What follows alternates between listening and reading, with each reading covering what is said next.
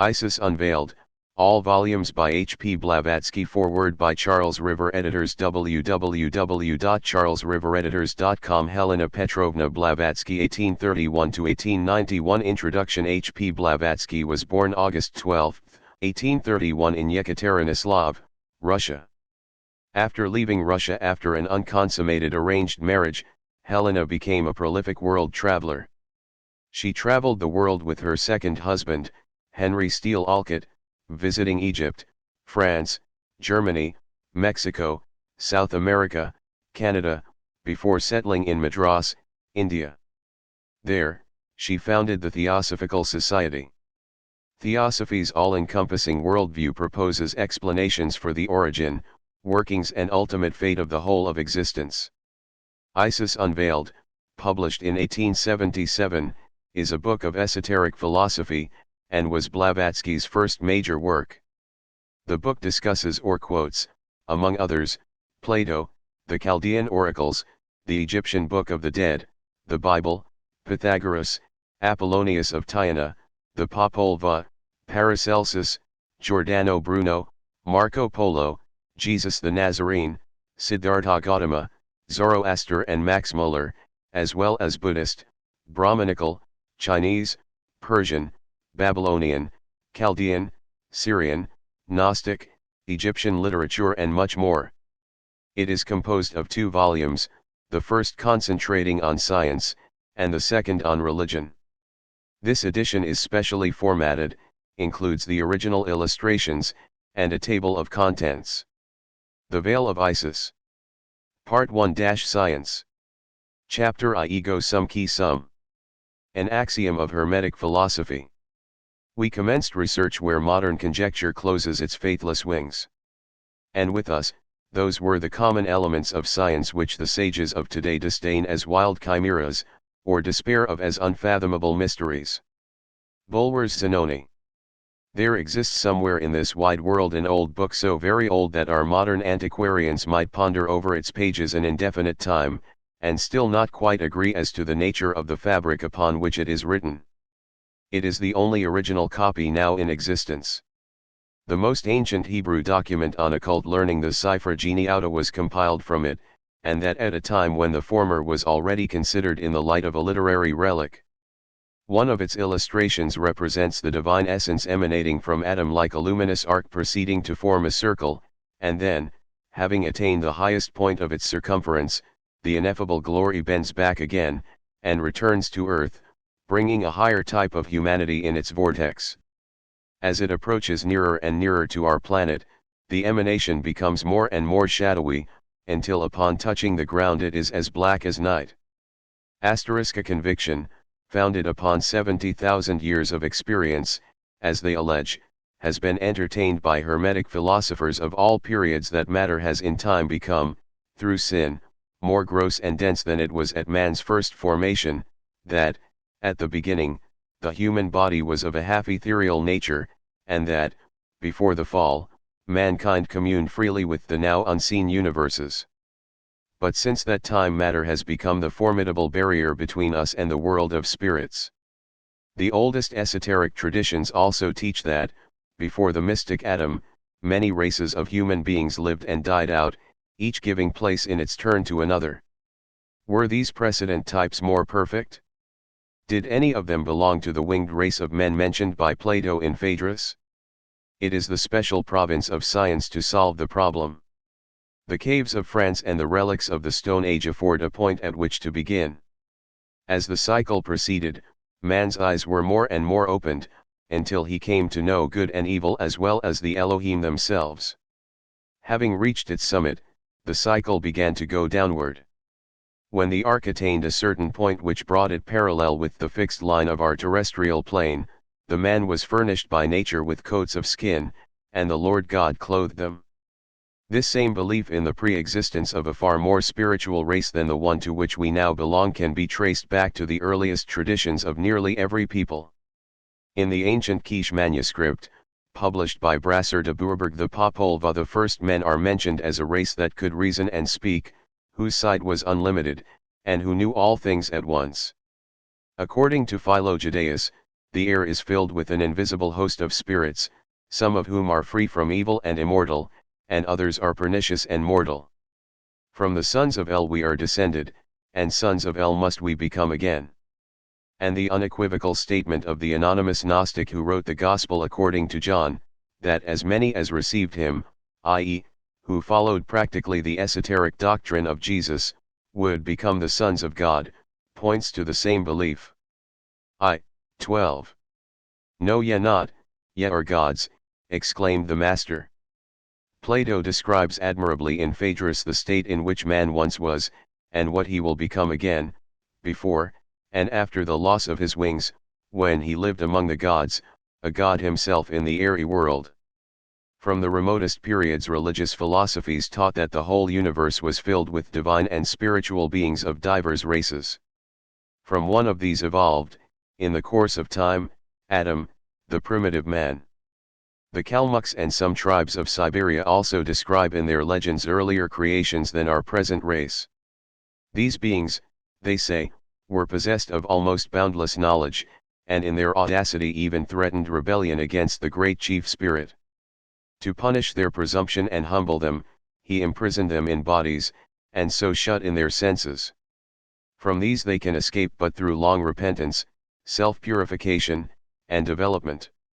Their shamans, they think, occasionally enjoy the divine powers originally possessed by all human beings. The Astor Library of New York has recently been enriched by a facsimile of an Egyptian medical treatise, written in the 16th century BC, or, more precisely, 1552 BC, which, according to the commonly received chronology, is the time when Moses was just 21 years of age. The original is written upon the inner bark of Cyprus papyrus, and has been pronounced by Professor Schenk, of Leipzig, not only genuine, but also the most perfect ever seen. It consists of a single sheet of yellow-brown papyrus of finest quality, 3/10 of a meter wide, more than 20 meters long, and forming one roll divided into 110 pages, all carefully numbered. It was purchased in Egypt, in 1872-3, by the archaeologist Ebers, of a well-to-do Arab from Luxor. The New York Tribune, commenting upon the circumstance, says, the papyrus bears internal evidence of being one of the 6 Hermetic books on medicine, named by Clement of Alexandria. The editor further says, at the time of Iamblichus, AD 363, the priests of Egypt showed 42 books which they attributed to Hermes, Thutit. Of these, according to that author, 36 contained a history of all human knowledge, the last 6 treated of anatomy, of pathology, of affections of the eye, instruments of surgery, and of medicines. The Papyrus Ebers is indisputably one of these ancient Hermetic works. If so clear a ray of light has been thrown upon ancient Egyptian science, by the accidental encounter of the German archaeologist with one well-to-do Arab from Luxor, how can we know what sunshine may be let in upon the dark crypts of history by an equally accidental meeting between some other prosperous Egyptian and another enterprising student of antiquity? The discoveries of modern science do not disagree with the oldest traditions which claim an incredible antiquity for our race. Within the last few years geology, which previously had only conceded that man could be traced as far back as the Tertiary period, has found unanswerable proofs that human existence antedates the last glaciation of Europe over 250,000 years. A hard nut, this, for patristic theology to crack, but an accepted fact with the ancient philosophers. Moreover, fossil implements have been exhumed together with human remains, which show that man hunted in those remote times, and knew how to build a fire. But the forward step has not yet been taken in the search for the origin of the race. Science comes to a dead stop, and waits for future proofs. Unfortunately, anthropology and psychology possess no caviar. Neither geologists nor archaeologists are able to construct, from the fragmentary bits hitherto discovered, the perfect skeleton of the triple man: physical, intellectual, and spiritual. Because the fossil implements of man are found to become more rough and uncouth as geology penetrates deeper into the bowels of the earth, It seems a proof to science that the closer we come to the origin of man, the more savage and brute-like he must be. Strange logic. Does the finding of the remains in the cave of Devon prove that there were no contemporary races then who were highly civilized? When the present population of the earth have disappeared, and some archaeologist belonging to the coming race of the distant future shall excavate the domestic implements of one of our Indian or Andaman Island tribes, will he be justified in concluding that mankind in the 19th century was just emerging from the Stone Age? It has lately been the fashion to speak of the untenable conceptions of an uncultivated past. As though it were possible to hide behind an epigram the intellectual quarries out of which the reputations of so many modern philosophers have been carved. Just as Tyndall is ever ready to disparage ancient philosophers for a dressing up of whose ideas more than one distinguished scientist has derived honor and credit, so the geologists seem more and more inclined to take for granted that all of the archaic races were contemporaneously in a state of dense barbarism. But not all of our best authorities agree in this opinion. Some of the most eminent maintain exactly the reverse. Max Muller, for instance, says, "Many things are still unintelligible to us, and the hieroglyphic language of antiquity records but half of the mind's unconscious intentions. Yet more and more the image of man, in whatever clime we meet him, rises before us, noble and pure from the very beginning.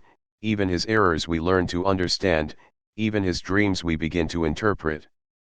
As far as we can trace back the footsteps of man, even on the lowest strata of history, we see the divine gift of a sound and sober intellect belonging to him from the very first, and the idea of a humanity emerging slowly from the depths of an animal brutality can never be maintained again."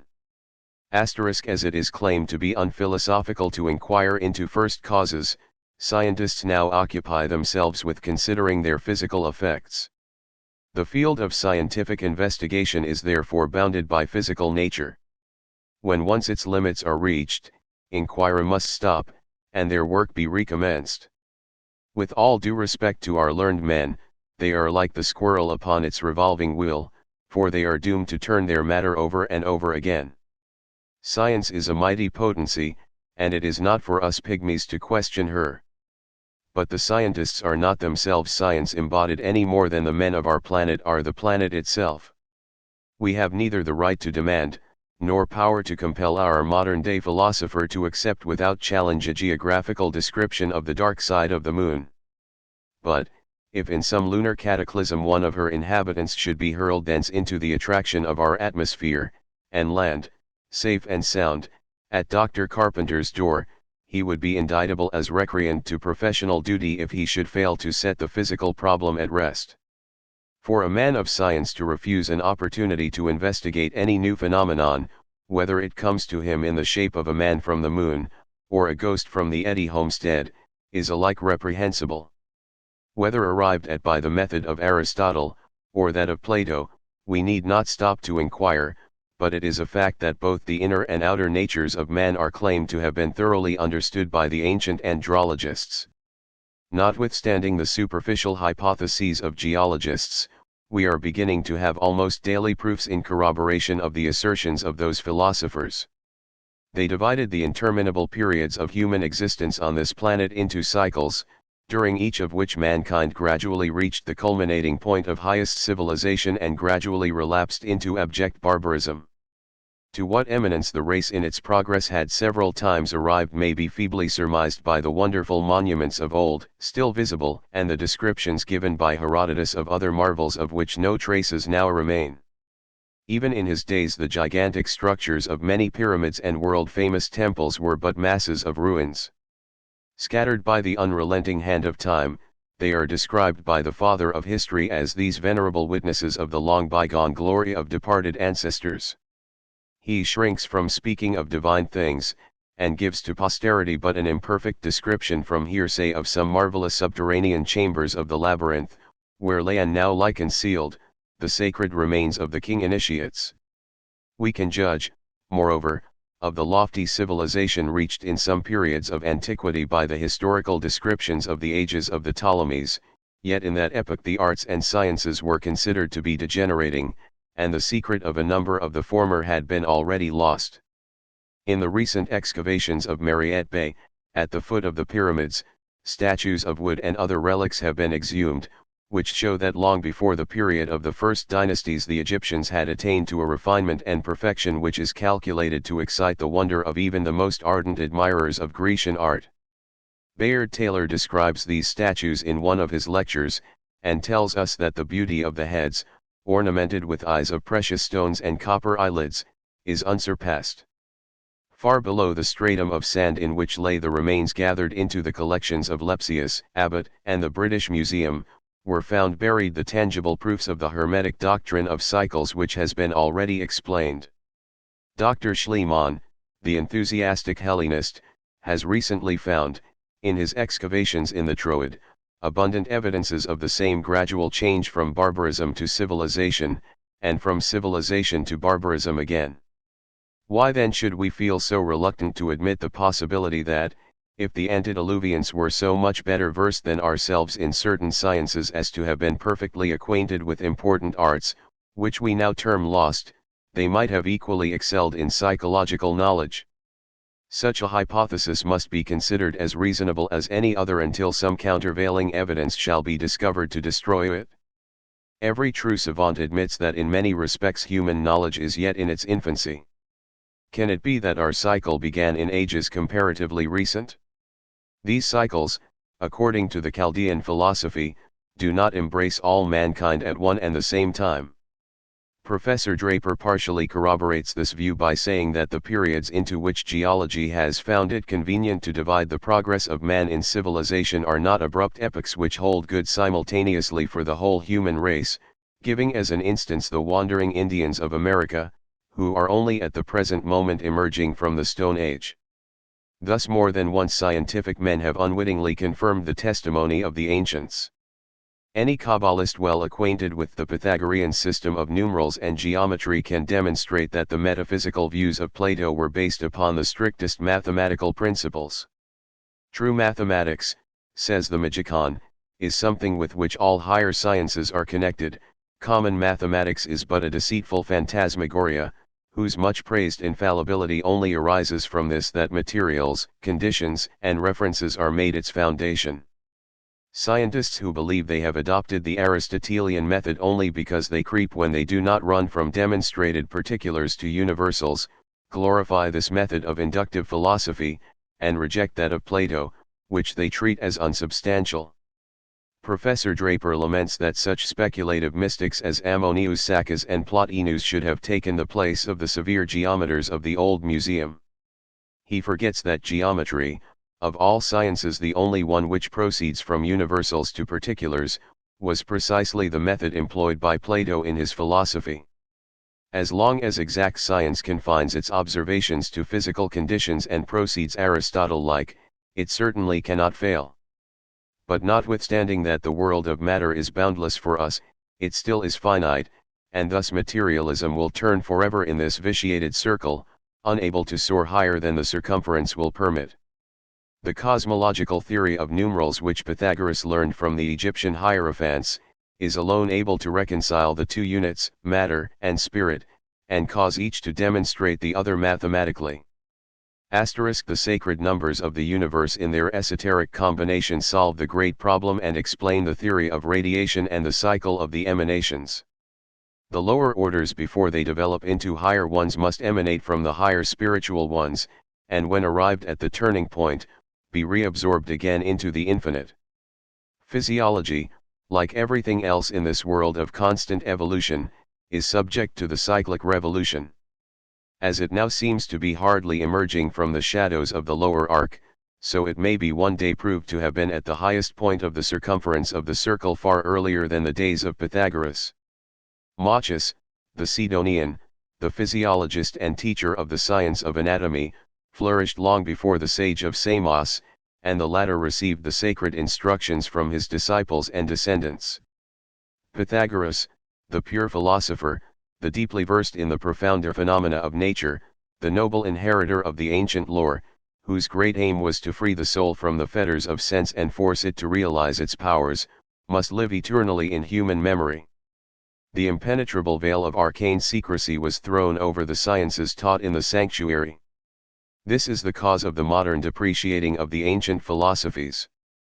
Even Plato and Philo-Judaeus have been accused by many a commentator of absurd inconsistencies, whereas the design which underlies the maze of metaphysical contradictions so perplexing to the reader of the Timaeus, is but too evident.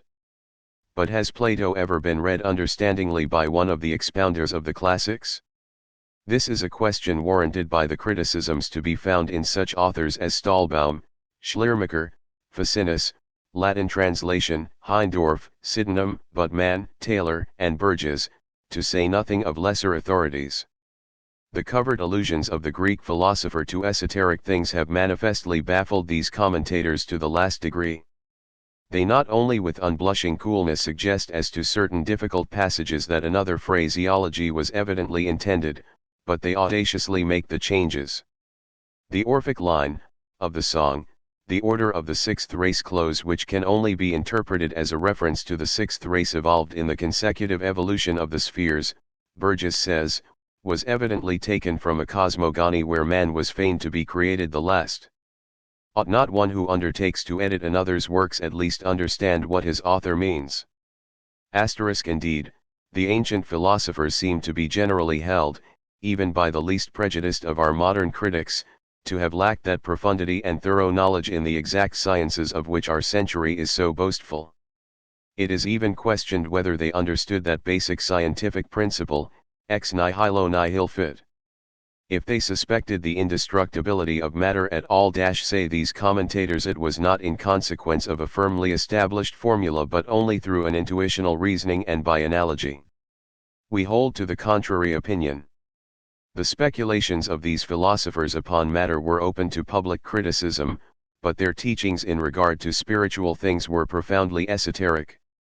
Being thus sworn to secrecy and religious silence upon abstruse subjects involving the relations of spirit and matter, they rivaled each other in their ingenious methods for concealing their real opinions. The doctrine of metempsychosis has been abundantly ridiculed by men of science and rejected by theologians, yet if it had been properly understood in its application to the indestructibility of matter and the immortality of spirit, it would have been perceived that it is a sublime conception. Should we not first regard the subject from the standpoint of the ancients before venturing to disparage its teachers? The solution of the great problem of eternity belongs neither to religious superstition nor to gross materialism. The harmony and mathematical equiformity of the double evolution, spiritual and physical, are elucidated only in the universal numerals of Pythagoras, who built his system entirely upon the so-called metrical speech of the Hindu Vedas. It is but lately that one of the most zealous Sanskrit scholars, Martin Haug, undertook the translation of the Aitarya Brahmana of the Rig Veda. It had been till that time entirely unknown. These explanations indicate beyond dispute the identity of the Pythagorean and Brahmanical systems. In both, the esoteric significance is derived from the number, in the former, from the mystic relation of every number to everything intelligible to the human mind, in the latter, from the number of syllables of which each verse in the mantras consists. Plato, the ardent disciple of Pythagoras, realized it so fully as to maintain that the dodecahedron was the geometrical figure employed by the demiurgus in constructing the universe. Some of these figures had a peculiarly solemn significance. For instance, 4, of which the dodecahedron is the trine, was held sacred by the Pythagoreans. It is the perfect square, and neither of the bounding lines exceeds the other in length, by a single point. It is the emblem of moral justice and divine equity geometrically expressed. All the powers and great symphonies of physical and spiritual nature lie inscribed within the perfect square, and the ineffable name of him, which name otherwise, would remain unutterable, was replaced by this sacred number for the most binding and solemn oath with the ancient mystics, the Tetractes. If the Pythagorean metempsychosis should be thoroughly explained and compared with the modern theory of evolution, it would be found to supply every missing link in the chain of the latter. But who of our scientists would consent to lose his precious time over the vagaries of the ancients? Notwithstanding proofs to the contrary, they not only deny that the nations of the archaic periods, but even the ancient philosophers had any positive knowledge of the heliocentric system. The Venerable Bede, the Augustines and Lactantii appear to have smothered, with their dogmatic ignorance, all faith in the more ancient theologists of the pre-Christian centuries. But now philology and a closer acquaintance with Sanskrit literature have partially enabled us to vindicate them from these unmerit imputations. In the Vedas, for instance, we find positive proof that so long ago as 2000 BC, the Hindu sages and scholars must have been acquainted with the rotundity of our globe and the heliocentric system. Hence, Pythagoras and Plato knew well this astronomical truth, for Pythagoras obtained his knowledge in India, or from men who had been there, and Plato faithfully echoed his teachings. We will quote two passages from the Aitarika Brahmana. In the Serpent Mantra, the Brahmana declares as follows, that this mantra is that one which was seen by the queen of the serpents, Sarparajni, because the earth, Iyam, is the queen of the serpents, as she is the mother and queen of all that moves, Sarpat. In the beginning she, the earth, was but one head, round, without hair, bald, i.e., without vegetation. She then perceived this mantra which confers upon him who knows it, the power of assuming any form which he might desire. She pronounced the mantra, i.e., sacrifice to the gods, and, in consequence, immediately obtained a motley appearance. She became variegated, and able to produce any form she might like, changing one form into another. This mantra begins with the words, Ayam Gaur Prenir Akramit, x. 189. Asterisk. The description of the earth in the shape of a round and bald head, which was soft at first, and became hard only from being breathed upon by the god Vayu, the lord of the air, forcibly suggests the idea that the authors of the sacred Vedic books knew the earth to be round or spherical, moreover, that it had been a gelatinous mass at first, which gradually cooled off under the influence of the air and time.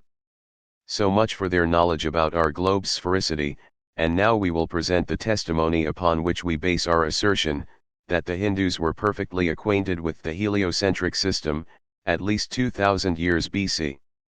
In the same treatise the Hotar, priest, is taught how the Shastras should be repeated, and how the phenomena of sunrise and sunset are to be explained. It says, the Agnishtoma is that one, that God, who burns. The sun never sets nor rises. When people think the sun is setting, it is not so, they are mistaken.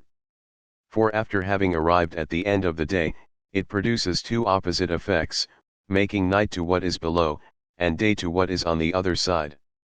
When they, the people, believe it rises in the morning, the sun only does thus, having reached the end of the night, it makes itself produce two opposite effects, making day to what is below, and night to what is on the other side.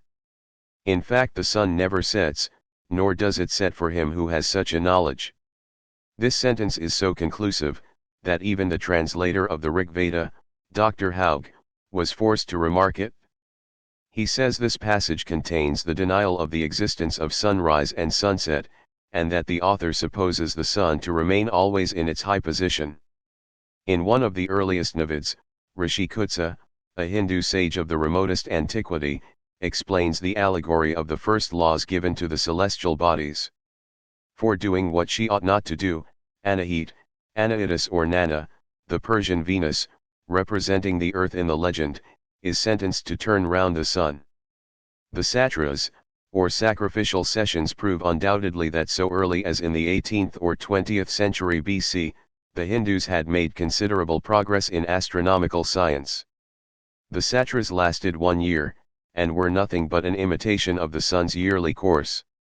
They were divided, says Haug, into two distinct parts, each consisting of 6 months of 30 days each. In the midst of both was the Vishuvan, equator or central day, cutting the whole satras into two halves, etc. This scholar, although he ascribes the composition of the bulk of the Brahmanas to the period 1400 to 1200 BC, is of opinion that the oldest of the hymns may be placed at the very commencement of Vedic literature, between the years 2400 to 2000 BC. He finds no reason for considering the Vedas less ancient than the sacred books of the Chinese. As the Shu King or Book of History, and the sacrificial songs of the Shi King, or Book of Odes, have been proved to have an antiquity as early as 2200 BC, Our philologists may yet be compelled before long to acknowledge, that in astronomical knowledge, the antediluvian Hindus were their masters. Asterisk at all events, there are facts which prove that certain astronomical calculations were as correct with the Chaldeans in the days of Julius Caesar as they are now. When the calendar was reformed by the conqueror, the civil year was found to correspond so little with the seasons, that summer had merged into the autumn months, and the autumn months into full winter. It was Sosigenes, the Chaldean astronomer, who restored order into the confusion, by putting back the 25th of March 90 days, thus making it correspond with the vernal equinox, and it was Sosigenes, again, who fixed the lengths of the months as they now remain. In America, it was found by the Montezuman army, that the calendar of the Aztecs gave an equal number of days and weeks to each month. The extreme accuracy of their astronomical calculations was so great, that no error has been discovered in their reckoning by subsequent verifications, while the Europeans, who landed in Mexico in 1519, were, by the Julian calendar, nearly 11 days in advance of the exact time. It is to the priceless and accurate translations of the Vedic books, and to the personal researches of Dr. Haug, that we are indebted for the corroboration of the claims of the Hermetic philosophers. That the period of Zarathustra Spitama, Zoroaster, was of untold antiquity, can be easily proved. The Brahmanas, to which Haug ascribes 4,000 years, describe the religious contest between the ancient Hindus, who lived in the pre-Vedic period, and the Iranians. The battles between the Devas and the Asuras, the former representing the Hindus and the latter the Iranians, are described at length in the sacred books. As the Iranian prophet was the first to raise himself against what he called the idolatry of the Brahmans, and to designate them as the Devas, devils, how far back must then have been this religious crisis? This contest, answers Dr. Haug, must have appeared to the authors of the Brahmanas as old as the feats of King Arthur appear to English writers of the 19th century. There was not a philosopher of any notoriety who did not hold to this doctrine of metempsychosis, as taught by the Brahmans, Buddhists, and later by the Pythagoreans, in its esoteric sense, whether he expressed it more or less intelligibly. Origen and Clemens Alexandrinus, Synesius, and Chalcidius, all believed in it, and the Gnostics, who are unhesitatingly proclaimed by history as a body of the most refined, learned, and enlightened men, were all believers in metempsychosis.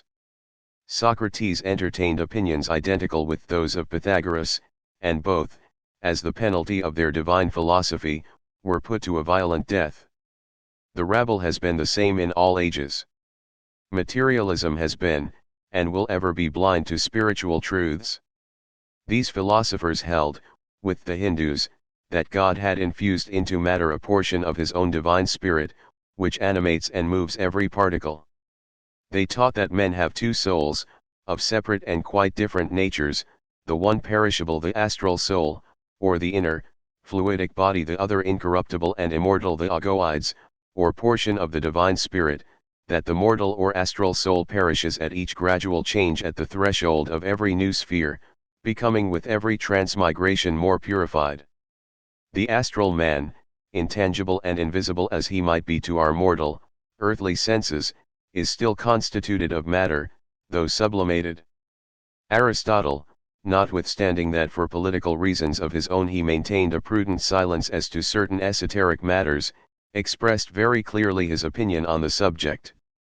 It was his belief that human souls are emanations of God, that are finally reabsorbed into divinity.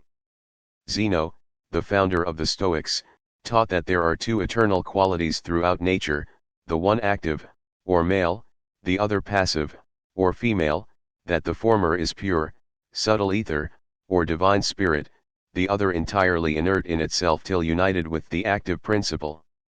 That the divine spirit acting upon matter produced fire, water, earth, and air, and that it is the sole efficient principle by which all nature is moved.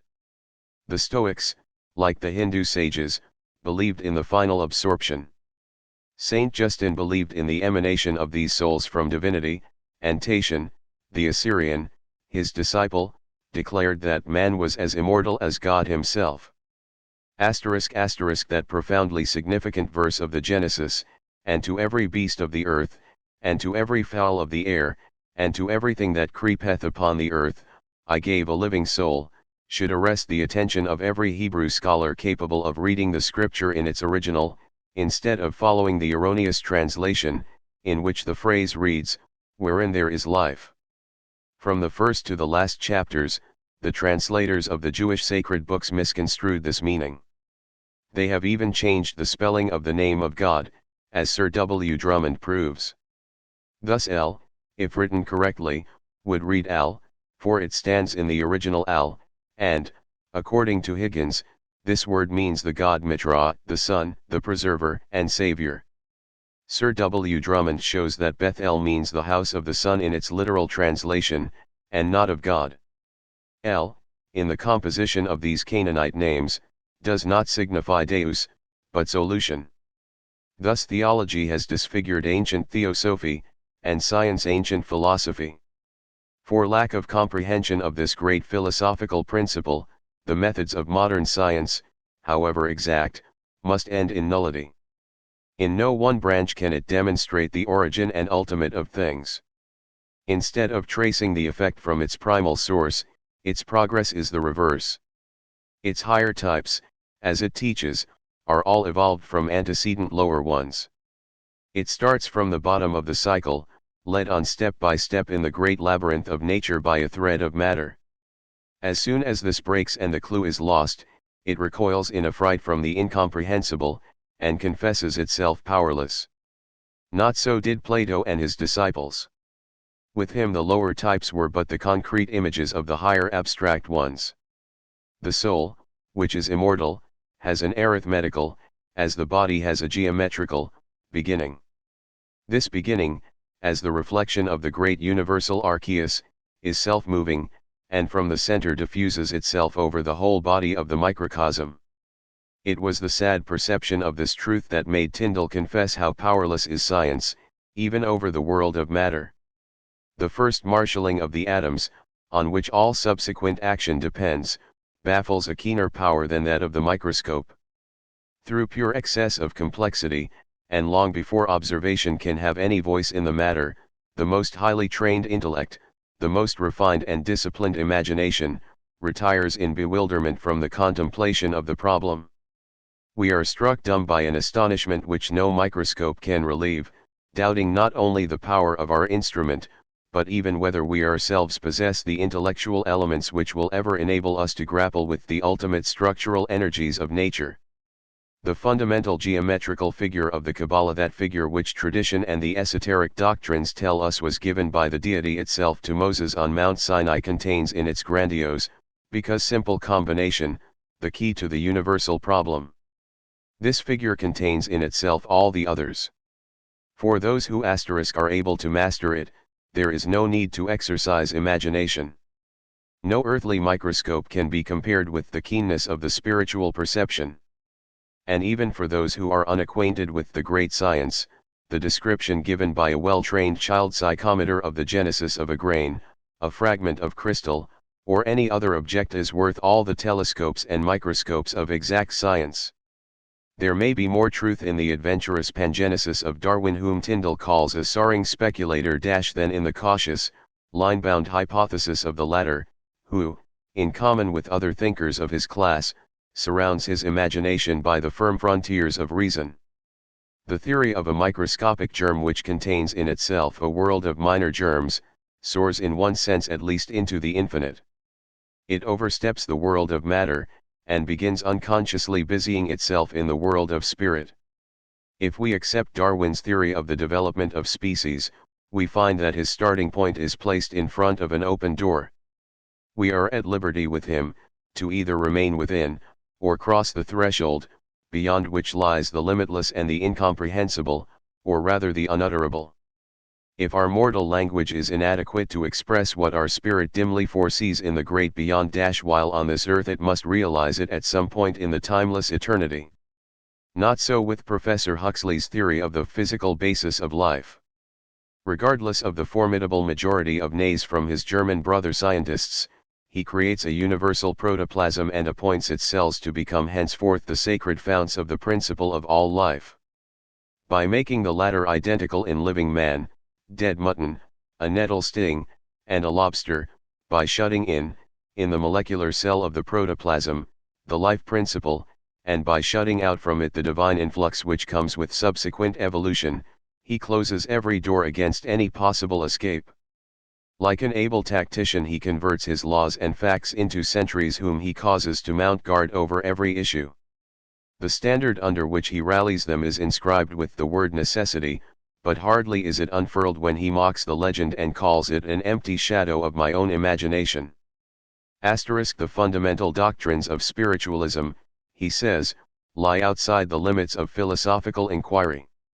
We will be bold enough to contradict this assertion, and say that they lie a great deal more within such inquiry than Mr. Huxley's protoplasm. Insomuch that they present evident and palpable facts of the existence of spirit, and the protoplasmic cells, once dead, present none whatever of being the originators or the bases of life, as this one of the few foremost thinkers of the day wants us to believe. The ancient Kabbalist rested upon no hypothesis till he could lay its basis upon the firm rock of recorded experiment. But the too great dependence upon physical facts led to a growth of materialism and a decadence of spirituality and faith. At the time of Aristotle, this was the prevailing tendency of thought. And though the Delphic commandment was not as yet completely eliminated from Grecian thought, and some philosophers still held that in order to know what man is, we ought to know what man was. Still materialism had already begun to gnaw at the root of faith. The mysteries themselves had degenerated in a very great degree into mere priestly speculations and religious fraud.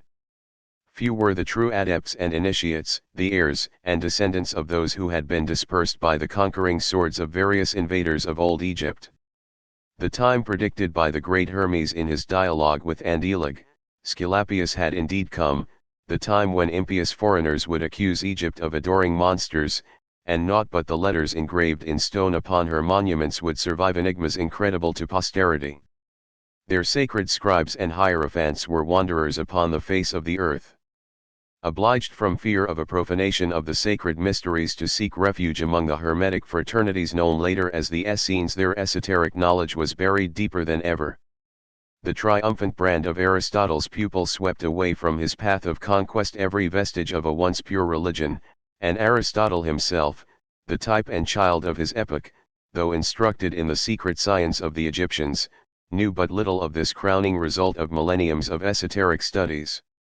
As well as those who lived in the days of the Samitics, our present-day philosophers lift the veil of Isis. For Isis is but the symbol of nature. But, they see only her physical forms. The soul within escapes their view, and the Divine Mother has no answer for them. There are anatomists, who, uncovering to sight no indwelling spirit under the layers of muscles, the network of nerves, or the cinereous matter, which they lift with the point of the scalpel, assert that man has no soul. Such are as purblind in sophistry as the student, who, confining his research to the cold letter of the Kabbalah, dares say it has no vivifying spirit. To see the true man who once inhabited the subject which lies before him, on the dissecting table, the surgeon must use other eyes than those of his body. So, the glorious truth covered up in the hieratic writings of the ancient papyri can be revealed only to him who possesses the faculty of intuition which, if we call reason the eye of the mind, may be defined as the eye of the soul. Our modern science acknowledges a supreme power, an invisible principle, but denies a supreme being, or personal God.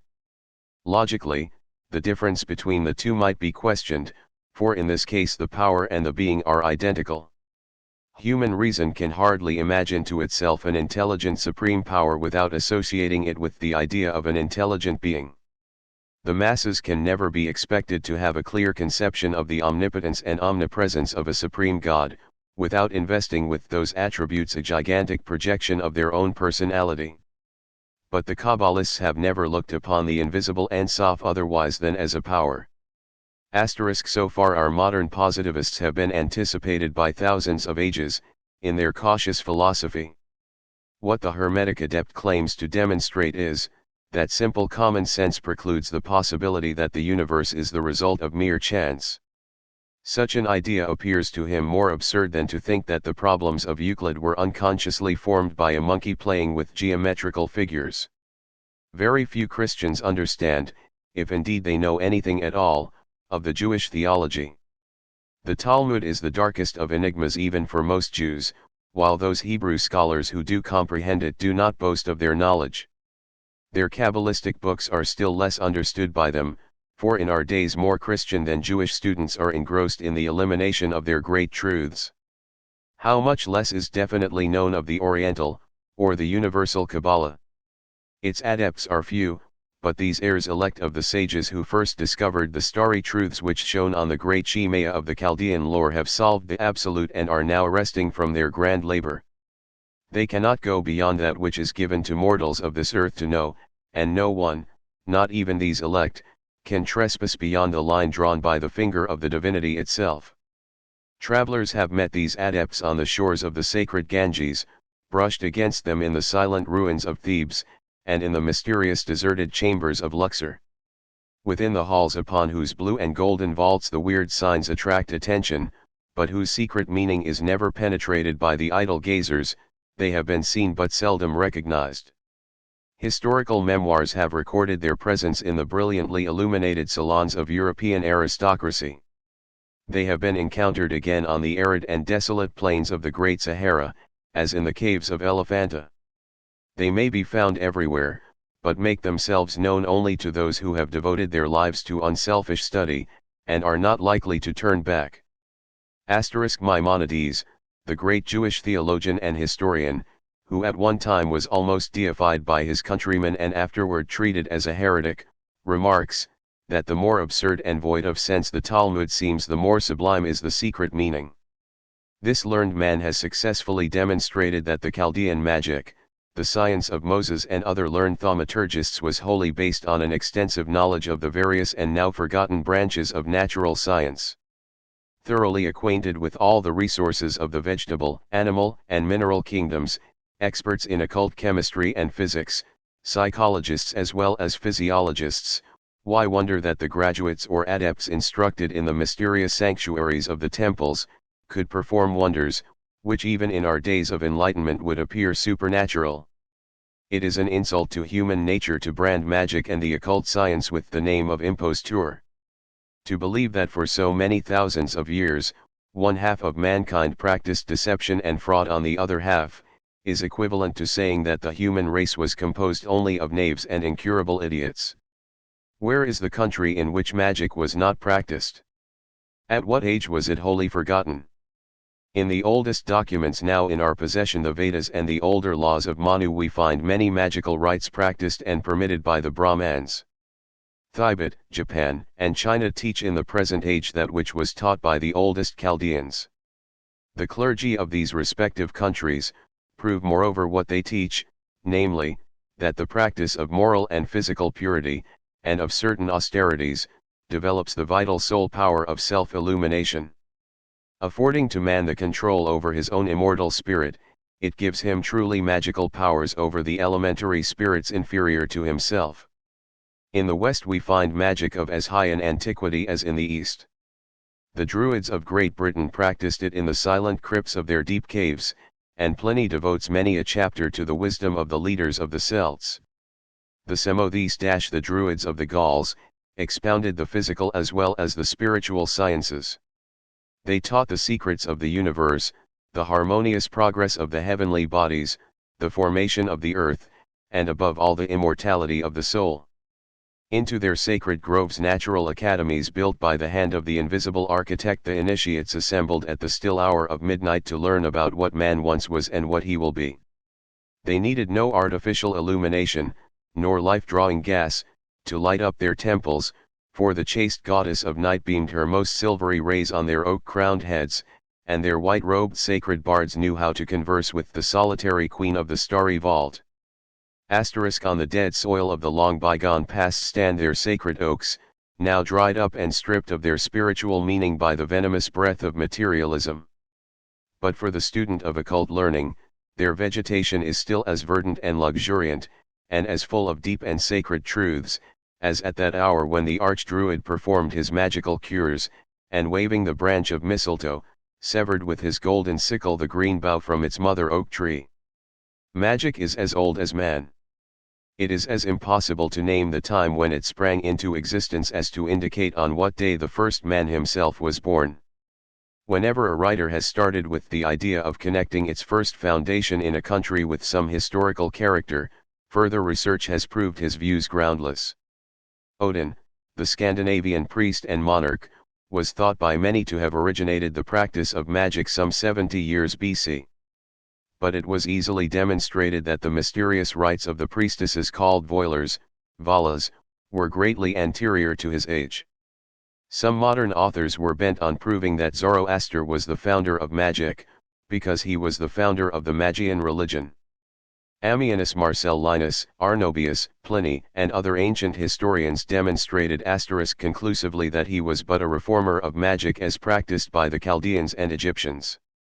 The greatest teachers of divinity agree that nearly all ancient books were written symbolically and in a language intelligible only to the initiated.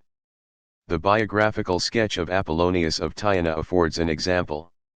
As every Kabbalist knows, it embraces the whole of the Hermetic philosophy, being a counterpart in many respects of the traditions left us of King Solomon. It reads like a fairy story, but, as in the case of the latter, sometimes facts and historical events are presented to the world under the colors of a fiction. The journey to India represents elegically the trials of a neophyte. His long discourses with the Brahmans, their sage advice, and the dialogues with the Corinthian Menippus would, if interpreted, give the esoteric catechism. His visit to the empire of the wise men, and interview with their king Hierarchus, the oracle of Amphiaraos, explain symbolically many of the secret dogmas of Hermes. They would disclose, if understood, some of the most important secrets of nature. Eliphas Levi points out the great resemblance which exists between King Hierarchus and the fabulous Hiram, of whom Solomon procured the cedars of Lebanon and the gold of Ophir. We would like to know whether modern masons, even grand lecturers and the most intelligent craftsmen belonging to important lodges, understand who the Hiram is whose death they combine together to avenge? Putting aside the purely metaphysical teachings of the Kabbalah, if one would devote himself but to physical occultism, to the so-called branch of therapeutics, the results might benefit some of our modern sciences, such as chemistry and medicine. Says Professor Draper, sometimes, not without surprise, we meet with ideas which we flatter ourselves originated in our own times. This remark, uttered in relation to the scientific writings of the Saracens, would apply still better to the more secret treatises of the ancients. Modern medicine, while it has gained largely in anatomy, physiology, and pathology, and even in therapeutics, has lost immensely by its narrowness of spirit, its rigid materialism, its sectarian dogmatism. One school in its purblindness sternly ignores whatever is developed by other schools, and all unite in ignoring every grand conception of man or nature, developed by mesmerism, or by American experiments on the brain, every principle which does not conform to a stolid materialism. It would require a convocation of the hostile physicians of the several different schools to bring together what is now known of medical science, and it too often happens that after the best practitioners have vainly exhausted their art upon a patient, a mesmerist or a healing medium will effect a cure. The explorers of old medical literature, from the time of Hippocrates to that of Paracelsus and Van Helmont, will find a vast number of well-attested physiological and psychological facts and of measures or medicines for healing the sick which modern physicians superciliously refuse to employ. Even with respect to surgery, modern practitioners have humbly and publicly confessed the total impossibility of their approximating to anything like the marvelous skill displayed in the art of bandaging by ancient Egyptians. The many hundred yards of ligature enveloping a mummy from its ears down to every separate toe, were studied by the chief surgical operators in Paris, and, notwithstanding that the models were before their eyes, they were unable to accomplish anything like it. In the Abbott Egyptological Collection, in New York City, may be seen numerous evidences of the skill of the ancients in various handicrafts, among others the art of lace making, and, as it could hardly be expected but that the signs of woman's vanity should go side by side with those of man's strength. There are also specimens of artificial hair, and gold ornaments of different kinds. The New York Tribune, reviewing the contents of the Ebers Papyrus, says verily, there is no new thing under the sun. Chapters 65, 66, 79, and 89 show that hair invigorators, hair dyes, painkillers, and flea powders were desiderata 3,400 years ago. How few of our recent alleged discoveries are in reality new, and how many belong to the ancients, is again most fairly and eloquently though but in part stated by our eminent philosophical writer, Professor John W. Draper. His Conflict Between Religion and Science, a great book with a very bad title, swarms with such facts. At page 13, he cites a few of the achievements of ancient philosophers, which excited the admiration of Greece. In Babylon was a series of Chaldean astronomical observations, ranging back through 1903 years, which Callis then sent to Aristotle.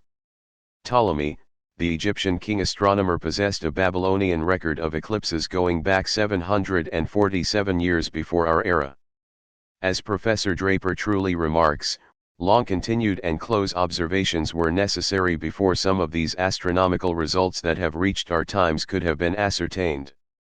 Thus, the Babylonians had fixed the length of a tropical year within 25 seconds of the truth. Their estimate of the sidereal year was barely 2 minutes in excess. They had detected the precession of the equinoxes. They knew the causes of eclipses, and, by the aid of their cycle, called Saros, could predict them.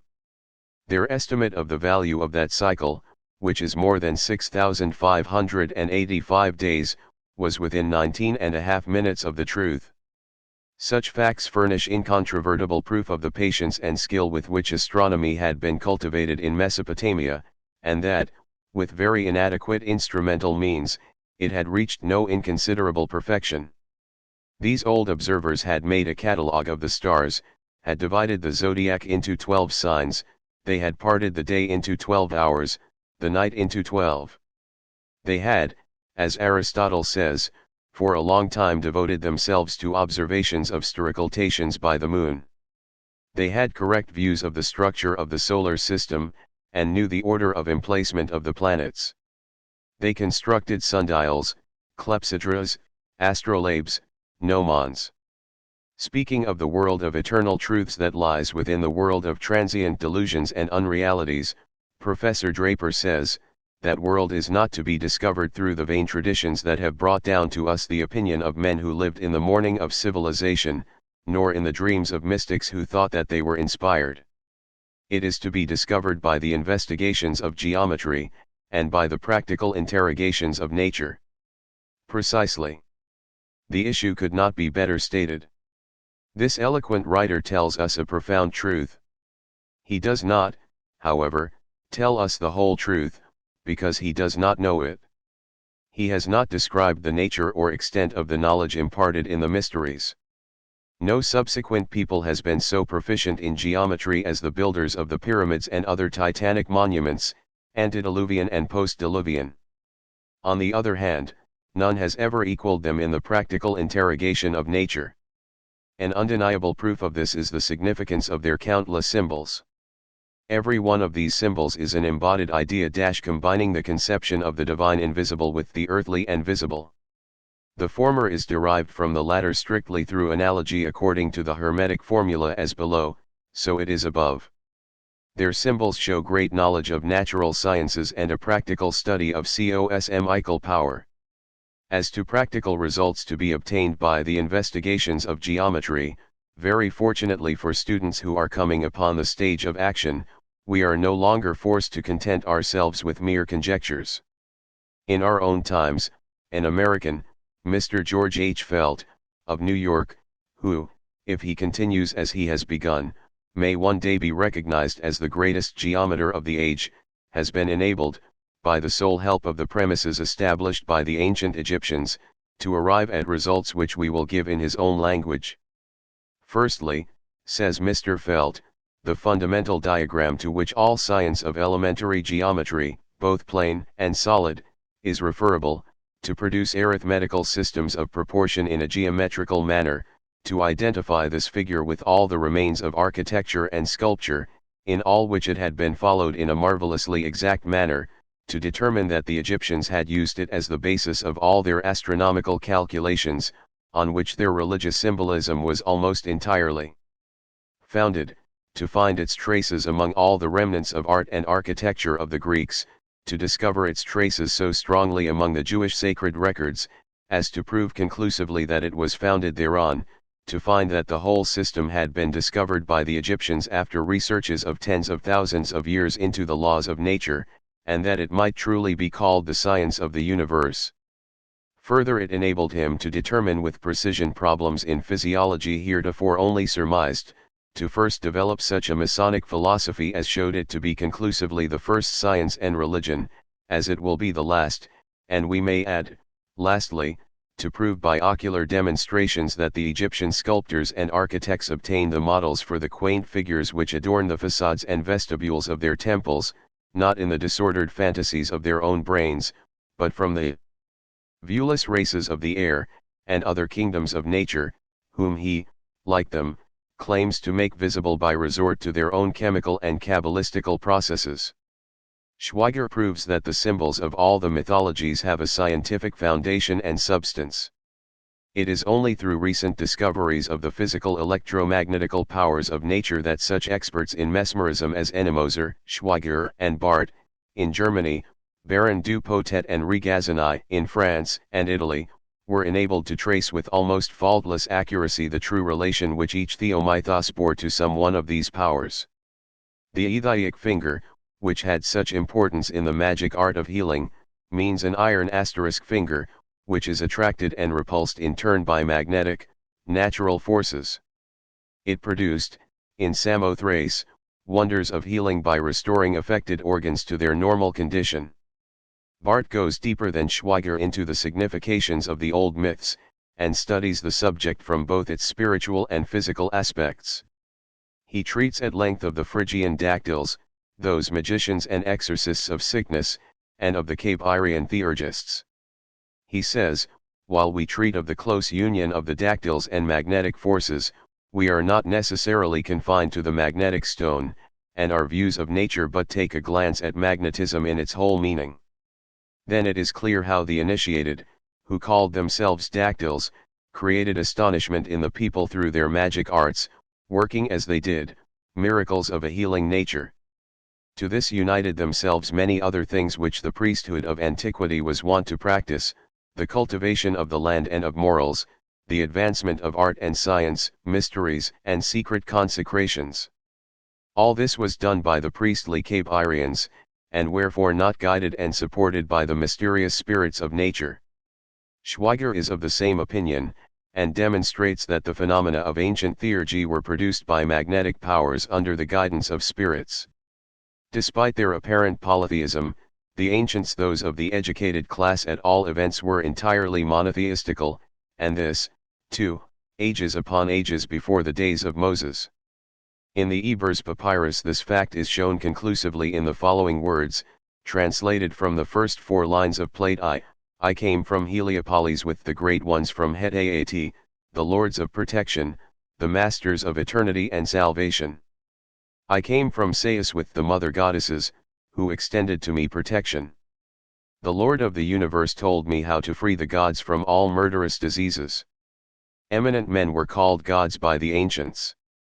The deification of mortal men and supposititious gods is no more a proof against their monotheism than the monument building of modern Christians, who erect statues to their heroes, is proof of their polytheism. Americans of the present century would consider it absurd in their posterity 3,000 years hence to classify them as idolaters for having built statues to their god Washington. So shrouded in mystery was the Hermetic philosophy that Volney asserted that the ancient peoples worshipped their gross material symbols as divine in themselves, whereas these were only considered as representing esoteric principles. Dupuy, also, after devoting many years of study to the problem, mistook the symbolic circle, and attributed their religion solely to astronomy. Eberhard, Berliner Minutschrift, and many other German writers of the last and present centuries, dispose of magic most unceremoniously, and think it due to the Platonic mythos of the Timaeus. But how, without possessing a knowledge of the mysteries, was it possible for these men or any others not endowed with the finer intuition of a Champollion, to discover the esoteric half of that which was concealed, behind the veil of Isis, from all except the adepts? The merit of Champollion as an Egyptologist none will question. He declares that everything demonstrates the ancient Egyptians to have been profoundly monotheistical. The accuracy of the writings of the mysterious Hermes Trismegistus, whose antiquity runs back into the night of time, is corroborated by him to their minutest details. Ennemoser also says, "Into Egypt and the East went Herodotus, Thales, Parmenides, Empedocles, Orpheus, and Pythagoras, to instruct themselves in natural philosophy and theology. There, too, Moses acquired his wisdom, and Jesus passed the earlier years of his life. Thither gathered the students of all countries before Alexandria was founded. How comes it," Ennemoser goes on to say, "that so little has become known of these mysteries? Through so many ages and amongst so many different times and people? The answer is that it is owing to the universally strict silence of the initiated. Another cause may be found in the destruction and total loss of all the written memorials of the secret knowledge of the remotest antiquity. Numa's books, described by Livy, consisting of treatises upon natural philosophy, were found in his tomb, but they were not allowed to be made known, lest they should reveal the most secret mysteries of the state religion. The Senate and the Tribune of the people determined that the books themselves should be burned, which was done in public. Magic was considered a divine science which led to a participation in the attributes of divinity itself. It unveils the operations of nature, says Philogedeus, and leads to the contemplation of celestial powers. In later periods its abuse and degeneration into sorcery made it an object of general abhorrence. We must therefore deal with it only as it was in the remote past, during those ages when every true religion was based on a knowledge of the occult powers of nature. It was not the sacerdotal class in ancient Persia that established magic, as it is commonly thought, but the Magi, who derive their name from it.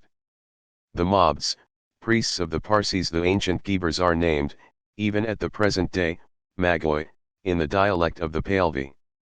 Magic appeared in the world with the earlier races of men. Cassian mentions a treatise, well known in the 4th and 5th centuries, which was accredited to Ham, the son of Noah, who in his turn was reputed to have received it from Jared, the 4th generation from Seth, the son of Adam.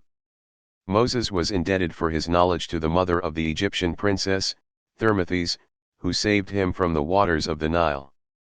The wife of Pharaoh, Batria, was an initiate herself, and the Jews owe to her the possession of their prophet, learned in all the wisdom of the Egyptians, and mighty in words and deeds. Justin Martyr, giving as his authority Trogus Pompeius, shows Joseph as having acquired a great knowledge in magical arts with the high priests of Egypt. The ancients knew more concerning certain sciences than our modern savants have yet discovered. Reluctant as many are to confess as much, it has been acknowledged by more than one scientist. The degree of scientific knowledge existing in an early period of society was much greater than the moderns are willing to admit, says Dr. A. Todd Thompson, the editor of Occult Sciences, by Salverd, but, he adds, it was confined to the temples, carefully veiled from the eyes of the people and opposed only to the priesthood. Speaking of the Kabbalah, the learned Franz von Bader remarks that not only our salvation and wisdom, but our science itself came to us from the Jews. But why not complete the sentence and tell the reader from whom the Jews got their wisdom? Origen, who had belonged to the Alexandrian school of Platonists, declares that Moses, besides the teachings of the covenant, communicated some very important secrets from the hidden depths of the law to the 70 elders. These he enjoined them to impart only to persons whom they found worthy. Saint Jerome names the Jews of Tiberias and Lydda as the only teachers of the mystical manner of interpretation.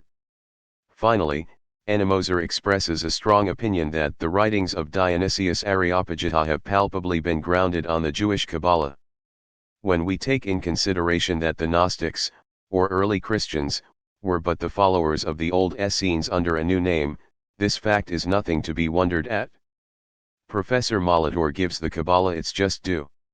He says, the age of inconsequence and shallowness, in theology as well as in sciences, is past, and since that revolutionary rationalism has left nothing behind but its own emptiness, after having destroyed everything positive, it seems now to be the time to direct our attention anew to that mysterious revelation which is the living spring whence our salvation must come, the mysteries of ancient Israel, which contain all secrets of modern Israel, would be particularly calculated to found the fabric of theology upon its deepest theosophical principles, and to gain a firm basis to all ideal sciences.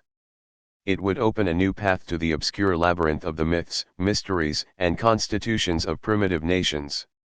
In these traditions alone are contained the system of the schools of the prophets, which the prophet Samuel did not found, but only restored, whose end was no other than to lead the scholars to wisdom and the highest knowledge, and when they had been found worthy, to induct them into deeper mysteries. Classed with these mysteries was magic, which was of a double nature: divine magic, and evil magic, or the black art. Each of these is again divisible into two kinds, the active and seeing. In the first, man endeavors to place himself en rapport with the world to learn hidden things, in the latter he endeavors to gain power over spirits, in the former, to perform good and beneficial acts, in the latter to do all kinds of diabolical and unnatural deeds. The clergy of the three most prominent Christian bodies, the Greek, Roman Catholic, and Protestant, discountenance every spiritual phenomenon manifesting itself through the so-called mediums. A very brief period, indeed, has elapsed since both the two latter ecclesiastical corporations burned, hanged, and otherwise murdered every helpless victim through whose organism spirits and sometimes blind and as yet unexplained forces of nature manifested themselves. At the head of these three churches, preeminent stands the Church of Rome. Her hands are scarlet with the innocent blood of countless victims shed in the name of the Moloch-like divinity at the head of her creed. She is ready and eager to begin again. But she is bound hand and foot by that 19th-century spirit of progress and religious freedom which she reviles and blasphemes daily. The Greco-Russian Church is the most amiable and Christ-like in her primitive, simple, though blind faith. Despite the fact that there has been no practical union between the Greek and Latin churches, and that the two parted company long centuries ago, the Roman pontiffs seem to invariably ignore the fact. They have in the most impudent manner possible arrogated to themselves jurisdiction not only over the countries within the Greek communion but also over all Protestants as well. The Church insists, says Professor Draper, that the state has no rights over anything which it declares to be within its domain, and that Protestantism, being a mere rebellion, has no rights at all, that even in Protestant communities the Catholic bishop is the only lawful spiritual pastor. Decrees unheeded, encyclical letters unread, invitations to ecumenical councils unnoticed, excommunications laughed at, all these have seemed to make no difference. Their persistence has only been matched by their effrontery.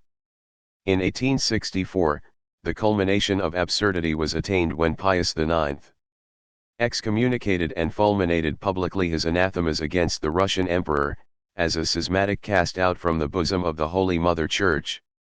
Neither he nor his ancestors, nor Russia since it was Christianized, 1,000 years ago, have ever consented to join the Roman Catholics. Why not claim ecclesiastical jurisdiction over the Buddhists of Tibet, or the shadows of the ancient Hyksos?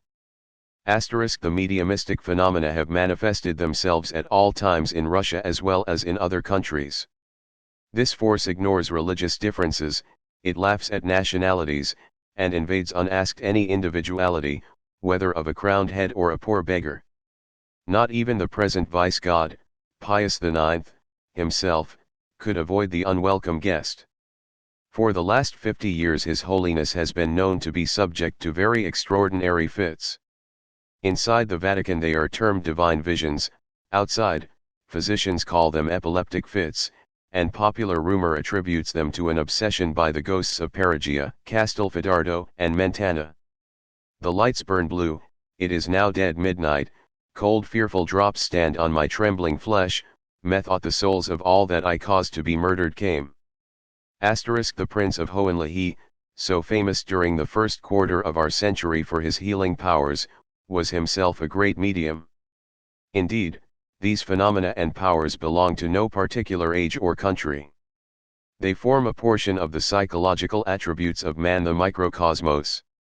For centuries have the Klikauchi, the Urodivoi, and other miserable creatures been afflicted with strange disorders, which the Russian clergy and the populace attribute to possession by the devil. They throng the entrances of the cathedrals, without daring to trust themselves inside, lest their self-willed controlling demons might fling them on the ground. Voronezh, Kiev, Kazan, and all cities which possess the thaumaturgical relics of canonized saints, abound with such unconscious mediums. One can always find numbers of them, congregating in hideous groups, and hanging about the gates and porches. At certain stages of the celebration of the Mass by the officiating clergy, such as the appearance of the sacraments, or the beginning of the prayer and chorus, e.g. Cheruvim, these half-maniacs, half-mediums, begin crowing like cocks, barking, bellowing and braying, and, finally, fall down in fearful convulsions. The unclean one cannot bear the holy prayer, is the pious explanation. Moved by pity, some charitable souls administer restoratives to the afflicted ones, and distribute alms among them. Occasionally, a priest is invited to exorcise, in which event he either performs the ceremony for the sake of love and charity, or the alluring prospect of a 20-kopeck silver bit, according to his Christian impulses. But these miserable creatures who are mediums, for they prophesy and see visions sometimes, when the fit is genuine, are never molested because of their misfortune. Why should the clergy persecute them, or people hate and denounce them as damnable witches or wizards? Common sense and justice surely suggest that if any are to be punished, it is certainly not the victims who cannot help themselves, but the demon who is alleged to control their actions. The worst that happens to the patient is, that the priest inundates him or her with holy water, and causes the poor creature to catch cold. This failing in efficacy, the Klikaucha is left to the will of God, and taken care of in love and pity. Superstitious and blind as it is, a faith conducted on such principles certainly deserves some respect, and can never be offensive, either to man or the true God. Not so with that of the Roman Catholics, and hence, it is they, and secondarily, the Protestant clergy, with the exception of some foremost thinkers among them, that we purpose questioning in this work. We want to know upon what grounds they base their right to treat Hindus and Chinese spiritualists and Kabbalists in the way they do, denouncing them, in company with the infidels, creatures of their own making, as so many convicts sentenced to the inextinguishable fires of hell. Far from us be the thought of the slightest irreverence, let alone blasphemy, toward the divine power which called into being all things, visible and invisible. Of its majesty and boundless perfection we dare not even think. It is enough for us to know that it exists and that it is all-wise. Enough that in common with our fellow creatures we possess a spark of its essence. The supreme power whom we revere is the boundless and endless one, the grand central spiritual sun, by whose attributes and the visible effects of whose inaudible will we are surrounded, the God of the ancient and the God of modern seers. His nature can be studied only in the worlds called forth by his mighty fiat. His revelation is traced with his own finger in imperishable figures of universal harmony upon the face of the cosmos. It is the only infallible gospel we recognize. Speaking of ancient geographers, Plutarch remarks in Theseus, that they crowd into the edges of their maps parts of the world which they do not know about, adding notes in the margin to the effect that beyond this lies nothing but sandy deserts full of wild beasts and unapproachable bogs. Do not our theologians and scientists do the same? While the former people the invisible world with either angels or devils, our philosophers try to persuade their disciples that where there is no matter there is nothing. How many of our inveterate skeptics belong, notwithstanding their materialism, to Masonic lodges? The Brothers of the Rosy Cross, mysterious practitioners of the medieval ages, still live but in name only. They may shed tears at the grave of their respectable master, Hiram Abiff, but vainly will they search for the true locality, where the sprig of myrtle was placed. The dead letter remains alone, the spirit has fled. They are like the English or German chorus of the Italian opera, who descend in the fourth act of Ernani into the crypt of Charlemagne, singing their conspiracy in a tongue utterly unknown to them. So, our modern knights of the Sacred Arch may descend every night if they choose through the 9 arches into the bowels of the earth, they will never discover the sacred delta of Enoch. The Sir Knights in the South Valley and those in the North Valley may try to assure themselves that enlightenment dawns upon their minds, and that as they progress in masonry the veil of superstition, despotism, tyranny, and so on, no longer obscures the visions of their minds. But these are all empty words so long as they neglect their mother magic, and turn their backs upon its twin sister, spiritualism. Verily, Sir Knights of the Orient, you may leave your stations and sit upon the floor in attitudes of grief, with your heads resting upon your hands, for you have cause to bewail and mourn your fate. Since Philippe le Bel destroyed the Knights Templars, not one has appeared to clear up your doubts notwithstanding all claims to the contrary. Truly, you are wanderers from Jerusalem, seeking the lost treasure of the holy place. Have you found it? Alas, no. For the holy place is profaned, the pillars of wisdom, strength, and beauty are destroyed. Henceforth, you must wander in darkness, and travel in humility, among the woods and mountains in search of the lost word. Pass on. You will never find it so long as you limit your journeys to 7 or even 7 times 7, because you are traveling in darkness, and this darkness can only be dispelled by the light of the blazing torch of truth which alone the right descendants of Ormast carry. They alone can teach you the true pronunciation of the name revealed to Enoch, Jacob, and Moses. Pass on. Till your RSW shall learn to multiply 333, and strike instead 666 the number of the apocalyptic beast, you may just as well observe prudence and act sub rosa.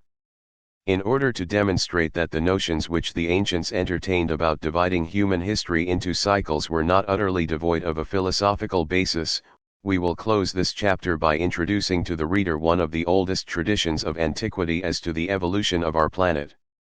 At the close of each great year, called by Aristotle according to Censorinus the Greatest, and which consists of 6 Sars, our planet is subjected to a thorough physical revolution.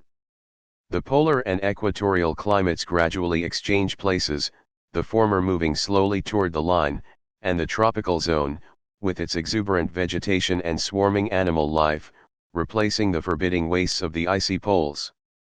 This change of climate is necessarily attended by cataclysms, earthquakes, and other cosmical throes. As the beds of the ocean are displaced, at the end of every decimillennium and about 1 Neros, a semi-universal deluge like the legendary Noachian flood is brought about. This year was called the Heliacal by the Greeks, but no one outside the sanctuary knew anything certain either as to its duration or particulars. The winter of this year was called the cataclysm or the deluge - the summer, the ekpyrosis. The popular traditions taught that at these alternate seasons the world was in turn burned and deluged. This is what we learn at least from the astronomical fragments of Censorinus and Seneca. So uncertain were the commentators about the length of this year, that none except Herodotus and Linus, who assigned to it, the former 10,800, and the latter 13,984, came near the truth. According to the claims of the Babylonian priests, corroborated by Eupolemus, the city of Babylon owes its ** foundation to those who were saved from the catastrophe of the deluge. They were the giants, and they built the tower which is noticed in history.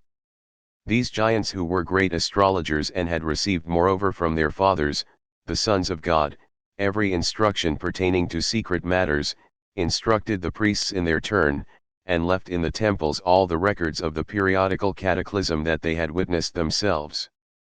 This is how the high priests came by the knowledge of the great years. When we remember, moreover, that Plato in the Timaeus cites the old Egyptian priest rebuking Solon for his ignorance of the fact that there were several such deluges as the great one of Ogyges, we can easily ascertain that this belief in the Heliacos was a doctrine held by the initiated priests the world over. The Neroses, the Vrihaspati, or the periods called Yugas or Kalpas, are life problems to solve. The Satya Yuga and Buddhistic cycles of chronology would make a mathematician stand aghast at the array of ciphers. The Mahakalpa embraces an untold number of periods far back in the antediluvian ages. Their system comprises a kalpa or grand period of 4,320,000,000 years, which they divide into 4 lesser yugas, running as follows: 1 St-Satya Yuga 1,728,000 years. 2 D-Tretaya Yuga 1,296,000 years. 3 D-Dvapa Yuga, 864,000 years. 4 Th-Kali Yuga 432,000 years. Total 4,320,000 years. Which make one divine age or Mahayuga. 71 Mahayugas make 306,720,000 years, to which is added a sandhi, or the time when day and night border on each other, morning and evening twilight, equal to a Satya Yuga, 1,728,000, make a Manvantara of 308,448,000 years. 14 Manvantaras make 4,318,272,000 years, to which must be added a sandhi to begin the kalpa, 1,728,000 years, making the kalpa or grand period of 4,320,000,000 of years. As we are now only in the Kali Yuga of the 28th age of the 7th Manvantara of 308,448,000 years, we have yet sufficient time before us to wait before we reach even half of the time allotted to the world. These ciphers are not fanciful, but founded upon actual astronomical calculations, as has been demonstrated by S. Davis. Many a scientist, Higgins among others, notwithstanding their researches, has been utterly perplexed as to which of these was the secret cycle.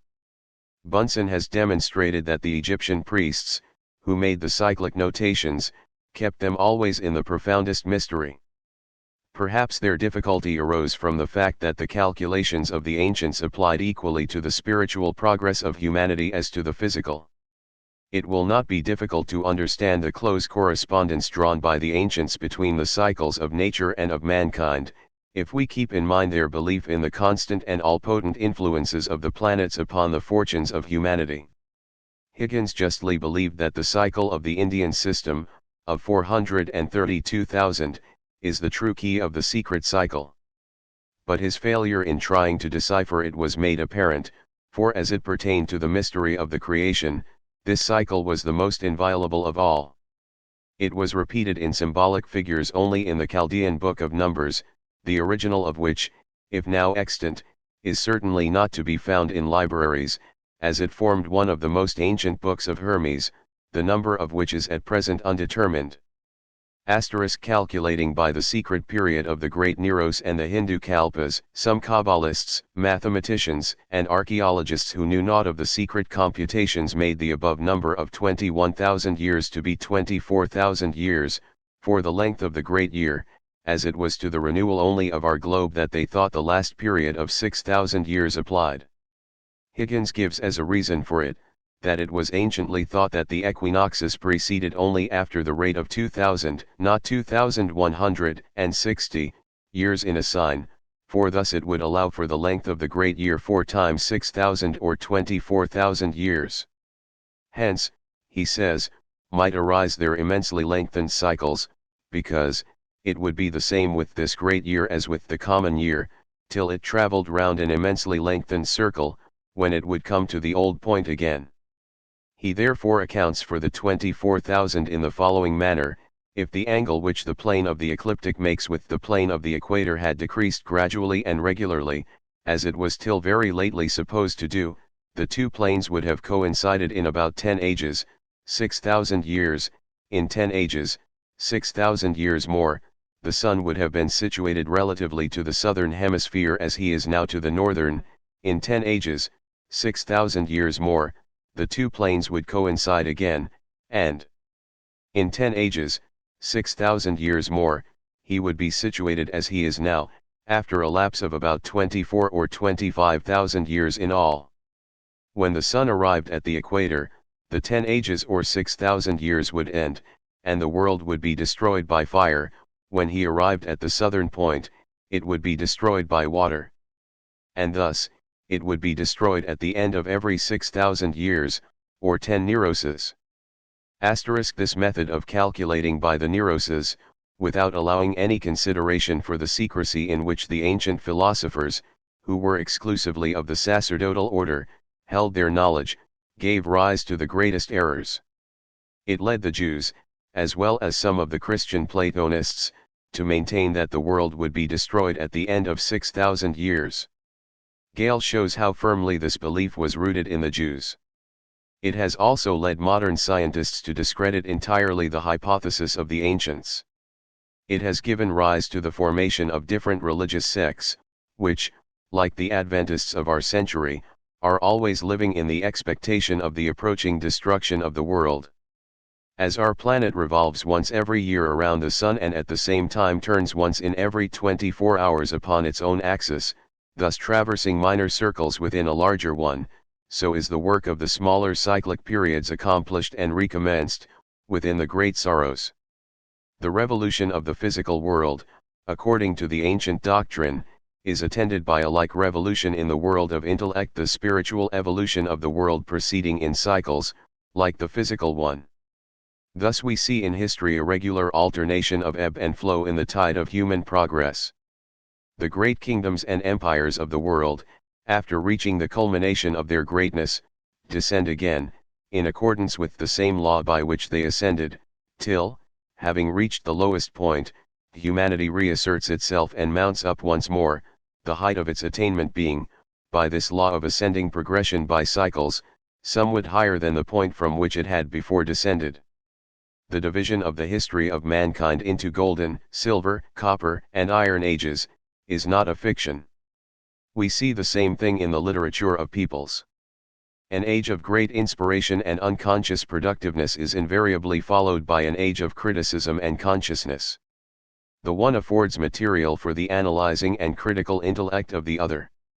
Thus, all those great characters who tower like giants in the history of mankind, like Buddha Siddhartha, and Jesus, in the realm of spiritual, and Alexander the Macedonian and Napoleon the Great, in the realm of physical conquests, were but reflexed images of human types which had existed 10,000 years before, in the preceding decimillennium, reproduced by the mysterious powers controlling the destinies of our world. There is no prominent character in all the annals of sacred or profane history whose prototype we cannot find in the half-fictitious and half-real traditions of bygone religions and mythologies. As the star, glimmering at an immeasurable distance above our heads, in the boundless immensity of the sky, reflects itself in the smooth waters of a lake, so does the imagery of men of the antediluvian ages reflect itself in the periods we can embrace in an historical retrospect. As above, so it is below. That which has been, will return again. As in heaven, so on earth. The world is always ungrateful to its great men. Florence has built a statue to Galileo, but hardly even mentions Pythagoras. The former had a ready guide in the treatises of Copernicus, who had been obliged to contend against the universally established Ptolemaic system. But neither Galileo nor modern astronomy discovered the emplacement of the planetary bodies. Thousands of ages before, it was taught by the sages of Middle Asia, and brought thence by Pythagoras, not as a speculation, but as a demonstrated science. The numerals of Pythagoras, says Porphyry, were hieroglyphical symbols, by means whereof he explained all ideas concerning the nature of all things. Verily, then, to antiquity alone have we to look for the origin of all things. How well Hargrave Jennings expresses himself when speaking of pyramids, and how true are his words when he asks, is it at all reasonable to conclude, at a period when knowledge was at the highest, and when the human powers were, in comparison with ours at the present time, prodigious, that all these indomitable, scarcely believable physical effects, that such achievements as those of the Egyptians were devoted to a mistake? That the myriads of the Nile were fools laboring in the dark, and that all the magic of their great men was forgery, and that we, in despising that which we call their superstition and wasted power, are alone the wise? No. There is much more in these old religions than probably in the audacity of modern denial, in the confidence of these superficial science times, and in the derision of these days without faith is in the least degree supposed. We do not understand the old time. Thus we see how classic practice and heathen teaching may be made to reconcile, how even the Gentile and the Hebrew, the mythological and the Christian doctrine harmonize in the general faith founded on magic. That magic is indeed possible is the moral of this book. It is possible. 30 years ago, when the first rappings of Rochester awakened slumbering attention to the reality of an invisible world, when the gentle shower of raps gradually became a torrent which overflowed the whole globe, spiritualists had to contend but against two potencies, theology and science. But the theosophists have, in addition to these, to meet the world at large and the spiritualists first of all. There is a personal God, and there is a personal devil, thunders the Christian preacher. Let him be anathema who dares say nay. There is no personal God, except the grey matter in our brain, contemptuously replies the materialist. And there is no devil. Let him be considered thrice an idiot who says I. Meanwhile the occultists and true philosophers heed neither of the two combatants, but keep perseveringly at their work. None of them believe in the absurd, passionate, and fickle God of superstition, but all of them believe in good and evil. Our human reason, the emanation of our finite mind, is certainly incapable of comprehending a divine intelligence, an endless and infinite entity, and, according to strict logic, that which transcends our understanding and would remain thoroughly incomprehensible to our senses cannot exist for us, hence, it does not exist. So far finite reason agrees with science, and says, there is no God. But, on the other hand, our ego, that which lives and thinks and feels independently of us in our mortal casket, does more than believe. It knows that there exists a God in nature, for the sole and invincible artificer of all lives in us as we live in him. No dogmatic faith or exact science is able to uproot that intuitional feeling inherent in man, when he has once fully realized it in himself. Human nature is like universal nature in its abhorrence of a vacuum. It feels an intuitional yearning for a supreme power. Without a God, the cosmos would seem to it but like a soulless corpse. Being forbidden to search for him where alone his traces would be found, man filled the aching void with the personal God whom his spiritual teachers built up for him from the crumbling ruins of heathen myths and hoary philosophies of old. How otherwise explain the mushroom growth of new sects, some of them absurd beyond degree? Mankind have one innate, irrepressible craving, that must be satisfied in any religion that would supplant the dogmatic, undemonstrated, and undemonstrable theology of our Christian ages. This is the yearning after the proofs of immortality. As Sir Thomas Browne has expressed it, it is the heaviest stone that melancholy can throw at a man, to tell him that he is at the end of his nature, or that there is no future state to come, unto which this seems progressive, and otherwise made in vain. Let any religion offer itself that can supply these proofs in the shape of scientific facts, and the established system will be driven to the alternative of fortifying its dogmas with such facts, or of passing out of the reverence and affection of Christendom. Many a Christian divine has been forced to acknowledge that there is no authentic source whence the assurance of a future state could have been derived by man.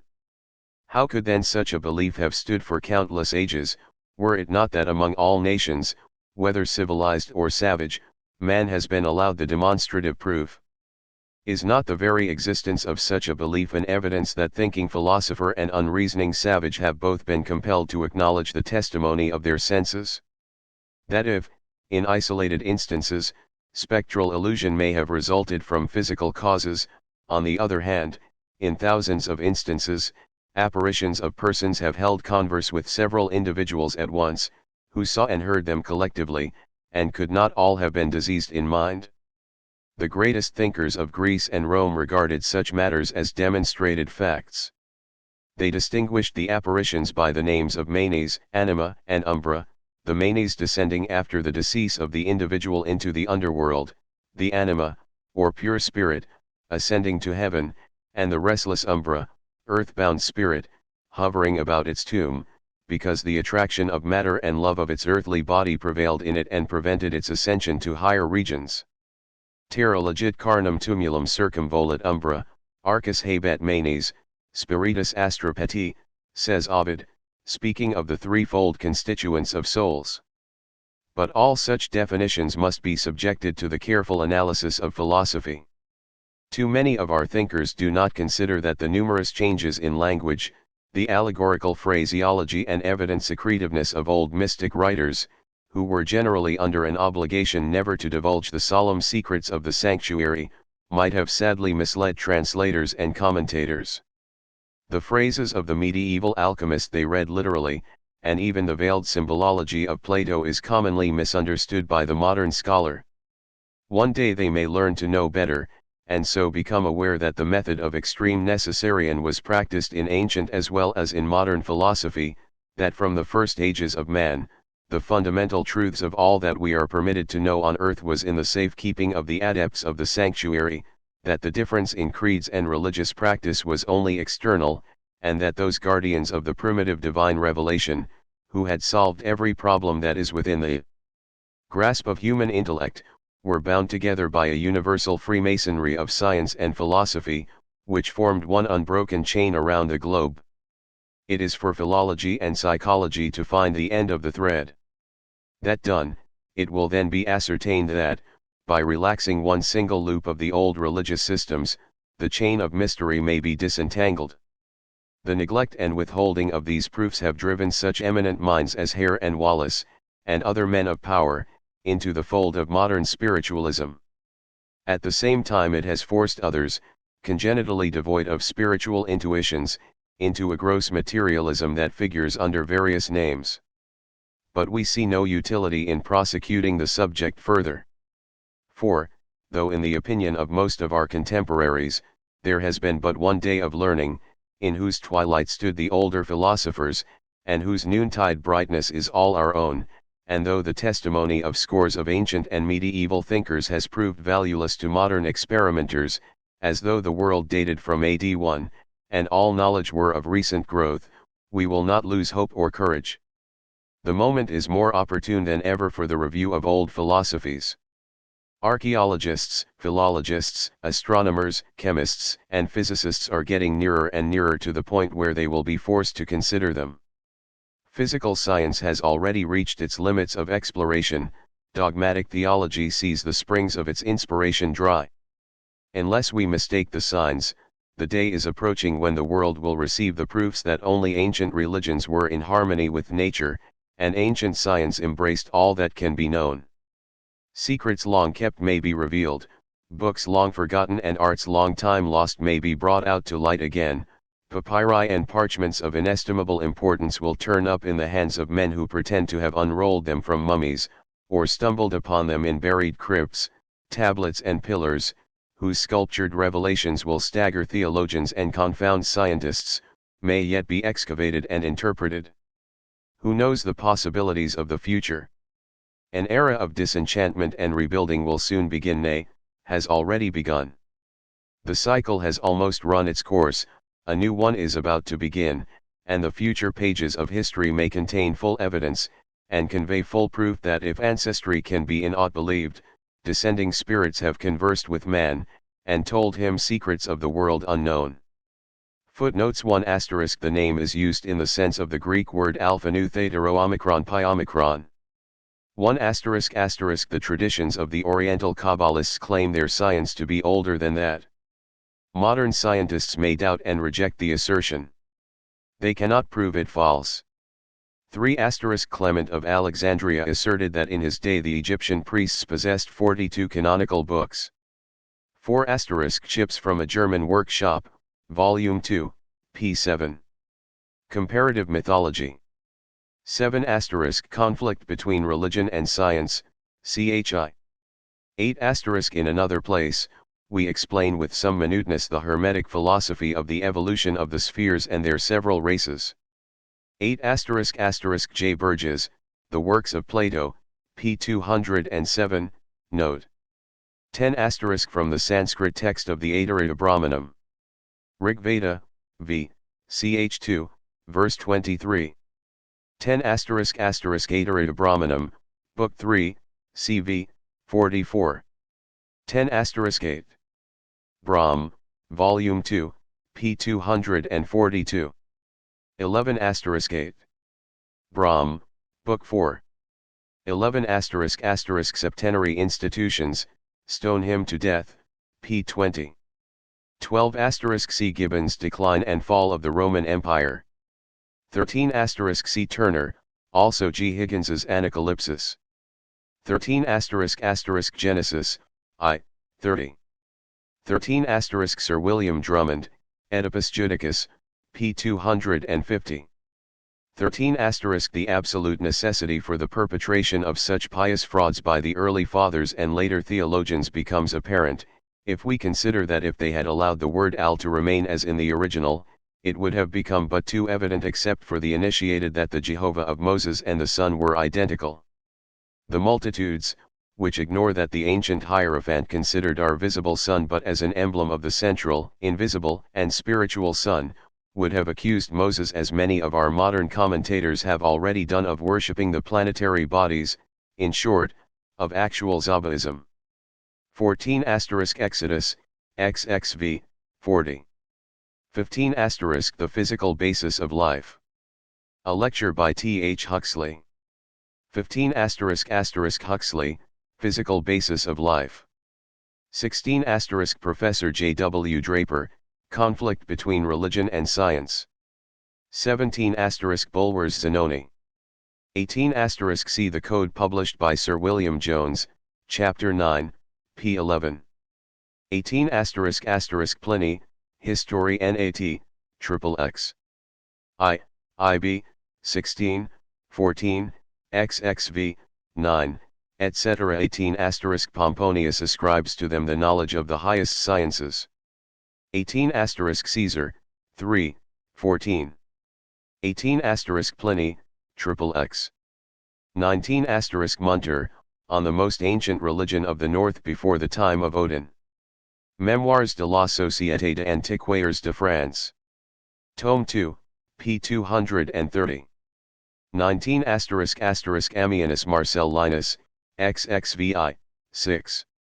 20 asterisk In some respects our modern philosophers, who think they make new discoveries, can be compared to the very clever, learned, and civil gentleman whom Hippocrates, having met at Samos one day, describes very good-naturedly. He informed me, the father of medicine proceeds to say, that he had lately discovered an herb never before known in Europe or Asia, and that no disease, however malignant or chronic, could resist its marvelous properties. Wishing to be civil in turn, I permitted myself to be persuaded to accompany him to the conservatory in which he had transplanted the wonderful specific.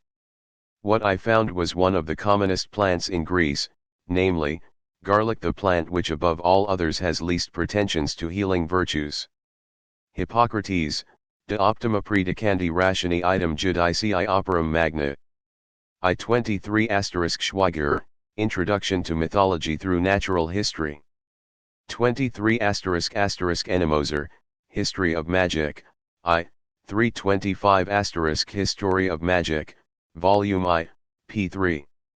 25 asterisk asterisk Philo Judd, De Specialibus Legibus.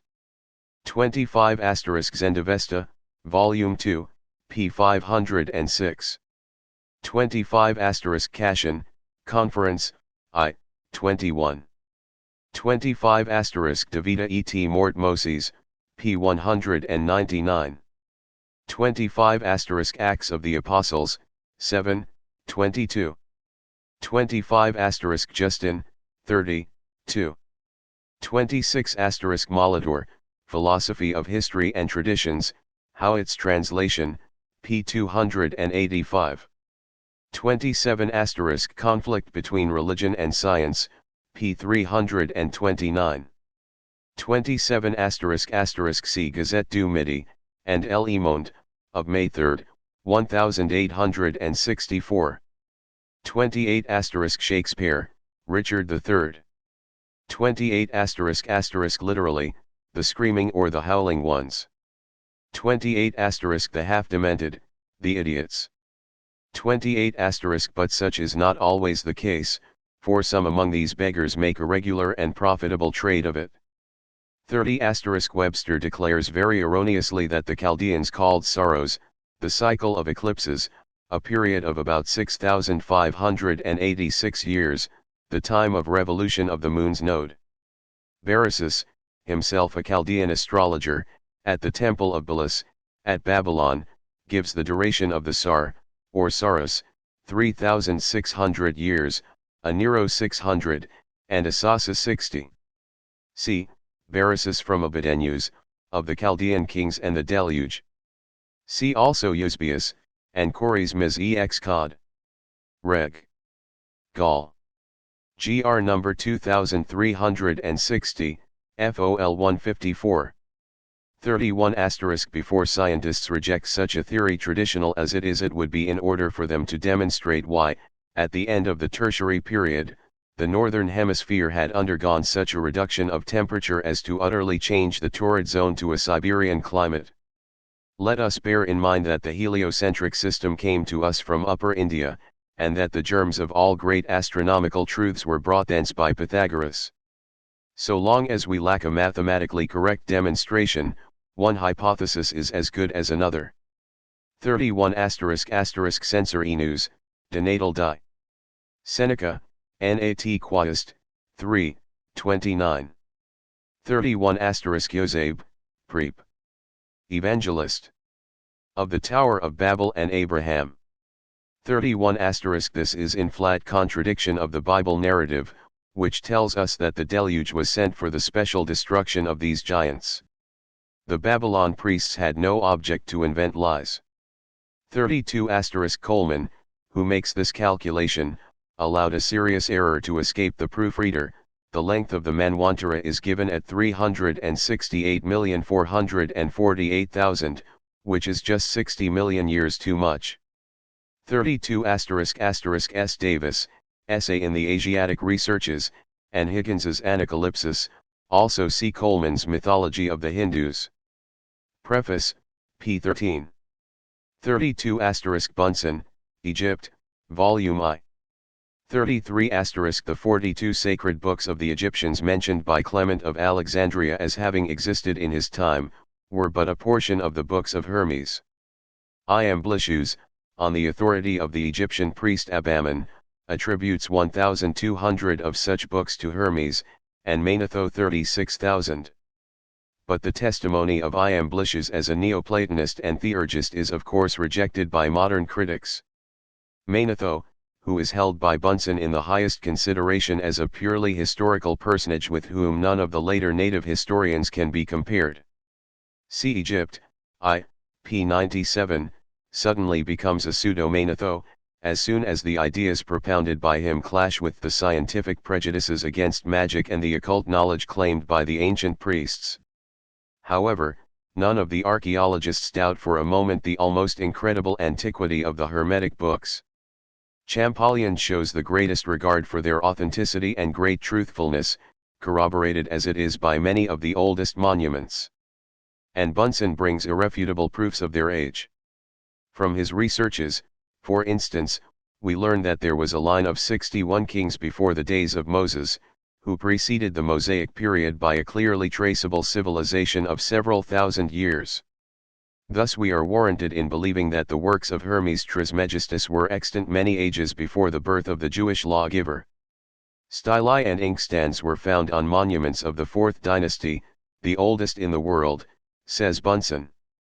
If the eminent Egyptologist rejects the period of 48,863 years before Alexander, to which Diogenes Laertius carries back the records of the priests, he is evidently more embarrassed with the 10,000 of astronomical observations, and remarks that if they were actual observations, they must have extended over 10,000 years, p. 14. We learn, however, he adds, from one of their own old chronological works that the genuine Egyptian traditions concerning the mythological period, treated of myriads of years. Egypt, p. 15. 34 Higgins, Anacalypsis. 35 David Pythag. 36 The Rosicrucians, etc., by Hargrave Jennings. Chapter 2 Pride, where wit fails, steps into our defense and fills up all the mighty void of sense. Pope. But why should the operations of nature be changed? There may be a deeper philosophy than we dream of, a philosophy that discovers the secrets of nature, but does not alter, by penetrating them, its course. Bulwer. Is it enough for man to know that he exists? Is it enough to be formed a human being to enable him to deserve the appellation of man? It is our decided impression and conviction, that to become a genuine spiritual entity, which that designation implies, man must first create himself anew, so to speak, thoroughly eliminate from his mind and spirit, not only the dominating influence of selfishness and other impurity, but also the infection of superstition and prejudice. The latter is far different from what we commonly term antipathy or sympathy. We are at first irresistibly or unwittingly drawn within its dark circle by that peculiar influence, that powerful current of magnetism which emanates from ideas as well as from physical bodies. By this we are surrounded, and finally prevented through moral cowardice, fear of public opinion, from stepping out of it. It is rare that men regard a thing in either its true or false light, accepting the conclusion by the free action of their own judgment. Quite the reverse. The conclusion is more commonly reached by blindly adopting the opinion current at the hour among those with whom they associate. A church member will not pay an absurdly high price for his pew any more than a materialist will go twice to listen to Mr. Huxley's talk on evolution, because they think that it is right to do so, but merely because Mr. and Mrs. So-and-so have done it, and these personages are the S and SS. The same holds good with everything else. If psychology had had its Darwin, the descent of man as regards moral qualities might have been found inseparably linked with that of his physical form. Society in its servile condition suggests to the intelligent observer of its mimicry a kinship between the simia and human beings even more striking than is exhibited in the external marks pointed out by the great anthropologist. The many varieties of the ape-mocking presentments of ourselves appear to have been evolved on purpose to supply a certain class of expensively dressed persons with the material for genealogical trees. Science is daily and rapidly moving toward the great discoveries in chemistry and physics, organology and anthropology. Learned men ought to be free from preconceptions and prejudices of every kind, yet, although thought and opinion are now free, scientists are still the same men as of old. An utopian dreamer is he who thinks that man ever changes with the evolution and development of new ideas. The soil may be well fertilized and made to yield with every year a greater and better variety of fruit, but, dig a little deeper than the stratum required for the crop, and the same earth will be found in the subsoil as was there before the first furrow was turned. Not many years ago, the person who questioned the infallibility of some theological dogma was branded at once an iconoclast and an infidel. Victus. Science has conquered.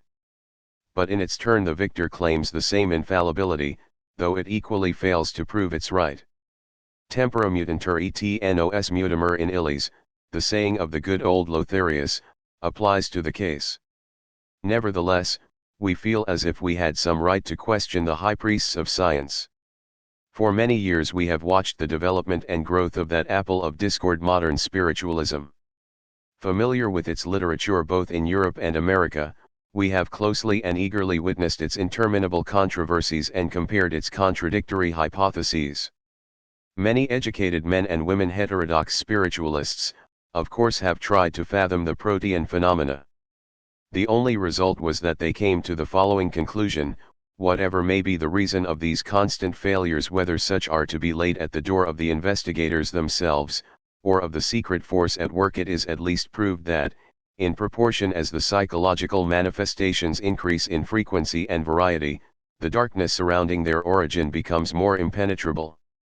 That phenomena are actually witnessed, mysterious in their nature generally and perhaps wrongly termed spiritual, it is now idle to deny.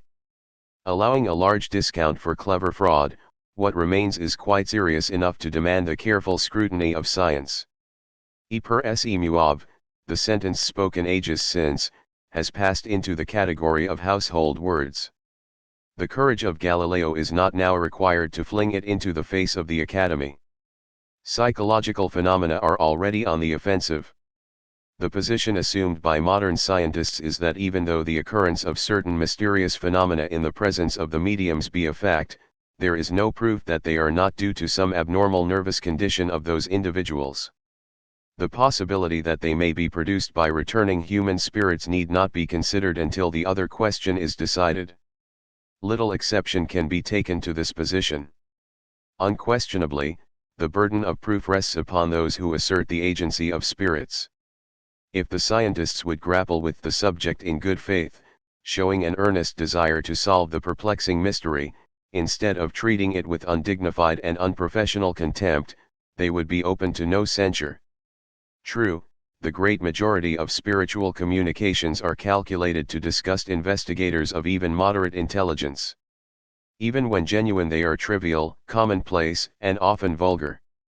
During the past 20 years we have received through various mediums messages purporting to be from Shakespeare, Byron, Franklin, Peter the Great, Napoleon, and Josephine, and even from Voltaire. The general impression made upon us was that the French conqueror and his consort seemed to have forgotten how to spell words correctly. Shakespeare and Byron had become chronic inebriates, and Voltaire had turned an imbecile. Who can blame men trained to habits of exactitude, or even simply well-educated persons, for hastily concluding that when so much palpable fraud lies upon the surface, there could hardly be truth if they should go to the bottom? The huckstering about of pompous names attached to idiotic communications has given the scientific stomach such an indigestion that it cannot assimilate even the great truth which lies on the telegraphic plateaus of this ocean of psychological phenomena. They judge by its surface, covered with froth and scum. But they might with equal propriety deny that there is any clear water in the depths of the sea when an oily scum was floating upon the surface.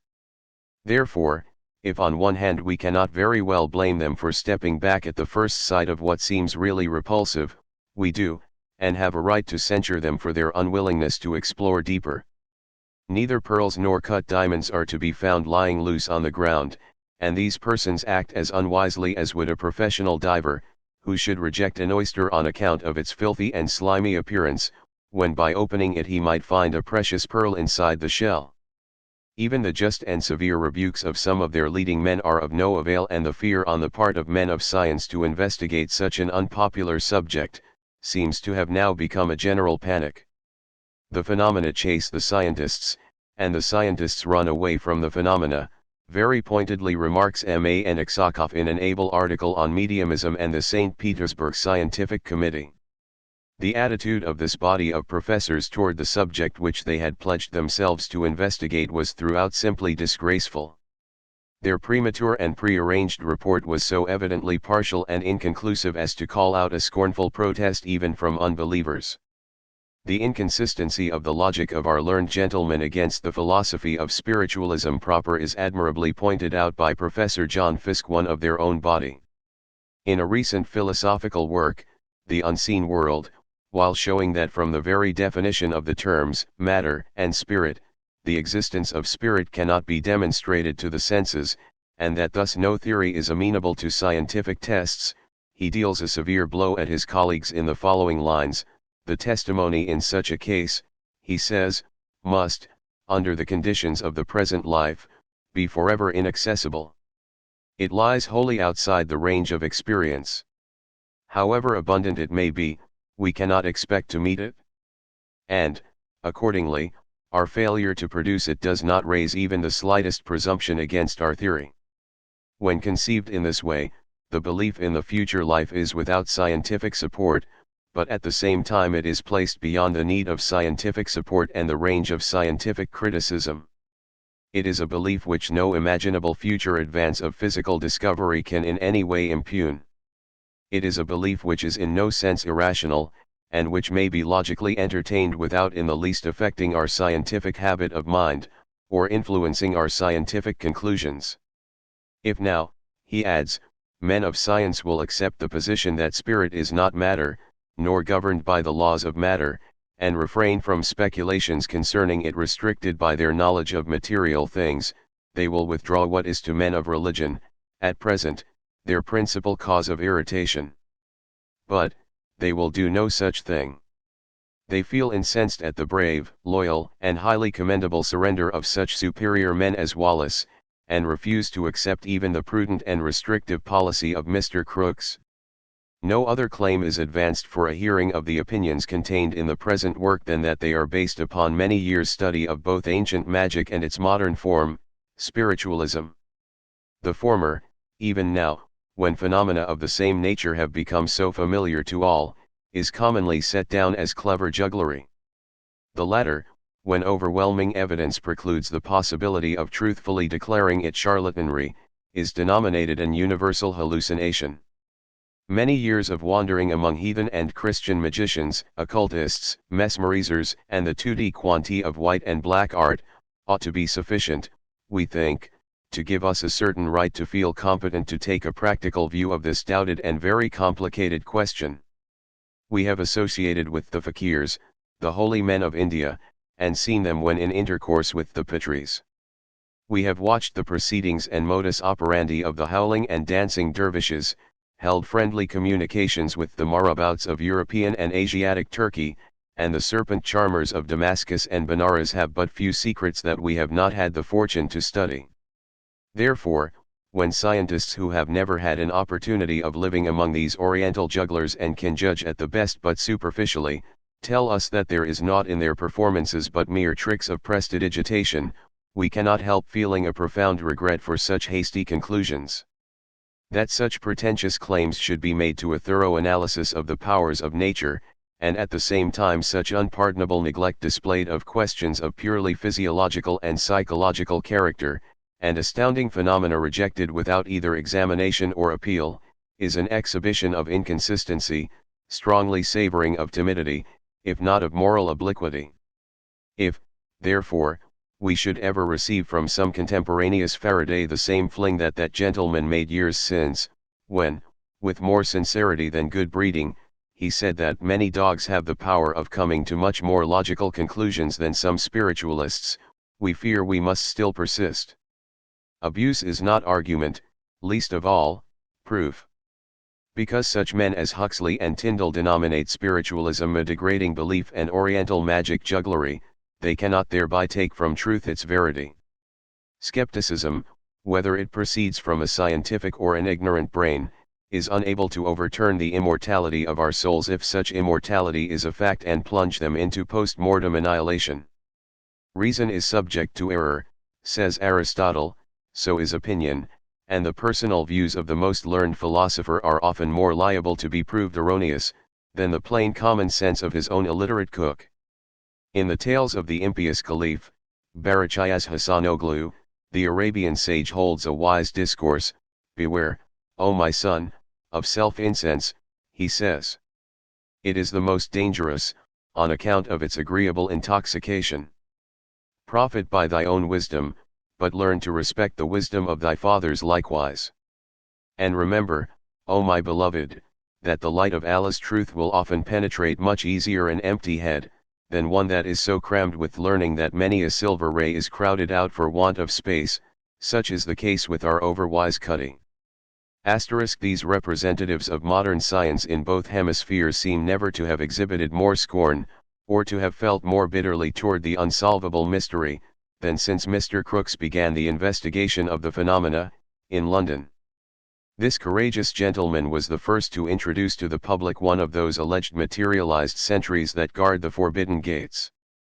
Following after him, several other learned members of the scientific body had the rare integrity, combined with a degree of courage, which, in view of the unpopularity of the subject, may be deemed heroic, to take the phenomena in hand. But, alas! Although the spirit, indeed, was willing, the mortal flesh proved weak. Ridicule was more than the majority of them could bear, and so, the heaviest burden was thrown upon the shoulders of Mr. Crooks. An account of the benefit this gentleman reaped from his disinterested investigations, and the thanks he received from his own brother scientists, can be found in his 3 pamphlets, entitled, Researches in the Phenomena of Spiritualism. After a while, the members appointed on the committee of the Dialectical Society and Mr. Crooks, who had applied to his mediums the most crucial tests, were forced by an impatient public to report in so many plain words what they had seen. But what could they say, except the truth?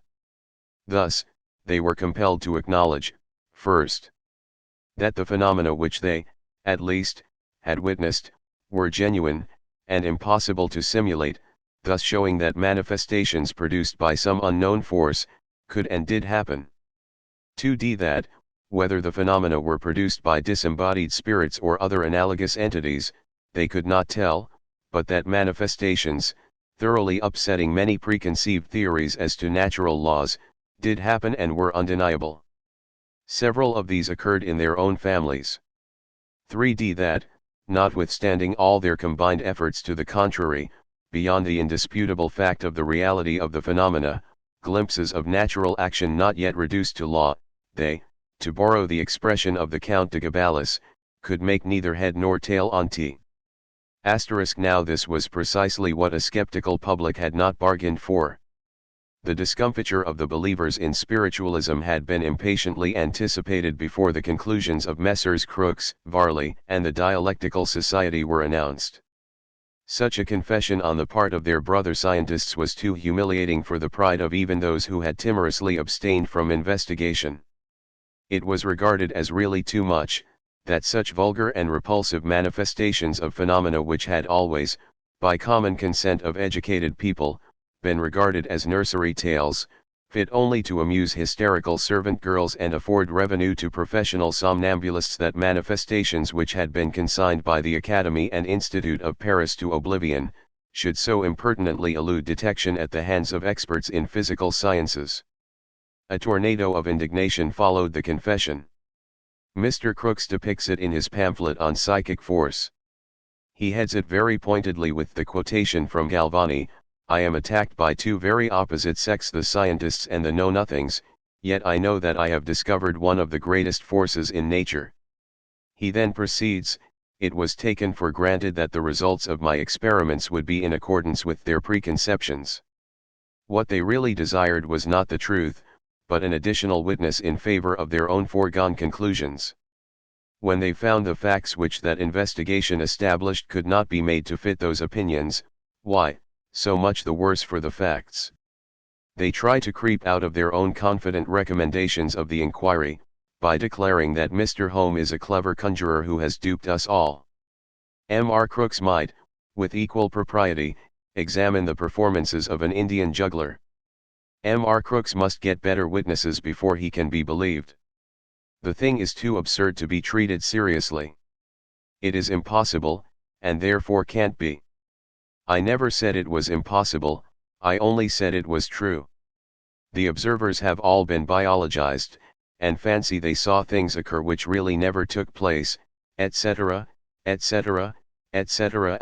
After expending their energy on such puerile theories as unconscious cerebration, involuntary muscular contraction, and the sublimely ridiculous one of the cracking knee joints, le muscle croqueur, after meeting ignominious failures by the obstinate survival of the new force, and finally, after every desperate effort to compass its obliteration, these filii diffidentiae, as St. Paul calls their class, thought best to give up the whole thing in disgust.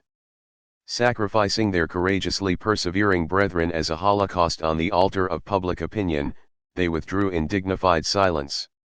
Leaving the arena of investigation to more fearless champions, these unlucky experimenters are not likely to ever enter it again. It is easier by far to deny the reality of such manifestations from a secure distance, than find for them a proper place among the classes of natural phenomena accepted by exact science. And how can they, since all such phenomena pertain to psychology, and the latter, with its occult and mysterious powers, is a terra incognita for modern science. Thus, powerless to explain that which proceeds directly from the nature of the human soul itself, the existence of which most of them deny, unwilling at the same time to confess their ignorance, scientists retaliate very unjustly on those who believe in the evidence of their senses without any pretense to science. A kick from the, "O Jupiter is sweet," says the poet Treschikowski, in an old Russian tragedy. Rude as those Jupiters of science may be occasionally toward us credulous mortals, their vast learning in less abstruse questions, we mean if not their manners, entitles them to public respect. But unfortunately it is not the gods who shout the loudest. The eloquent Tertullian, speaking of Satan and his imps, whom he accuses of ever mimicking the Creator's works, denominates them the monkeys of God. It is fortunate for the philosophicules that we have no modern Tertullian to consign them to an immortality of contempt as the monkeys of science. But to return to genuine scientists. Phenomena of a merely objective character, says A. N. Aksakov, force themselves upon the representatives of exact sciences for investigation and explanation, but the high priests of science, in the face of apparently such a simple question, are totally disconcerted. This subject seems to have the privilege of forcing them to betray, not only the highest code of morality truth, but also the supreme law of science experiment. They feel that there is something too serious underlying it. The cases of Hare, Crookes, De Morgan, Varley, Wallace, and Buttelroth create a panic. They fear that as soon as they concede one step, they will have to yield the whole ground. Time-honored principles, the contemplative speculations of a whole life, of a long line of generations, are all staked on a single card. Asterisk in the face of such experience as that of Crookes and the Dialectical Society of Wallace and the late Professor Hare, what can we expect from our luminaries of erudition? Their attitude toward the undeniable phenomena is in itself another phenomenon. It is simply incomprehensible, unless we admit the possibility of another psychological disease, as mysterious and contagious as hydrophobia. Although we claim no honor for this new discovery, we nevertheless propose to recognize it under the name of scientific psychophobia. They ought to have learned by this time, in the school of bitter experience, that they can rely on the self-sufficiency of the positive sciences only to a certain point, and that, so long as there remains one single unexplained mystery in nature, the word impossible is a dangerous word for them to pronounce. In the researches on the phenomena of spiritualism, Mr. Crookes submits to the option of the reader 8 theories to account for the phenomena observed. These theories run as follows. First theory: the phenomena are all the result of tricks, clever mechanical arrangements, or legerdemain, the mediums are impostors, and the rest of the company fools. Second theory: the persons at a séance are the victims of a sort of mania or delusion and imagine phenomena to occur which have no real objective existence. Third theory: the whole is the result of conscious or unconscious cerebral action. Fourth theory: the result of the spirit of the medium, perhaps in association with the spirits of some or all of the people present. Fifth theory: the actions of evil spirits, or devils, personifying whom or what they please, in order to undermine Christianity, and ruin men's souls. Theory of our theologians. Sixth theory: the actions of a separate order of beings living on this earth, but invisible and immaterial to us. Able, however, occasionally to manifest their presence, known in almost all countries and ages as demons, not necessarily bad, gnomes, fairies, kobolds, elves, goblins, puck, etc., one of the claims of the Kabbalists. Seventh theory: the actions of departed human beings. The spiritual theory par excellence. Eighth theory: the psychic force, an adjunct to the fourth, fifth, sixth, and seventh theories. The first of these theories having been proved valid only in exceptional, though unfortunately still too frequent cases, must be ruled out as having no material bearing upon the phenomena themselves. Theories the second and the third are the last crumbling entrenchments of the guerrilla of skeptics and materialists, and remain, as lawyers say, ad hoc sub judice lis est. Thus, we can deal in this work but with the four remaining ones, the last, eighth, theory being according to Mr. Crookes's opinion, but a necessary adjunct of the others. How subject even a scientific opinion is to error, we may see, if we only compare the several articles on spiritual phenomena from the able pen of that gentleman, which appeared from 1870 to 1875. In one of the first we read: "The increased employment of scientific methods will promote exact observations and greater love of truths among inquirers, and will produce a race of observers who will drive the worthless residuum of spiritualism hence into the unknown limbo of magic and necromancy. And in 1875, we read, over his own signature, minute, and most interesting descriptions of the materialized spirit K.D. King. It is hardly possible to suppose that Mr. Crooks could be under electrobiological influence or hallucination for 2 or 3 consecutive years. The spirit appeared in his own house, in his library, under the most crucial tests, and was seen, felt, and heard by hundreds of persons. But Mr. Crooks denies that he ever took K.D. King for a disembodied spirit. What was it then? If it was not Miss Florence Cook, and his word is our sufficient guarantee for it, then it was either the spirit of one who had lived on earth, or one of those that come directly under the 6th theory of the 8th the eminent scientist offers to the public choice. It must have been one of the classes named, fairies, kobolds, gnomes, elves, goblins, or a puck. Yes, K.D. King must have been a fairy Titania. For to a fairy only could be applied with propriety the following poetic effusion which Mr. Crooks quotes in describing this wonderful spirit: round her she made an atmosphere of life, the very air seemed lighter from her eyes, they were so soft and beautiful and rife with all we can imagine of the skies, her overpowering presence makes you feel it would not be idolatry to kneel.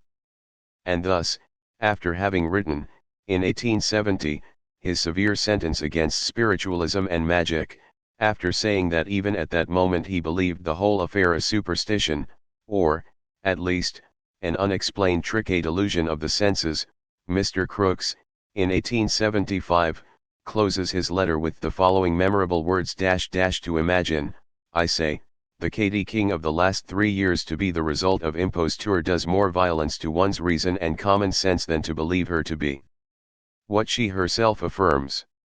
This last remark, moreover, conclusively proves that, 1. Notwithstanding Mr. Crooks's full convictions that the somebody calling herself K.D. King was neither the medium nor some confederate, but on the contrary an unknown force in nature, which like love laughs at locksmiths, 2.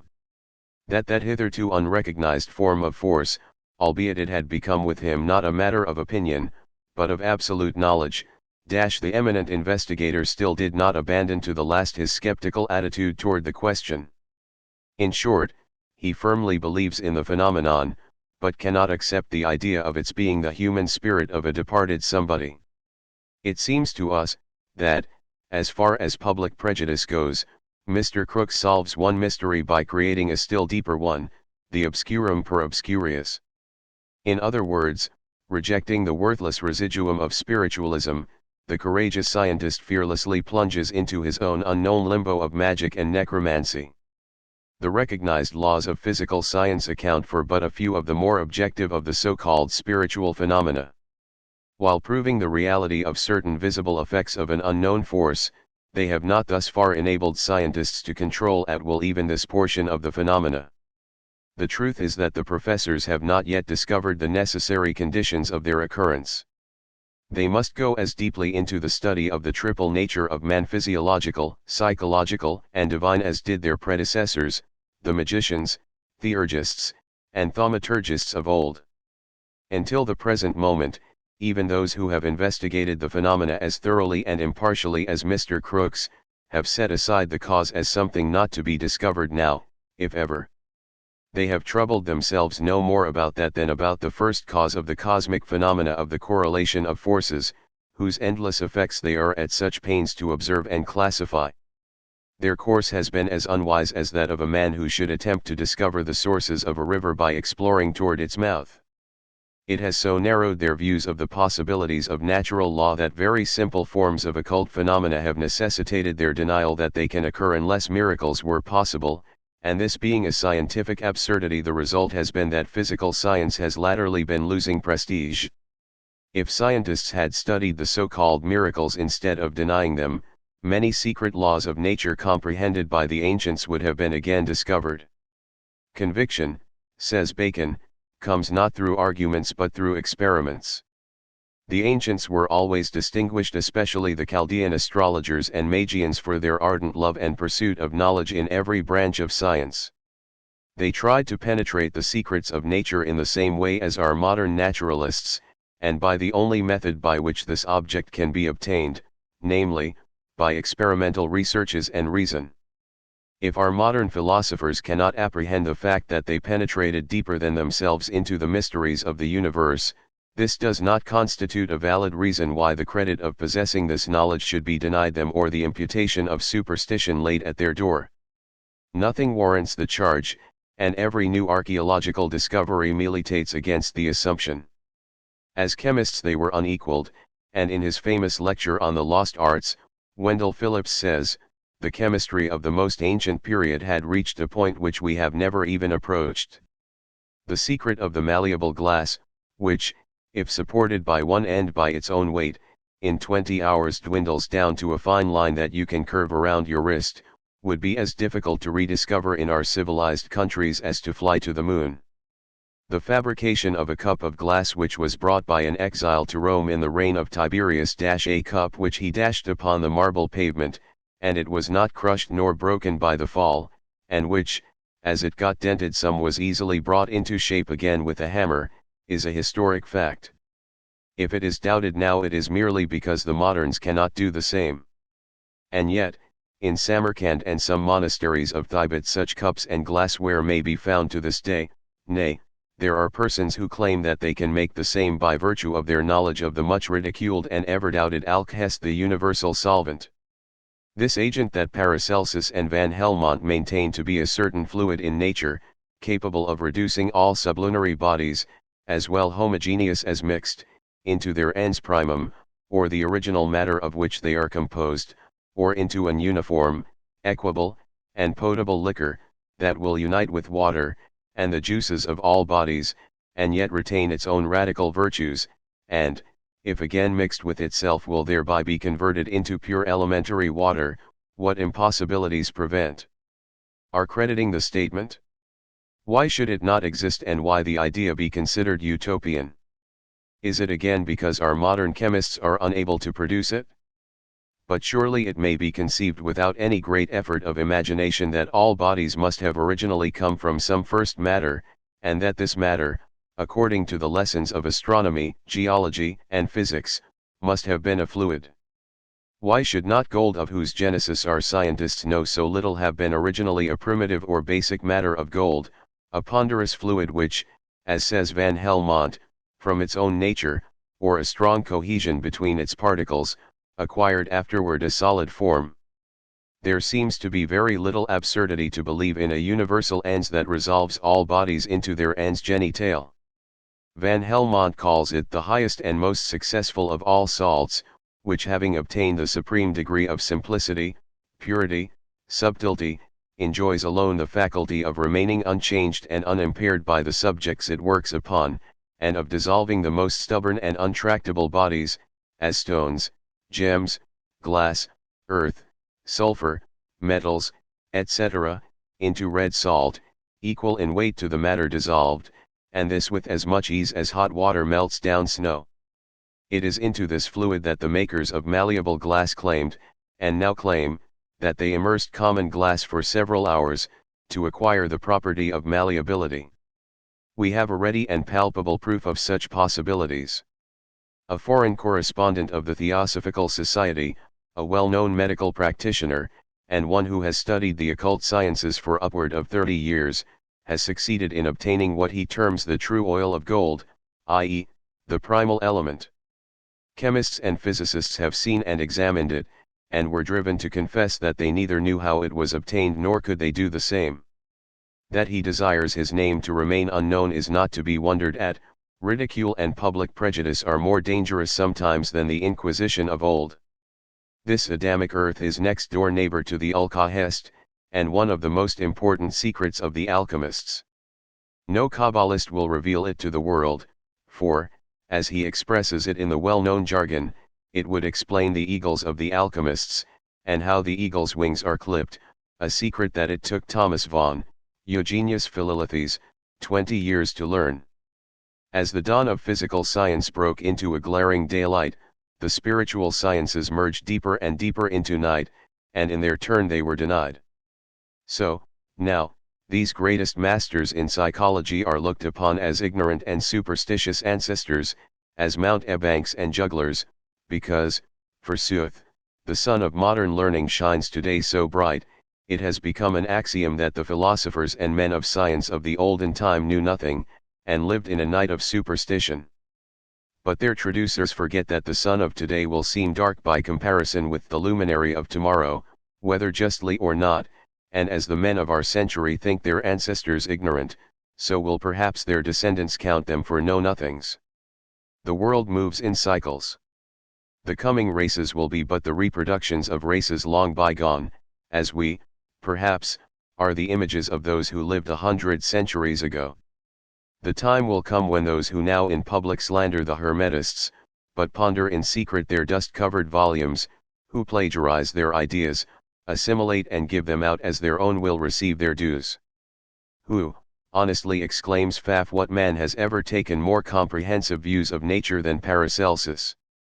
He was the bold creator of chemical medicines, the founder of courageous parties, victorious in controversy, belonging to those spirits who have created amongst us a new mode of thinking on the natural existence of things.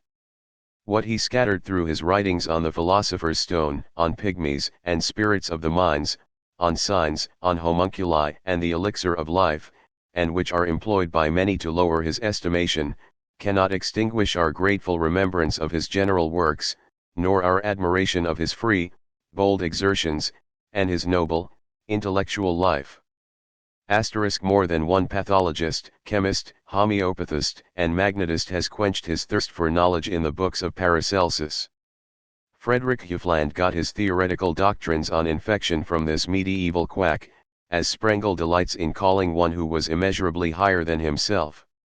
Hemin, who endeavors to vindicate this great philosopher, and nobly tries to redress his slandered memory, speaks of him as the greatest chemist of his time. So do Professor Molitor, and Dr. Ennemoser, the eminent German psychologist. According to their criticisms on the labors of this Hermetist, Paracelsus is the most wondrous intellect of his age, a noble genius. But our modern lights assume to know better, and the ideas of the Rosicrucians about the elementary spirits, the goblins, and the elves, have sunk into the limbo of magic and fairy tales for early childhoods. We are quite ready to concede to skeptics that one half, and even more, of seeming phenomena, are but more or less clever fraud. Recent exposures, especially of materializing mediums, but too well prove the fact. Unquestionably numerous others are still in store, and this will continue until tests have become so perfect and spiritualists so reasonable as no longer to furnish opportunity to mediums or weapons to adversaries. What should sensible spiritualists think of the character of angel guides, who after monopolizing, perhaps for years, a poor medium's time, health, and means, suddenly abandon him when he most needs their help? None but creatures without soul or conscience would be guilty of such injustice. Conditions, mere sophistry. What sort of spirits must they be who would not summon if necessary an army of spirit friends, if such there be, to snatch the innocent medium from the pit dug for his feet? Such things happened in the olden time, such may happen now. There were apparitions before modern spiritualism, and phenomena like ours in every previous age. If modern manifestations are a reality and palpable facts, so must have been the so-called miracles and thaumaturgic exploits of old, or if the latter are but fictions of superstition, so must be the former, for they rest on no better testimony. But, in this daily increasing torrent of occult phenomena that rushes from one end of the globe to the other, though 2/3 of the manifestations are proved spurious, what of those which are proved genuine beyond doubt or cavil? Among these may be found communications coming through non-professional as well as professional mediums, which are sublime and divinely grand. Often, through young children, and simple-minded ignorant persons, we receive philosophical teachings and precepts, poetry and inspirational orations, music and paintings that are fully worthy of the reputations of their alleged authors. Their prophecies are often verified and their moral disquisitions beneficent, though the latter is of rarer occurrence. Who are those spirits, What those powers or intelligences which are evidently outside of the medium proper and entities per se. These intelligences deserve the appellation, and they differ as widely from the generality of spooks and goblins that hover around the cabinets for physical manifestations, as day from night. We must confess that the situation appears to be very grave. The control of mediums by such unprincipled and lying spirits is constantly becoming more and more general, and the pernicious effects of seeming diabolism constantly multiply. Some of the best mediums are abandoning the public rostrum and retiring from this influence, and the movement is drifting churchward. We venture the prediction that unless spiritualists set about the study of ancient philosophy, so as to learn to discriminate between spirits and to guard themselves against the baser sort, 25 years more will not elapse before they will have to fly to the Romish communion to escape these guides and controls that they have fondled so long. The signs of this catastrophe already exhibit themselves. At a recent convention at Philadelphia, it was seriously proposed to organize a sect of Christian spiritualists. This is because, having withdrawn from the church and learned nothing of the philosophy of the phenomena, or the nature of their spirits, they are drifting about on a sea of uncertainty like a ship without compass or rudder. They cannot escape the dilemma, they must choose between Porphyry and Pio Nono. While men of genuine science, such as Wallace, Crookes, Wagner, Buttelroth, Varley, Buchanan, Hare, Reichenbach, Thury, Purdy, De Morgan, Hoffman, Goldschmidt, W. Gregory, Flammarion, Sergeant Cox, and many others, firmly believe in the current phenomena, many of the above-named reject the theory of departed spirits. Therefore, it seems but logical to think that if the London Katy King, the only materialized something which the public is obliged more or less to credit out of respect to science is not the spirit of an ex-mortal, then it must be the astral solidified shadow of either one of the Rosicrucian spooks fantasies of superstition or of some as yet unexplained force in nature. Be it however a spirit of health or goblin damned, it is of little consequence, for if it be once proved that its organism is not solid matter, then it must be and is a spirit, an apparition, a breath. It is an intelligence which acts outside our organisms and therefore must belong to some existing even though unseen race of beings. But what is it?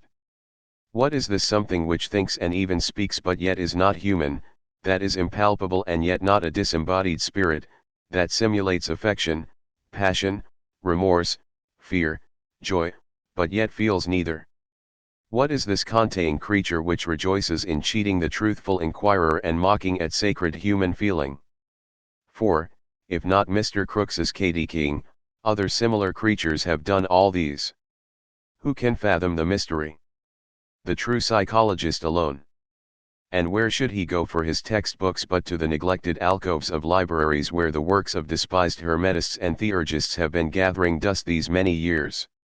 Says Henry Moore, the revered English Platonist, in his answer to an attack on the believers of spiritual and magic phenomena by a skeptic of that age, named Webster, as for that other opinion, that the greater part of the Reformed divines hold, that it was the devil that appeared in Samuel's shape, it is beneath contempt, for though I do not doubt but that in many of these necromantic apparitions, they are ludicrous spirits, not the souls of the deceased that appear, yet I am clear for the appearing of the soul of Samuel, and as clear that in other necromancies, it may be such kinds of spirits, as Porphyrius above describes, that change themselves into omnifarious forms and shapes, and one while act the parts of daemons, another while of angels or gods, and another while of the souls of the departed.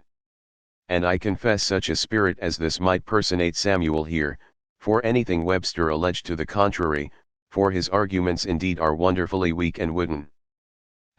When such a metaphysician and philosopher as Henry Moore gives such testimony as this, we may well assume our point to have been well taken.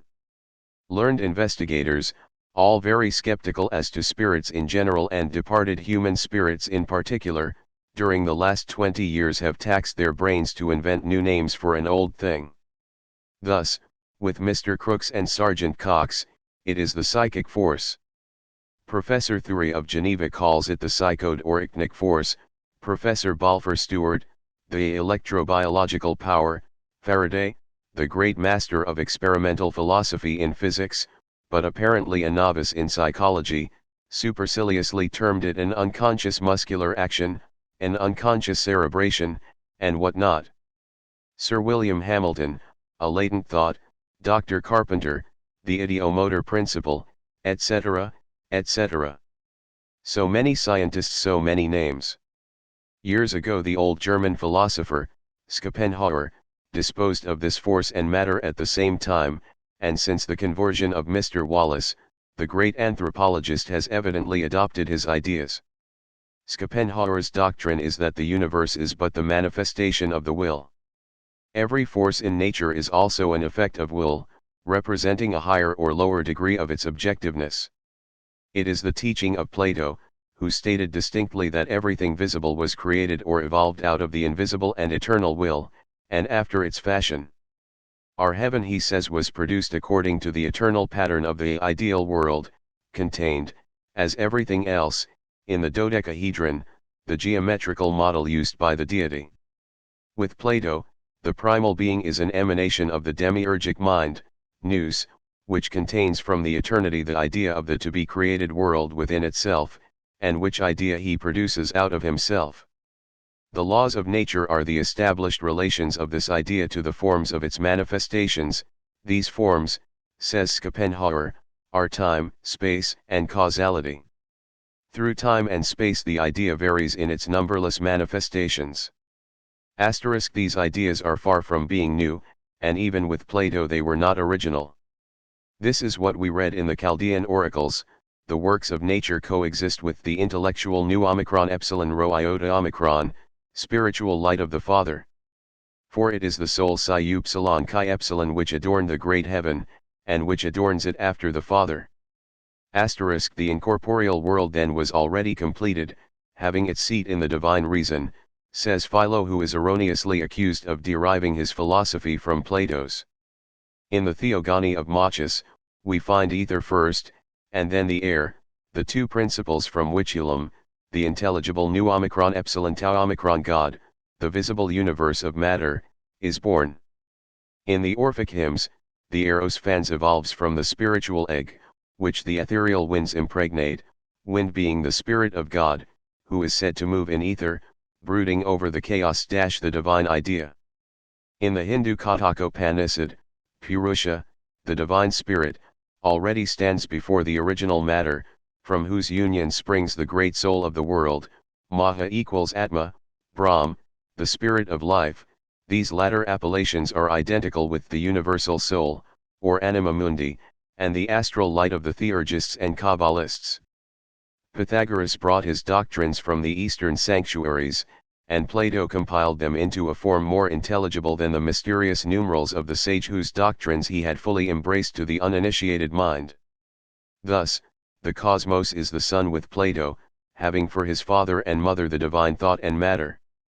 The Egyptians, says Dunlap, distinguish between an older and younger Horus, the former the brother of Osiris, the latter the son of Osiris and Isis. The first is the idea of the world remaining in the demiurgic mind, born in darkness before the creation of the world. The second Horus is this idea going forth from the Logos, becoming clothed with matter, and assuming an actual existence.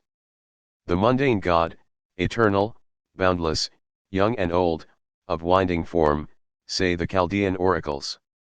This winding form is a figure to express the vibratory motion of the astral light, with which the ancient priests were perfectly well acquainted, though they may have differed in views of ether, with modern scientists, for in the ether they placed the eternal idea pervading the universe, or the will which becomes force, and creates or organizes matter. The will, says Van Helmont, is the first of all powers. For through the will of the Creator all things were made and put in motion. The will is the property of all spiritual beings, and displays itself in them the more actively the more they are freed from matter. And Paracelsus, the divine, as he was called, adds in the same strain, faith must confirm the imagination, for faith establishes the will. Determined will is a beginning of all magical operations. Because men do not perfectly imagine and believe, the result is that the arts are uncertain, while they might be perfectly certain. The opposing power alone of unbelief and skepticism, if projected in a current of equal force, can check the other, and sometimes completely neutralize it. Why should spiritualists wonder that the presence of some strong skeptics, or of those who, feeling bitterly opposed to the phenomenon, unconsciously exercise their willpower in opposition, hinders and often stops altogether the manifestations? If there is no conscious power on earth but sometimes finds another to interfere with or even counterbalance it, why wonder when the unconscious, passive power of a medium is suddenly paralyzed in its effects by another opposing one, though it also be as unconsciously exercised? Professors Faraday and Tyndall boasted that their presence at a circle would stop at once every manifestation. This fact alone ought to have proved to the eminent scientists that there was some force in these phenomena worthy to arrest their attention. As a scientist, Professor Tyndall was perhaps preeminent in the circle of those who were present at the séance. As a shrewd observer, one not easily deceived by a tricking medium, he was perhaps no better, if as clever, as others in the room, and if the manifestations were but a fraud so ingenious as to deceive the others, they would not have stopped, even on his account. What medium can ever boast of such phenomena as were produced by Jesus, and the Apostle Paul after him? Yet even Jesus met with cases where the unconscious force of resistance overpowered even his so well-directed current of will. And he did not many mighty works there, because of their unbelief. There is a reflection of every one of these views in Schopenhauer's philosophy. Our investigating scientists might consult his works with profit.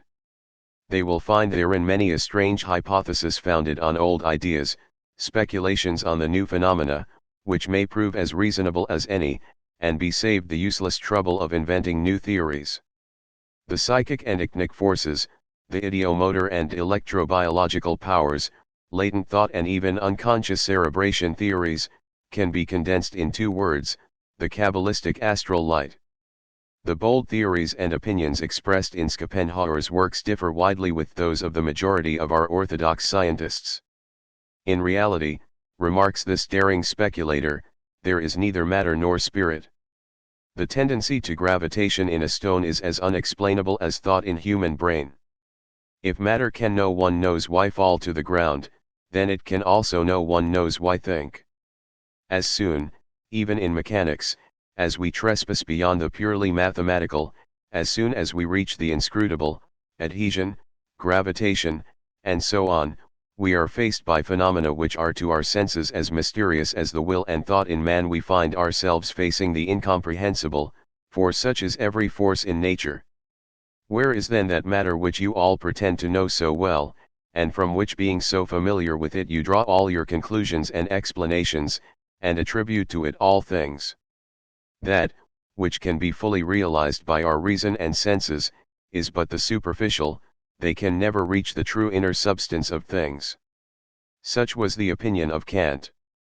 If you consider that there is in a human head some sort of a spirit, then you are obliged to concede the same to a stone.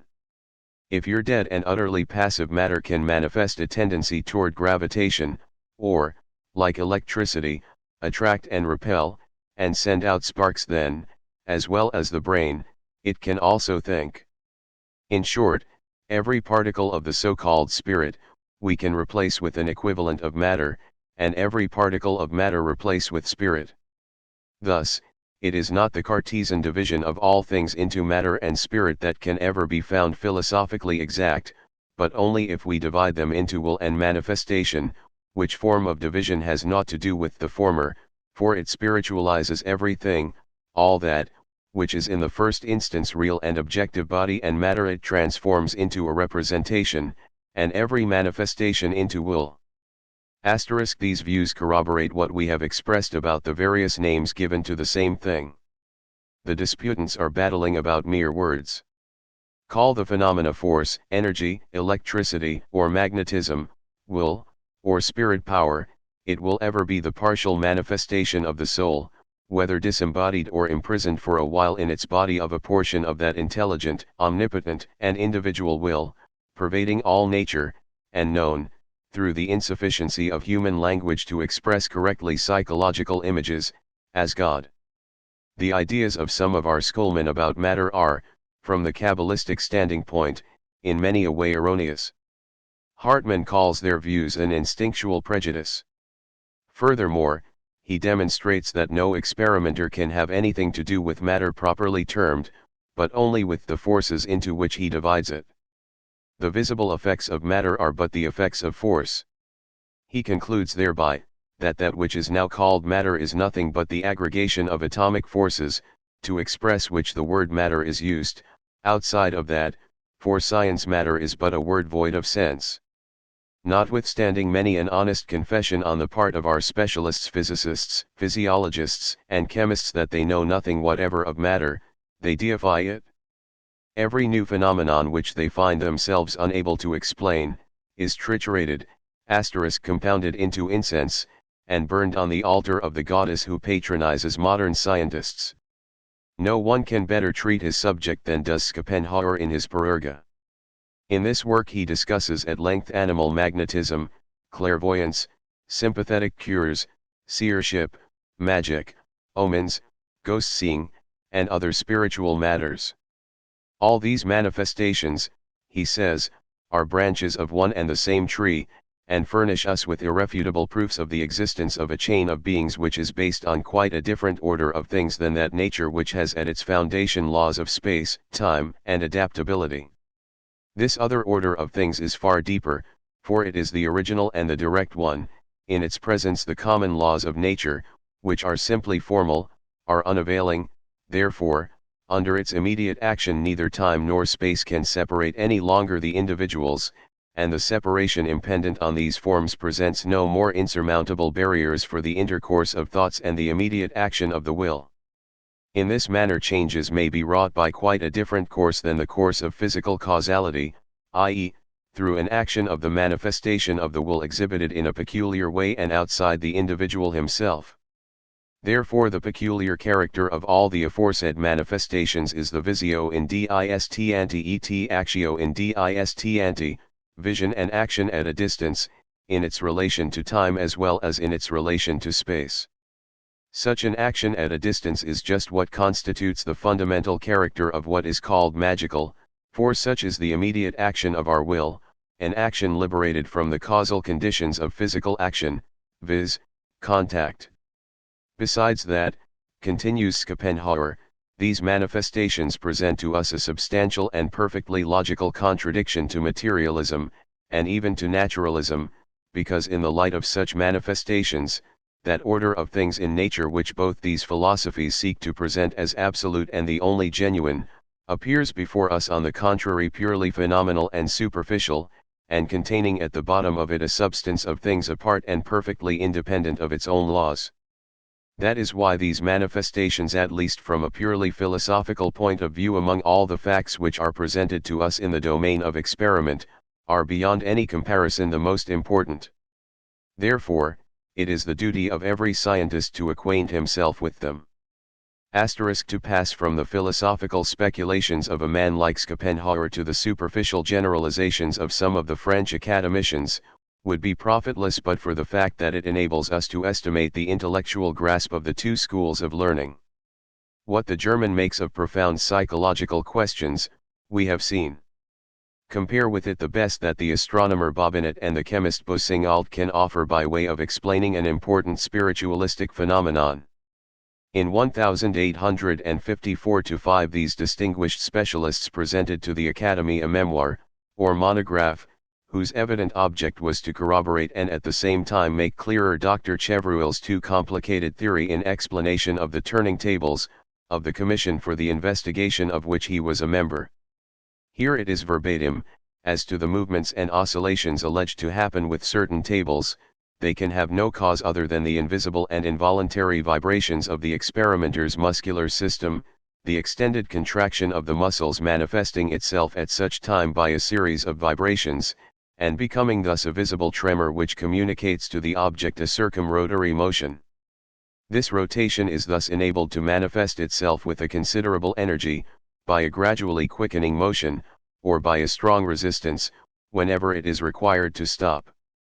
Hence the physical explanation of the phenomenon becomes clear and does not offer the slightest difficulty. None whatever. This scientific hypothesis or demonstration, shall we say, is as clear as one of M. Bobinet's nebulae examined on a foggy night. And still, clear as it may be, it lacks an important feature, i.e., common sense. We are at a loss to decide whether or not Bobinet accepts N.D. Spoyer de Causse-Hartmann's proposition that the visible effects of matter are nothing but the effects of a force, and that in order to form a clear conception of matter, one must first form one of force. The philosophy to the school of which belongs Hartmann, and which is partly accepted by several of the greatest German scientists, teaches that the problem of matter can only be solved by that invisible force, acquaintance with which Schopenhauer terms the magical knowledge, and magical effect or action of will. Thus, we must first ascertain whether the involuntary vibrations of the experimenter's muscular system, which are but actions of matter, are influenced by a will within the experimenter or without. In the former case, Bobinet makes of him an unconscious epileptic; the latter, as we will further see, he rejects altogether, and attributes all intelligent answers of the tipping or rapping tables to unconscious ventriloquism. We know that every exertion of will results in force, and that, according to the above-named German school, the manifestations of atomic forces are individual actions of will, resulting in the unconscious rushing of atoms into the concrete image already subjectively created by the will. Democritus taught, after his instructor Leucippus, that the first principles of all things contained in the universe were atoms and a vacuum. In its Kabbalistic sense, the vacuum means in this instance the latent deity, or latent force, which at its first manifestation became will, and thus communicated the first impulse to these atoms whose agglomeration is matter. This vacuum was but another name for chaos, and an unsatisfactory one, for, according to the Peripatetics, nature abhors a vacuum. That before Democritus the ancients were familiar with the idea of the indestructibility of matter is proved by their allegories and numerous other facts. Movers gives a definition of the Phoenician idea of the ideal sunlight as a spiritual influence issuing from the highest God, Iao, the light conceivable only by intellect, the physical and spiritual principle of all things, out of which the soul emanates. It was the male essence, or wisdom, while the primitive matter or chaos was the female. Thus the two first principles, co-eternal and infinite, were already with the primitive Phoenicians, spirit and matter. Therefore the theory is as old as the world, for Democritus was not the first philosopher who taught it, and intuition existed in man before the ultimate development of his reason. But it is in the denial of the boundless and endless entity, possessor of that invisible will which we for lack of a better term call God, that lies the powerlessness of every materialistic science to explain the occult phenomena. It is in the rejection a priori of everything which might force them to cross the boundary of exact science and step into the domain of psychological, or, if we prefer, metaphysical physiology, that we find the secret cause of their discomfiture by the manifestations, and their absurd theories to account for them. The ancient philosophy affirmed that it is in consequence of the manifestation of that will termed by Plato the divine idea that everything visible and invisible sprung into existence. As that intelligent idea, which, by directing its sole willpower toward a center of localized forces called objective forms into being, so can man, the microcosm of the great macrocosm, do the same in proportion with the development of his willpower. The imaginary atoms, a figure of speech employed by Democritus, and gratefully seized upon by the materialists, are like automatic workmen moved inwardly by the influx of that universal will directed upon them, and which, manifesting itself as force, sets them into activity. The plan of the structure to be erected is in the brain of the architect, and reflects his will, abstract as yet. From the instant of the conception it becomes concrete through these atoms which follow faithfully every line, point, and figure traced in the imagination of the divine geometer. As God creates, so man can create. Given a certain intensity of will, and the shapes created by the mind become subjective. Hallucinations, they are called, although to their creator they are real as any visible object is to anyone else.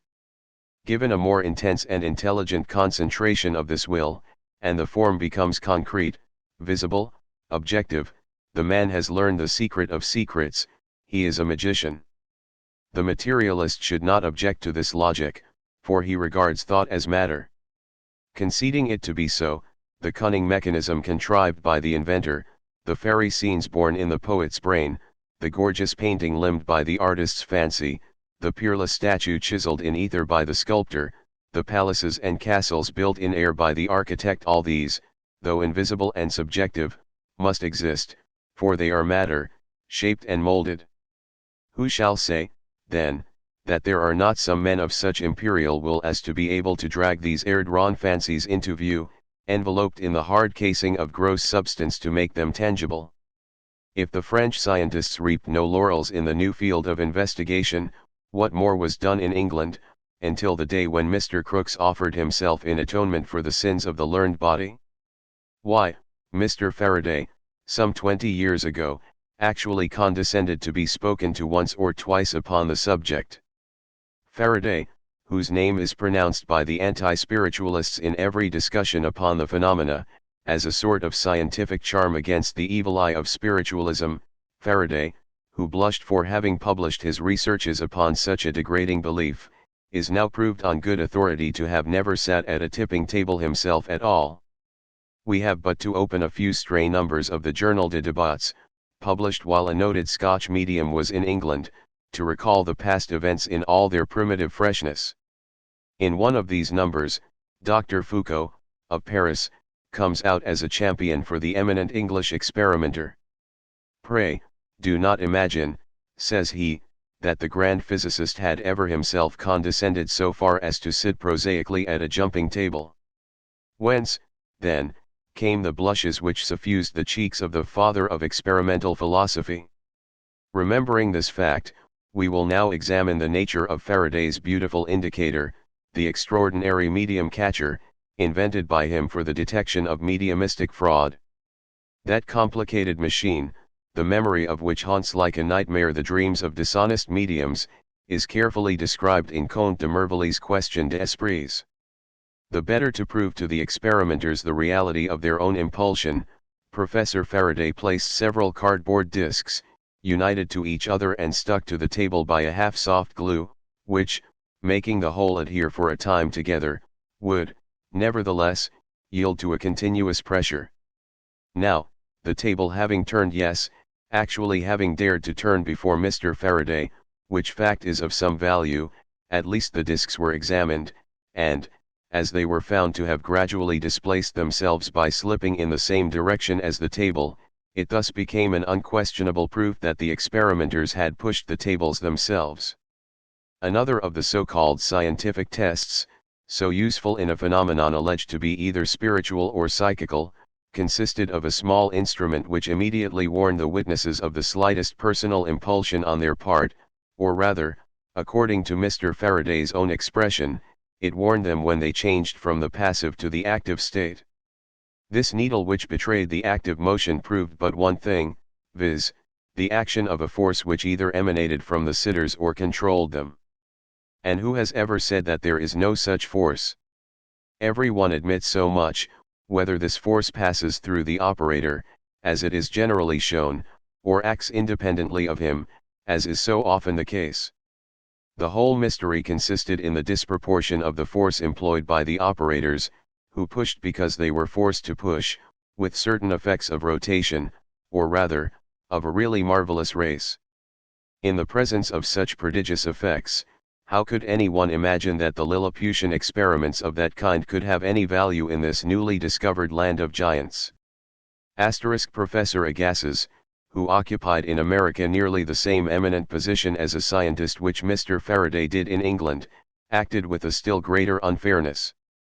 Professor J.R. Buchanan, the distinguished anthropologist, who has treated spiritualism in some respects more scientifically than anyone else in America, speaks of Agassiz, in a recent article, with a very just indignation. For, of all other men, Professor Agassiz ought to believe in a phenomenon to which he had been a subject himself. But now that both Faraday and Agassiz are themselves disembodied, we can do better by questioning the living than the dead. Thus a force whose secret powers were thoroughly familiar to the ancient theurgists, is denied by modern skeptics.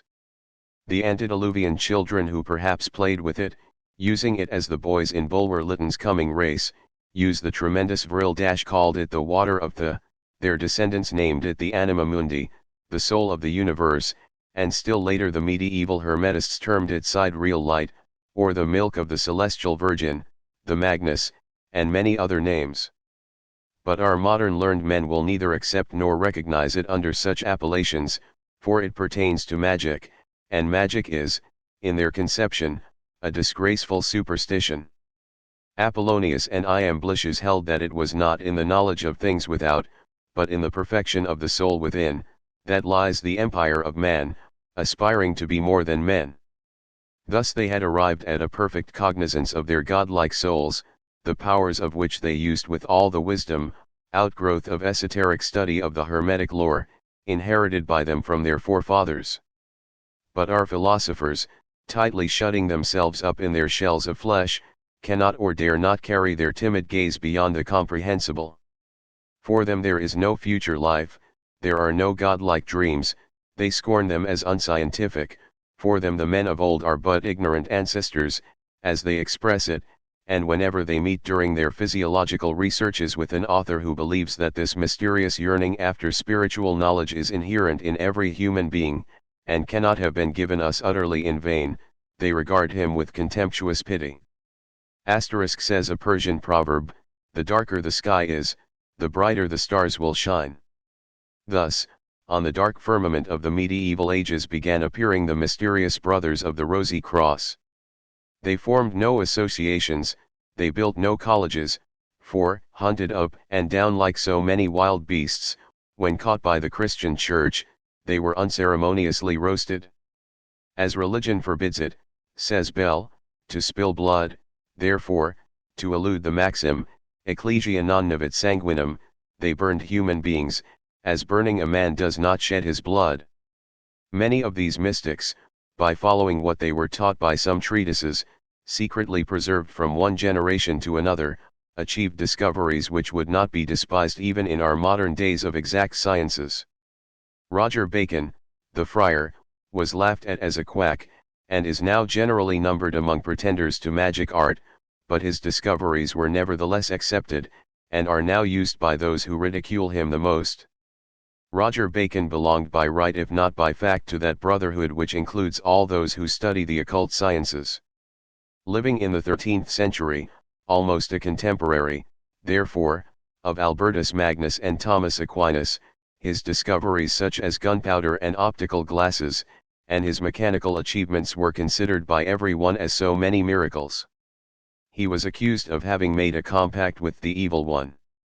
In the legendary history of Friar Bacon, as well as in an old play written by Robert Greene, a dramatist in the days of Queen Elizabeth, it is recounted, that, having been summoned before the king, the friar was induced to show some of his skill before Her Majesty the Queen. So he waved his hand, his wand, says the text, and presently was heard such excellent music, that they all said they had never heard the like. Then there was heard a still louder music, and 4 apparitions suddenly presented themselves and danced until they vanished and disappeared in the air. Then he waved his wand again, and suddenly there was such a smell as if all the rich perfumes in the whole world had been there prepared in the best manner that art could set them out. Then Roger Bacon, having promised a gentleman to show him his sweetheart, he pulled a hanging in the king's apartment aside, and every one in the room saw a kitchen maid with a basting ladle in her hand.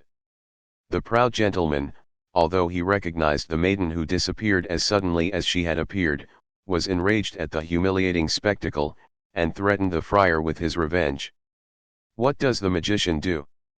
He simply answers, "Threaten not, lest I do you more shame, and do you take heed how you give scholars the lie again."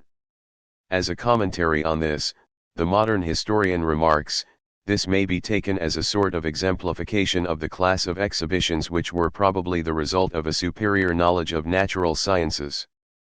No one ever doubted that it was the result of precisely such a knowledge, and the Hermetists, magicians, astrologers, and alchemists never claimed anything else.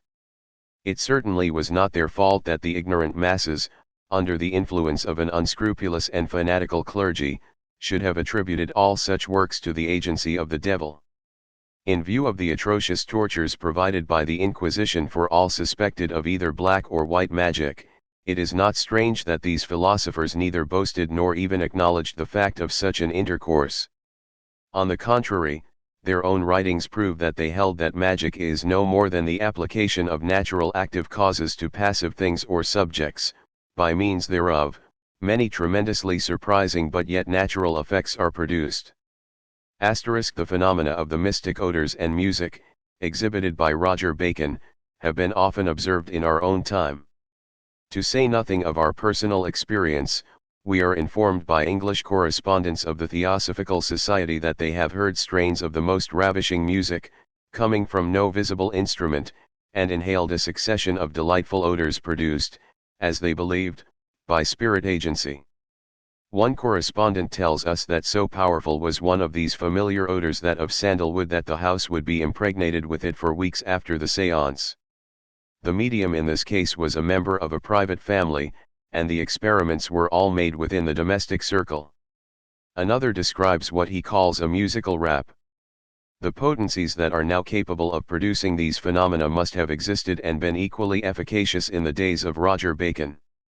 As to the apparitions, it suffices to say that they are evoked now in spiritualistic circles, and guaranteed by scientists, and their evocation by Roger Bacon is thus made more probable than ever. Baptista Porta, in his treatise on natural magic, enumerates a whole catalogue of secret formulae for producing extraordinary effects by employing the occult powers of nature. Although the magicians believed as firmly as our spiritualists in a world of invisible spirits, none of them claimed to produce his effects under their control or through their sole help. They knew too well how difficult it is to keep away the elementary creatures when they have once found the door wide open. Even the magic of the ancient Chaldeans was but a profound knowledge of the powers of simples and minerals.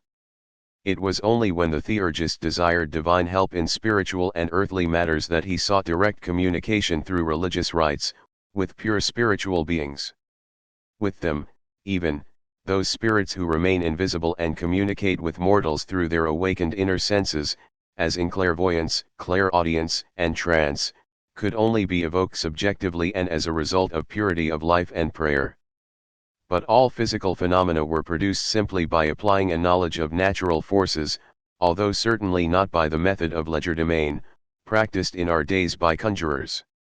Men possessed of such knowledge and exercising such powers patiently toiled for something better than the vainglory of a passing fame. Seeking it not, they became immortal, as do all who labor for the good of the race, forgetful of mean self. Illuminated with the light of eternal truth, these rich poor alchemists fixed their attention upon the things that lie beyond the common ken, recognizing nothing inscrutable but the first cause, and finding no question unsolvable. To dare, to know, to will, and remain silent, was their constant rule.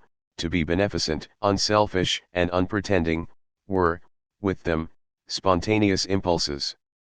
Disdaining the rewards of petty traffic, spurning wealth, luxury, pomp, and worldly power, they aspired to knowledge as the most satisfying of all acquisitions.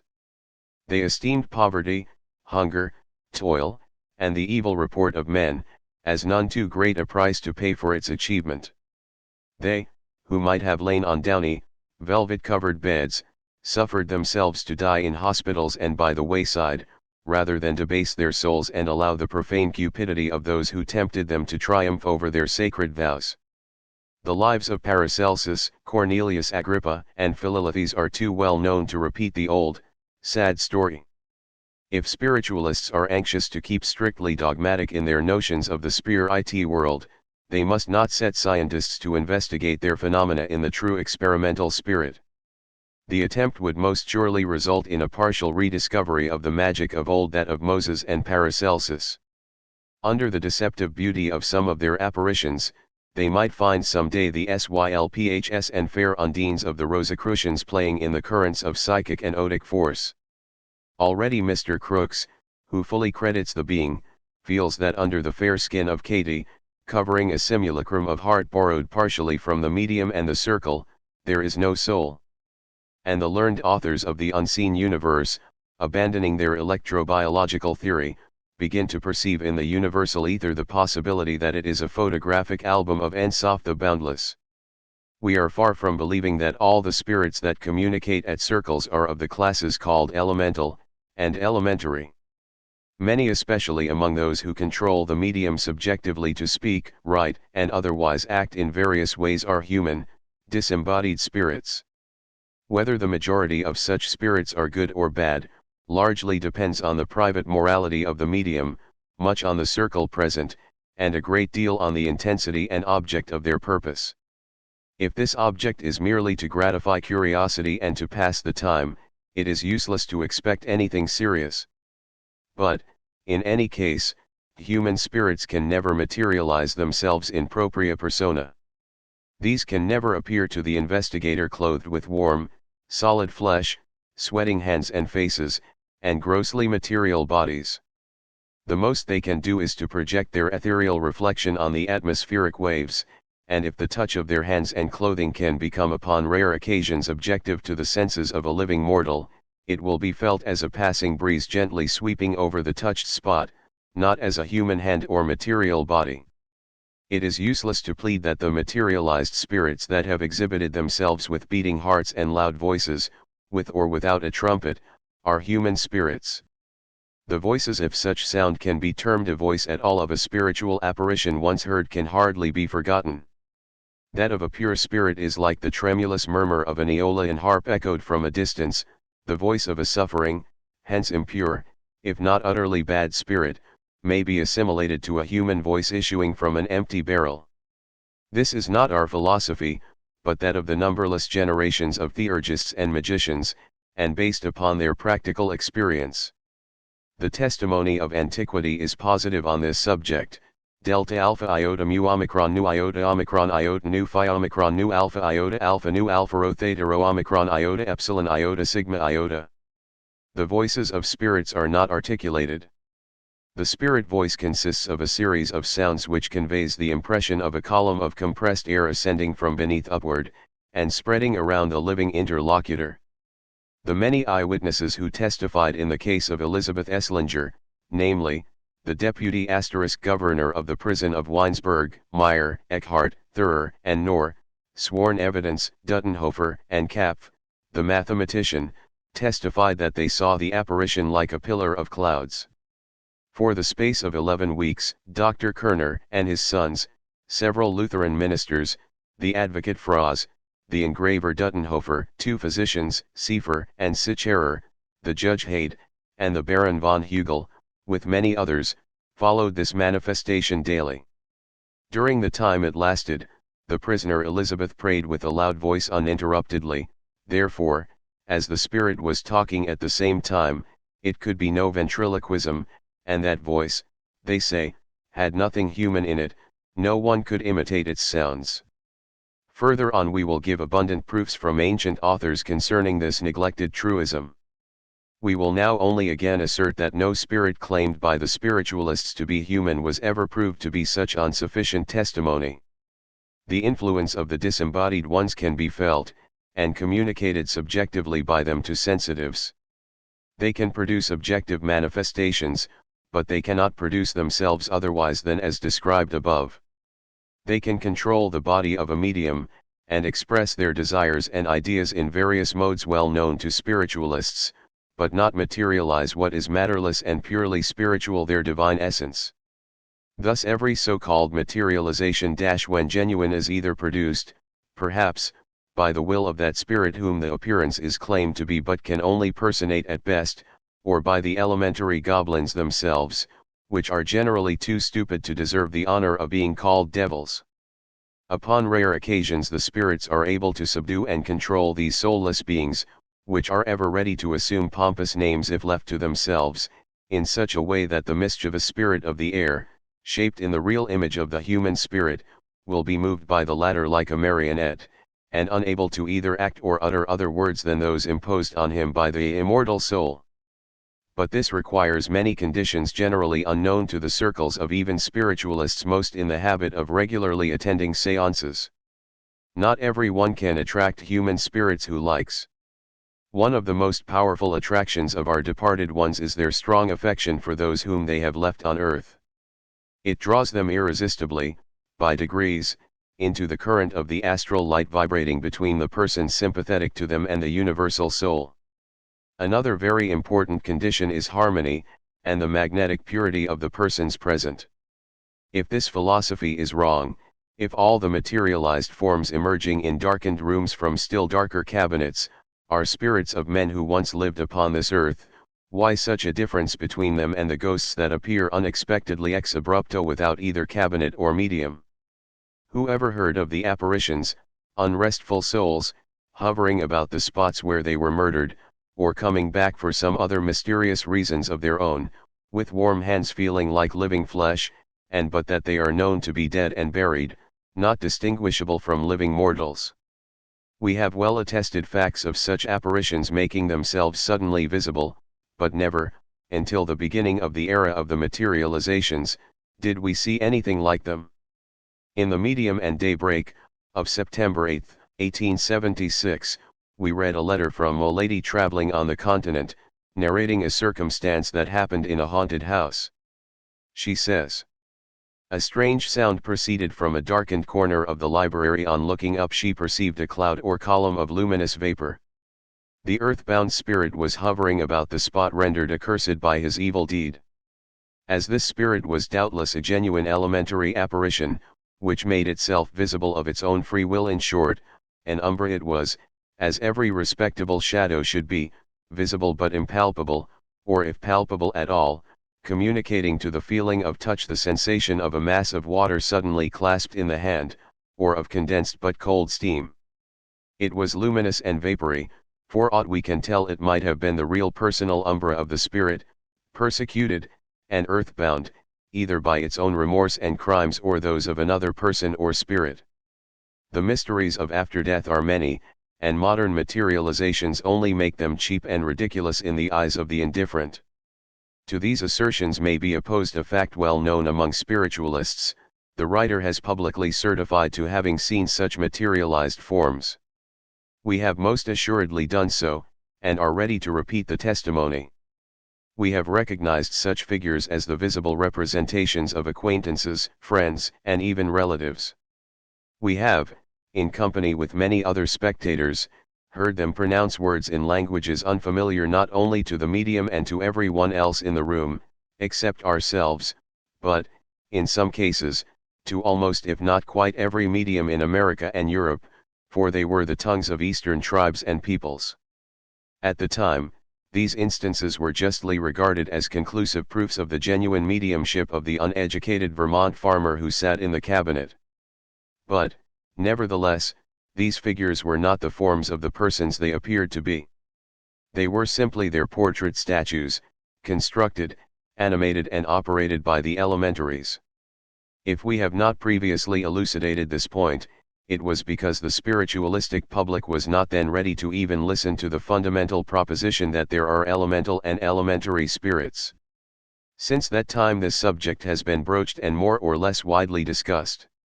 There is less hazard now in attempting to launch upon the restless sea of criticism the hoary philosophy of the ancient sages, for there has been some preparation of the public mind to consider it with impartiality and deliberation.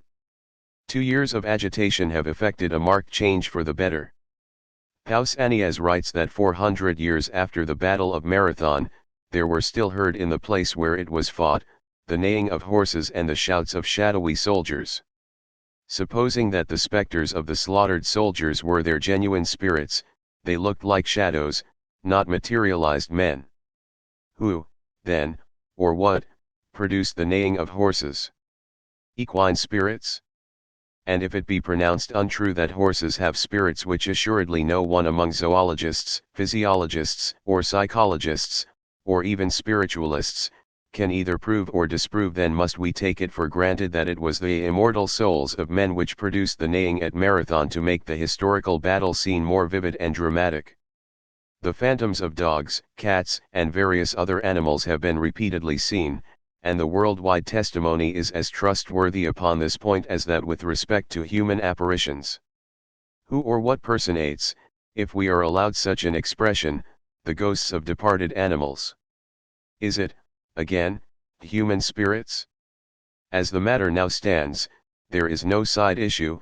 We have either to admit that animals have surviving spirits and souls as well as ourselves, or hold with Porphyry that there are in the invisible world a kind of tricky and malicious demons, intermediary beings between living men and gods, spirits that delight in appearing under every imaginable shape, beginning with the human form, and ending with those of multifarious animals.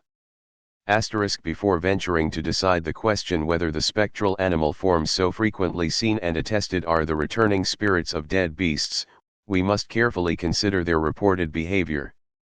Do these specters act according to the habits and display the same instincts as the animals during life? Do the spectral beasts of prey lie in wait for victims, and timid animals flee before the presence of man, or do the latter show a malevolence and disposition to annoy, quite foreign to their natures? Many victims of these obsessions, notably, the afflicted persons of Salem and other historical witchcrafts, testify to having seen dogs, cats, pigs, and other animals, entering their rooms, biting them, trampling upon their sleeping bodies, and talking to them, often inciting them to suicide and other crimes. In the well-attested case of Elizabeth Esslinger, mentioned by Dr. Kerner, the apparition of the ancient priest of Wimmenthal was accompanied by a large black dog, which he called his father, and which dog in the presence of numerous witnesses jumped on all the beds of the prisoners. At another time the priest appeared with a lamb, and sometimes with 2 lambs.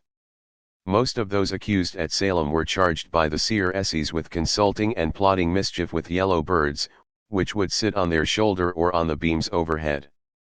And unless we discredit the testimony of thousands of witnesses, in all parts of the world, and in all ages, and allow a monopoly of seership to modern mediums, spectre animals do appear and manifest all the worst traits of depraved human nature, without themselves being human. What, then, can they be but elementals? Descartes was one of the few who believed and dared say that to occult medicine we shall owe discoveries destined to extend the domain of philosophy, and Briar de Boismont not only shared in these hopes but openly avowed his sympathy with supernaturalism, which he considered the universal grand creed. We think with Guizot, he says, that the existence of society is bound up in it. It is in vain that modern reason, which, notwithstanding its positivism, cannot explain the intimate cause of any phenomena, rejects the supernatural. It is universal, and at the root of all hearts. The most elevated minds are frequently its most ardent disciples. Christopher Columbus discovered America, and Americus Vespucius reaped the glory and usurped his dues. Theophrastus Paracelsus rediscovered the occult properties of the magnet, the bone of Horus, which, 12 centuries before his time, had played such an important part in the theurgic mysteries, and he very naturally became the founder of the school of magnetism and of medieval magico-theurgy. But Mesmer, who lived nearly 300 years after him, and as a disciple of his school brought the magnetic wonders before the public, reaped the glory that was due to the fire philosopher, while the great master died in a hospital. So goes the world, new discoveries, evolving from old sciences, new men the same old nature. Footnotes 43 *W. Crookes, F.R.S., Researches in the Phenomena of Spiritualism. 44 *W. Crookes, Experiments on Psychic Force, page 25. 45 *W. Crookes, Spiritualism Viewed by the Light of Modern Science. See Quarterly Journal of Science. 45 *A. Aksakov, Phenomena of Mediumism. 46 *A. Aksakov, Phenomena of Mediumism. 48 *. The Last of Katy King, Pamphlet 3, p. 119. 48 *. Ibid, Pam. I, p. 7. 48 *. The Last of Katy King, Pamp. 3, p. 112. 48 * Ibid, p. 112. 48 * Researches in the Phenomena of Spiritualism, p. 45. 52 * Pfaff's Astrology. Burrell. 52 * Medico-Surgical Essays. 52 * The philosophy of history. 52 * on Theof. Paracelsus-Magic 52 * Chemshead says in his Inorganic Chemistry that the element hydrogen was first mentioned in the 16th century by Paracelsus, but very little was known of it in any way. p. 66. And why not be fair and confess at once that Paracelsus was the rediscoverer of hydrogen as he was the rediscoverer of the hidden properties of the magnet and animal magnetism? It is easy to show that according to the strict vows of secrecy taken and faithfully observed by every Rosicrucian, and especially by the alchemist, he kept his knowledge secret. Perhaps it would not prove a very difficult task for any chemist well versed in the works of Paracelsus to demonstrate that oxygen, the discovery of which is credited to Priestley, was known to the Rosicrucian alchemists as well as hydrogen. 54 * Letter to J. Glanville, chaplain to the King and a Fellow of the Royal Society. Glanville was the author of the celebrated work on apparitions and demonology entitled Saggismus Triumphatus, or A Full and Plain Evidence Concerning Witches and Apparitions, in 2 parts, proving partly by scripture, and partly by a choice collection of modern relations, the real existence of apparitions, spirits, and witches. 1700. 55 * Plato, Timaeus Arius, 97. 55 * Sea Movers Explanations, 268. 56 * Cori, Chaldean Oracles, 243. 56 * Philo-Judaeus, On the Creation, x 56 * Movers, Voinizer, 282. 56 * K.O. Muller, 236. 56 * Weber, Acad. Forels, 213, 214, etc. 56 * Plutarch, Isis and Osiris, I, 6. 56 * Spirit History of Man, p. 88. 56 * Movers, Voinizer, 268. 56 * Cori, Fragments, 240. 58 * Perurga, 2, pages 111, 112. 59 * C. Huxley, Physical Basis of Life. 60 * Schopenhauer, Perurga. Art. On Will in Nature. 60 * Revue de Deux Mondes, January 15, 1855, p. 108. 63 * Comte de Mervelly, Question d'Esprits. 64 * Bulwer-Lytton, Zanoni. 65 * T. Wright, Narratives of Sorcery and Magic.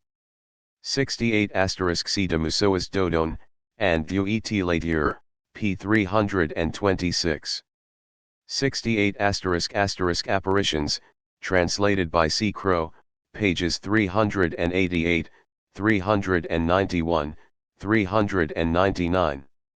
70 * De Abstinentia, etc. 71 * C. Crow, On Apparitions, p. 398. 71 * Upham, Salem Witchcraft. 71 * Briar de Boismont, On Hallucinations, p. 60. Chapter 3. The mirror of the soul cannot reflect both earth and heaven, and the one vanishes from its surface, as the other is glassed upon its deep. Zanoni. Qui, Don, ta dun la mission d'annoncer au peuple que la divinité n'existe pas que l'avantage trouvé tu a persuader le homme tu un force aveugle préside et ses destinies et frappé au hasard le crime et la vertu. Robespierre, Discours, May 7, 1794. We believe that few of those physical phenomena which are genuine are caused by disembodied human spirits.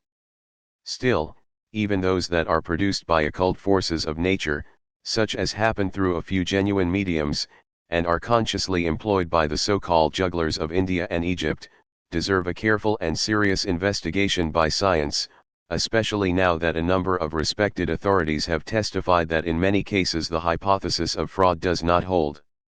No doubt, there are professed conjurers who can perform cleverer tricks than all the American and English John Kings together. Robert Houdin unquestionably could, but this did not prevent his laughing outright in the face of the academicians, when they desired him to assert in the newspapers, that he could make a table move, or rap answers to questions, without contact of hands, unless the table was a prepared one. The fact alone, that a now notorious London juggler refused to accept a challenge for £1,000 offered him by Mr. Algernon Joy, to produce such manifestations as are usually obtained through mediums, unless he was left unbound and free from the hands of a committee, negatives his expose of the occult phenomena. Clever as he may be, we defy and challenge him to reproduce, under the same conditions, the tricks exhibited even by a common Indian juggler. For instance, the spot to be chosen by the investigators at the moment of the performance, and the juggler to know nothing of the choice, the experiment to be made in broad daylight, without the least preparations for it, without any confederate but a boy absolutely naked, and the juggler to be in a condition of semi-nudity. After that, we should select out of a variety 3 tricks, the most common among such public jugglers, and that were recently exhibited to some gentlemen belonging to the suite of the Prince of Wales, 1 to transform a rupee firmly clasped in the hand of a skeptic into a living cobra, the bite of which would prove fatal, as an examination of its fangs would show. 2 to cause a seed chosen at random by the spectators, and planted in the first semblance of a flower pot, furnished by the same skeptics, to grow, mature, and bear fruit in less than a quarter of an hour. 3 to stretch himself on 3 swords, stuck perpendicularly in the ground at their hilts, the sharp points upward, after that, to have removed first one of the swords, then the other, and, after an interval of a few seconds, the last one, the juggler remaining, finally, lying on nothing on the air, miraculously suspended at about 1 yard from the ground. When any prestidigitateur, to begin with Houdin and end with the last trickster who has secured gratuitous advertisement by attacking spiritualism, does the same, then but only then we will train ourselves to believe that mankind has been evolved out of the hind toe of Mr. Huxley's Eocene or a hippus. We assert again, in full confidence, that there does not exist a professional wizard, either of the North, South, or West, who can compete with anything approaching success, with these untutored, naked sons of the East. These require no Egyptian hall for their performances, nor any preparations or rehearsals, but are ever ready, at a moment's notice, to evoke to their help the hidden powers of nature, which, for European prestidigitateurs as well as for scientists, are a closed book. Verily, as Elihu puts it, great men are not always wise, neither do the aged understand judgment. To repeat the remark of the English divine, Dr. Henry Moore, we may well say, indeed, if there were any modesty left in mankind, the histories of the Bible might abundantly assure men of the existence of angels and spirits. The same eminent man adds, I look upon it as a special piece of providence that fresh examples of apparitions may awaken our benumbed and lethargic minds into an assurance that there are other intelligent beings besides those that are clothed in heavy earth or clay, for this evidence, showing that there are bad spirits, will necessarily open a door to the belief that there are good ones, and lastly, that there is a God. The instance above given carries a moral with it, not only to scientists, but theologians.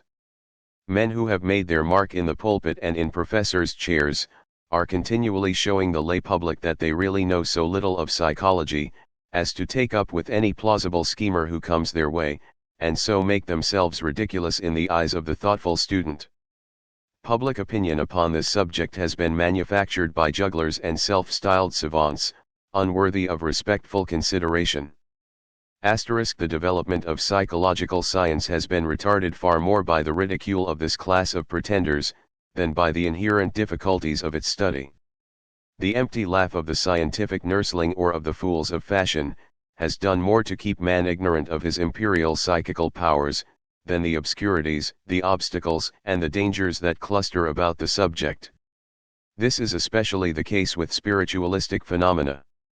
That their investigation has been so largely confined to incapables, is due to the fact that men of science, who might and would have studied them, have been frightened off by the boasted exposures, the paltry jokes, and the impertinent clamor of those who are not worthy to tie their shoes. There are moral cowards even in university chairs. The inherent vitality of modern spiritualism is proven in its survival of the neglect of the scientific body, and of the obstreperous boasting of its pretended exposers. If we begin with the contemptuous sneers of the patriarchs of science, such as Faraday and Brewster, and end with the professional exposes of the successful mimicker of the phenomena, of London, we will not find them furnishing one single, well-established argument against the occurrence of spiritual manifestations. My theory is, says this individual, in his recent so indecent expose, that Mr. Williams dressed up and personified John King and Peter. Nobody can prove that it wasn't so. Thus it appears that, notwithstanding the bold tone of assertion, it is but a theory after all, and spiritualists might well retort upon the exposer, and demand that he should prove that it is so. But the most inveterate, uncompromising enemies of spiritualism are a class very fortunately composed of but few members, who, nevertheless, declaim the louder and assert their views with a clamorousness worthy of a better cause.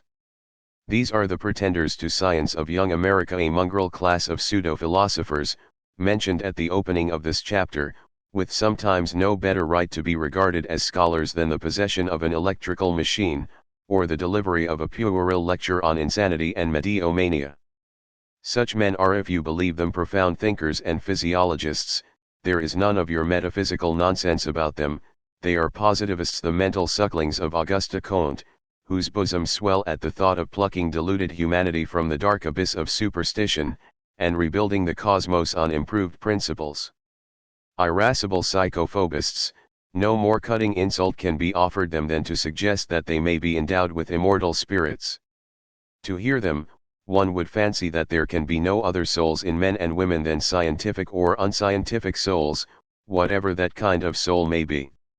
Some 30 or 40 years ago, in France, Auguste Comte, a pupil of the École Polytechnique, who had remained for years at that establishment as a repetiteur of transcendent analysis and rationalistic mechanics, awoke one fine morning with the very irrational idea of becoming a prophet. In America, prophets can be met with at every street corner. In Europe, they are as rare as black swans. But France is the land of novelties. Auguste Comte became a prophet, and so infectious is fashion, sometimes, that even in sober England he was considered, for a certain time, the Newton of the 19th century. The epidemic extended, and for the time being, it spread like wildfire over Germany, England, and America. It found adepts in France, but the excitement did not last long with these. The prophet needed money, the disciples were unwilling to furnish it. The fever of admiration for a religion without a God cooled off as quickly as it had come on. Of all the enthusiastic apostles of the prophet, there remained but one worthy of any attention. It was the famous philologist Littre, a member of the French Institute, and a would-be member of the Imperial Academy of Sciences, but whom the Archbishop of Orleans maliciously prevented from becoming one of the immortals. The philosopher-mathematician, the high priest of the religion of the future, taught his doctrine as do all his brother prophets of our modern days. He deified woman, and furnished her with an altar, but the goddess had to pay for its use. The rationalists had laughed at the mental aberration of Fourier, they had laughed at the Saint-Simonists, and their scorn for spiritualism knew no bounds. The same rationalists and materialists were caught, like so many empty-headed sparrows, by the birdlime of the new prophet's rhetoric. A longing for some kind of divinity, a craving for the unknown, is a feeling congenital in man, hence the worst atheists seem not to be exempt from it. Deceived by the outward brilliancy of the Cygnus Fatuus, the disciples followed it until they found themselves floundering in a bottomless morass. Covering themselves with the mask of a pretended erudition, the positivists of this country have organized themselves into clubs and committees with the design of uprooting spiritualism, while pretending to impartially investigate it. Too timid to openly challenge the churches and the Christian doctrine, they endeavor to sap that upon which all religion is based, man's faith in God and his own immortality. Their policy is to ridicule that which affords an unusual basis for such a faith, phenomenal spiritualism. Attacking it at its weakest side, they make the most of its lack of an inductive method, and of the exaggerations that are to be found in the transcendental doctrines of its propagandists. Taking advantage of its unpopularity, and displaying a courage as furious and out of place as that of the errant knight of La Mancha, they claim recognition as philanthropists and benefactors who would crush out a monstrous superstition. Let us see in what degree Comte's boasted religion of the future is superior to spiritualism, and how much less likely its advocates are to need the refuge of those lunatic asylums which they officiously recommend for the mediums whom they have been so solicitous about. Before beginning, let us call attention to the fact that 3/4 of the disgraceful features exhibited in modern spiritualism are directly traceable to the materialistic adventurers pretending to be spiritualists. Comte has fulsomely depicted the artificially fecundated woman of the future. She is but elder sister to the Cyprian ideal of the free lovers. The immunity against the future offered by the teachings of his moonstruck disciples, has inoculated some pseudo-spiritualists to such an extent as to lead them to form communistic associations. None, however, have proved long-lived. Their leading feature being generally a materialistic animalism, gilded over with a thin leaf of Dutch metal philosophy and tricked out with a combination of hard Greek names, the community could not prove anything else than a failure. Plato, in the 5th book of the Republic, suggests a method for improving the human race by the elimination of the unhealthy or deformed individuals, and by coupling the better specimens of both sexes. It was not to be expected that the genius of our century, even were he a prophet, would squeeze out of his brain anything entirely new. Comte was a mathematician. Cleverly combining several old utopias, he colored the whole, and, improving on Plato's idea, materialized it, and presented the world with the greatest monstrosity that ever emanated from a human mind. We beg the reader to keep in view, that we do not attack Comte as a philosopher, but as a professed reformer. In the irremediable darkness of his political, philosophical, and religious views, we often meet with isolated observations and remarks in which profound logic and judiciousness of thought rival the brilliancy of their interpretation. But then, these dazzle you like flashes of lightning on a gloomy night, to leave you, the next moment, more in the dark than ever. If condensed and repunctuated, his several works might produce, on the whole, a volume of very original aphorisms, giving a very clear and really clever definition of most of our social evils, but it would be vain to seek, either through the tedious circumlocution of the 6 volumes of his Cours de Philosophie Positive, or in that parody on priesthood, in the form of a dialogue, the Catechism of the Religion of Positivism, any idea suggestive of even provisional remedies for such evils. His disciples suggest that the sublime doctrines of their prophet were not intended for the vulgar. Comparing the dogmas preached by positivism with their practical exemplifications by its apostles, we must confess the possibility of some very achromatic doctrine being at the bottom of it. While the high priest preaches that woman must cease to be the female of the man, while the theory of the positivist legislators on marriage and the family, chiefly consists in making the woman the mere companion of man by ridding her of every maternal function, and while they are preparing against the future a substitute for that function by applying to the chaste woman a latent force, some of its lay priests openly preach polygamy, and others affirm that their doctrines are the quintessence of spiritual philosophy. In the opinion of the Romish clergy, who labor under a chronic nightmare of the devil, Comte offers his woman of the future to the possession of the incubi. In the opinion of more prosaic persons, the divinity of positivism must henceforth be regarded as a bipped broodmare. Even Littra made prudent restrictions while accepting the apostleship of this marvelous religion. This is what he wrote in 1859. Comte not only thought that he found the principles, traced the outlines, and furnished the method, but that he had deduced the consequences and constructed the social and religious edifice of the future. It is in this second division that we make our reservations, declaring, at the same time, that we accept as an inheritance, the whole of the first. Further, he says, Comte, in a grand work entitled The System of the Positive Philosophy, established the basis of a philosophy which must finally supplant every theology and the whole of metaphysics. Such a work necessarily contains a direct application to the government of societies, as it has nothing arbitrary in it, and as we find therein a real science. My adhesion to the principles involves my adhesion to the essential consequences. M. Litra has shown himself in the light of a true son of his prophet. Indeed, the whole system of Comte appears to us to have been built on a play of words. When they say positivism, red nihilism, when you hear the word chastity, know that it means impudicity, and so on. Being a religion based on a theory of negation, its adherents can hardly carry it out practically without saying white when meaning black. Positive philosophy, continues Litra, does not accept atheism, for the atheist is not a really emancipated mind, but is, in his own way, a theologian still. He gives his explanation about the essence of things, he knows how they began.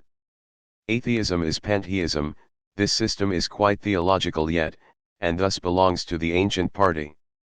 It really would be losing time to quote any more of these paradoxical dissertations.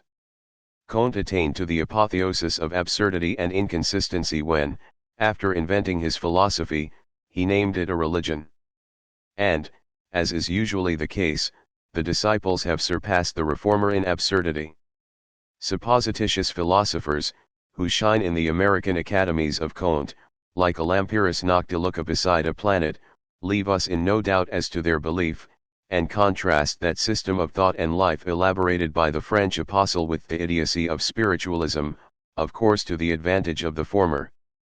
To destroy, you must replace, exclaims the author of the Catechism of the Religion of Positivism, quoting Casaudier, by the way, without crediting him with the thought, and his disciples proceed to show by what sort of a loathsome system they are anxious to replace Christianity, spiritualism, and even science.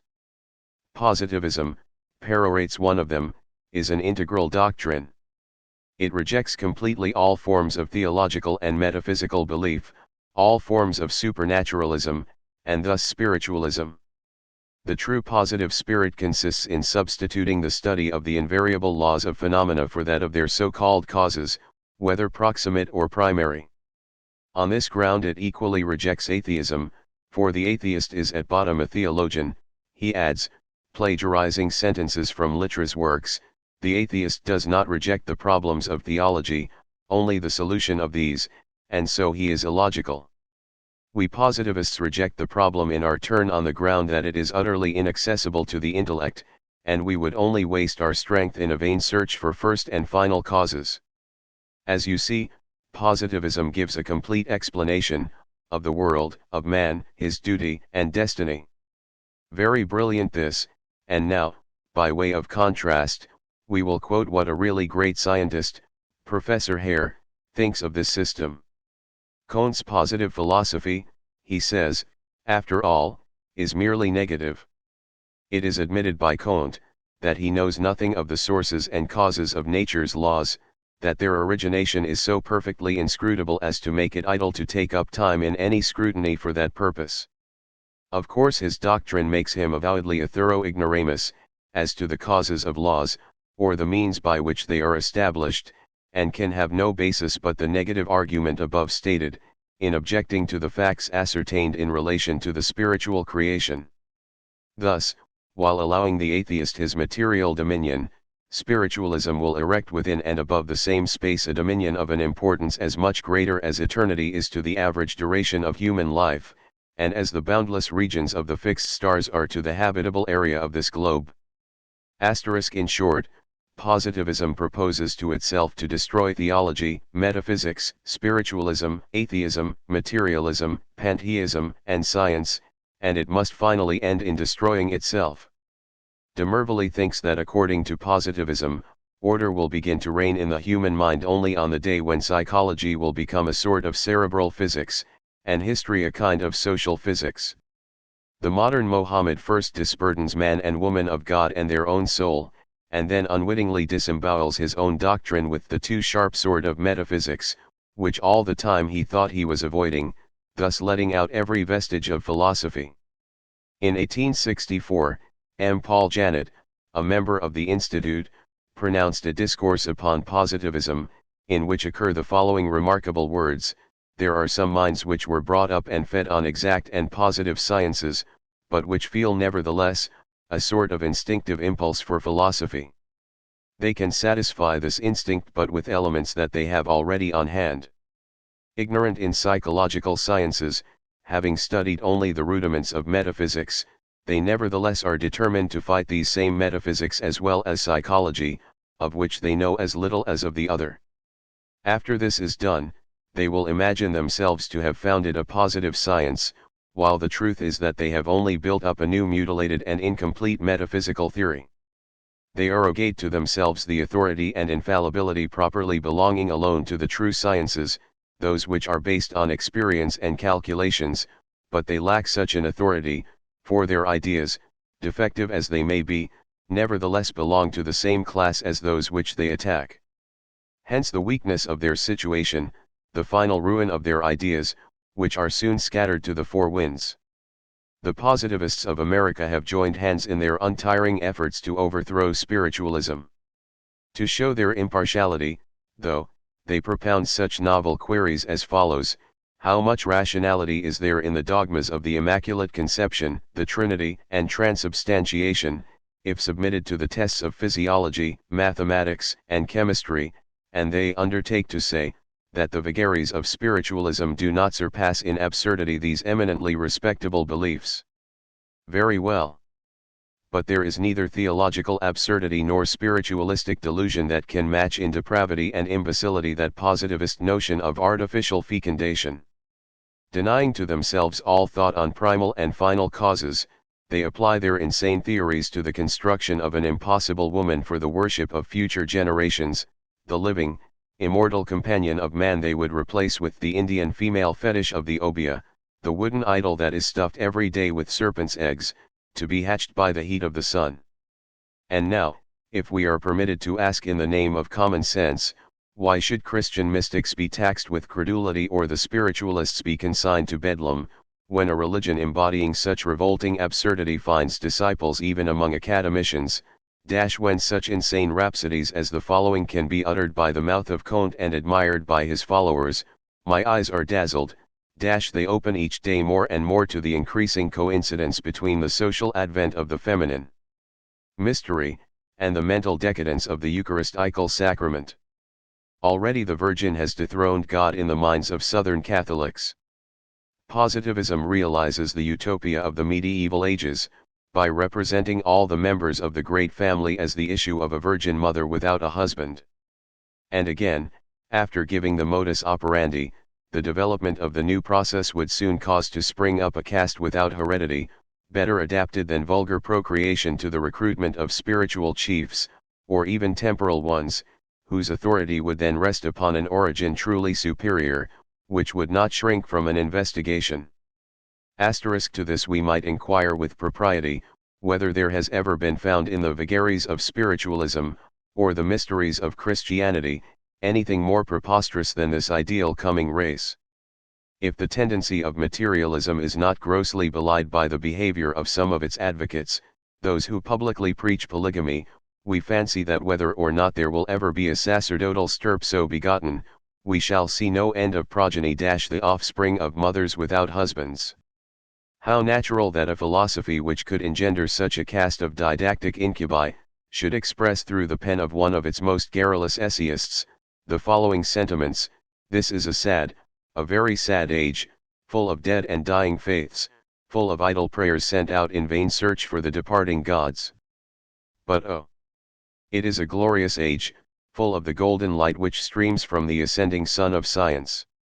What shall we do for those who are shipwrecked in faith, bankrupt in intellect, but who seek comfort in the mirage of spiritualism, the delusions of transcendentalism, or the will-o'-the-wisp of mesmerism? The ignis fatuus, now so favorite an image with many dwarf philosophers, had itself to struggle for recognition. It is not so long since the now familiar phenomenon was stoutly denied by a correspondent of the London Times, whose assertions carried weight, till the work of Dr. Phipson, supported by the testimony of Beccaria, Humboldt, and other naturalists, set the question at rest. The positivists should choose some happier expression, and follow the discoveries of science at the same time. As to mesmerism, it has been adopted in many parts of Germany, and is publicly used with undeniable success in more than one hospital. Its occult properties have been proved and are believed in by physicians, whose eminence, learning, and merited fame, the self-complacent lecturer on mediums and insanity cannot well hope to equal. We have to add but a few more words before we drop this unpleasant subject. We have found positivists particularly happy in the delusion that the greatest scientists of Europe were Comtists. How far their claims may be just, as regards other savants, we do not know, but Huxley, whom all Europe considers one of her greatest scientists, most decidedly declines that honor, and Dr. Maudsley, of London, follows suit. In a lecture delivered by the former gentleman in 1868, in Edinburgh, on the physical basis of life, he even appears to be very much shocked at the liberty taken by the Archbishop of York, in identifying him with Comte's philosophy. So far as I am concerned, says Mr. Huxley, the most reverend prelate might dialectically hew Mr. Comte in pieces, as a modern agag, and I would not attempt to stay his hand. In so far as my study of what specially characterizes the positive philosophy has led me, I find, therein, little or nothing of any scientific value, and a great deal which is as thoroughly antagonistic to the very essence of science as anything in ultramontane Catholicism. In fact, Comte's philosophy in practice might be compendiously described as Catholicism minus Christianity. Further, Huxley even becomes wrathful, and falls to accusing Scotchmen of ingratitude for having allowed the bishop to mistake Comte for the founder of a philosophy which belonged by right to Hume. It was enough, exclaims the professor, to make David Hume turn in his grave, that here, almost within earshot of his house, an interested audience should have listened, without a murmur, whilst his most characteristic doctrines were attributed to a French writer of 50 years later date, in whose dreary and verbose pages we miss alike the vigor of thought and the clearness of style. Poor Comte. It appears that the highest representatives of his philosophy are now reduced, at least in this country, to one physicist, one physician who has made a specialty of nervous diseases, and one lawyer. A very witty critic nicknamed this desperate trio, an anomalistic triad, which, amid its arduous labors, finds no time to acquaint itself with the principles and laws of their language. To close the question, the positivists neglect no means to overthrow spiritualism in favor of their religion. Their high priests are made to blow their trumpets untiringly, and though the walls of no modern Jericho are ever likely to tumble down in dust before their blast, still they neglect no means to attain the desired object. Their paradoxes are unique, and their accusations against spiritualists irresistible in logic. In a recent lecture, for instance, it was remarked that, the exclusive exercise of religious instinct is productive of sexual immorality. Priests, monks, nuns, saints, media, ecstatics, and devotees are famous for their impurities. We are happy to remark that, while positivism loudly proclaims itself a religion, spiritualism has never pretended to be anything more than a science, a growing philosophy, or rather a research in hidden and as yet unexplained forces in nature. The objectiveness of its various phenomena has been demonstrated by more than one genuine representative of science, and as ineffectually denied by her monkeys. Finally, it may be remarked of our positivists who deal so unceremoniously with every psychological phenomenon, that they are like Samuel Butler's rhetorician, who could not ope his mouth, but out there flew a trope. We would there were no occasion to extend the critic's glance beyond the circle of triflers and pedants who improperly wear the title of men of science. But it is also undeniable that the treatment of new subjects by those whose rank is high in the scientific world but too often passes unchallenged, when it is amenable to censure. The cautiousness bred of a fixed habit of experimental research, the tentative advance from opinion to opinion, the weight accorded to recognized authorities all foster a conservatism of thought which naturally runs into dogmatism. The price of scientific progress is too commonly the martyrdom or ostracism of the innovator. The reformer of the laboratory must, so to speak, carry the citadel of custom and prejudice at the point of the bayonet. It is rare that even a postern door is left ajar by a friendly hand. The noisy protests and impertinent criticisms of the little people of the antechamber of science, he can afford to let pass unnoticed. The hostility of the other class is a real peril that the innovator must face and overcome.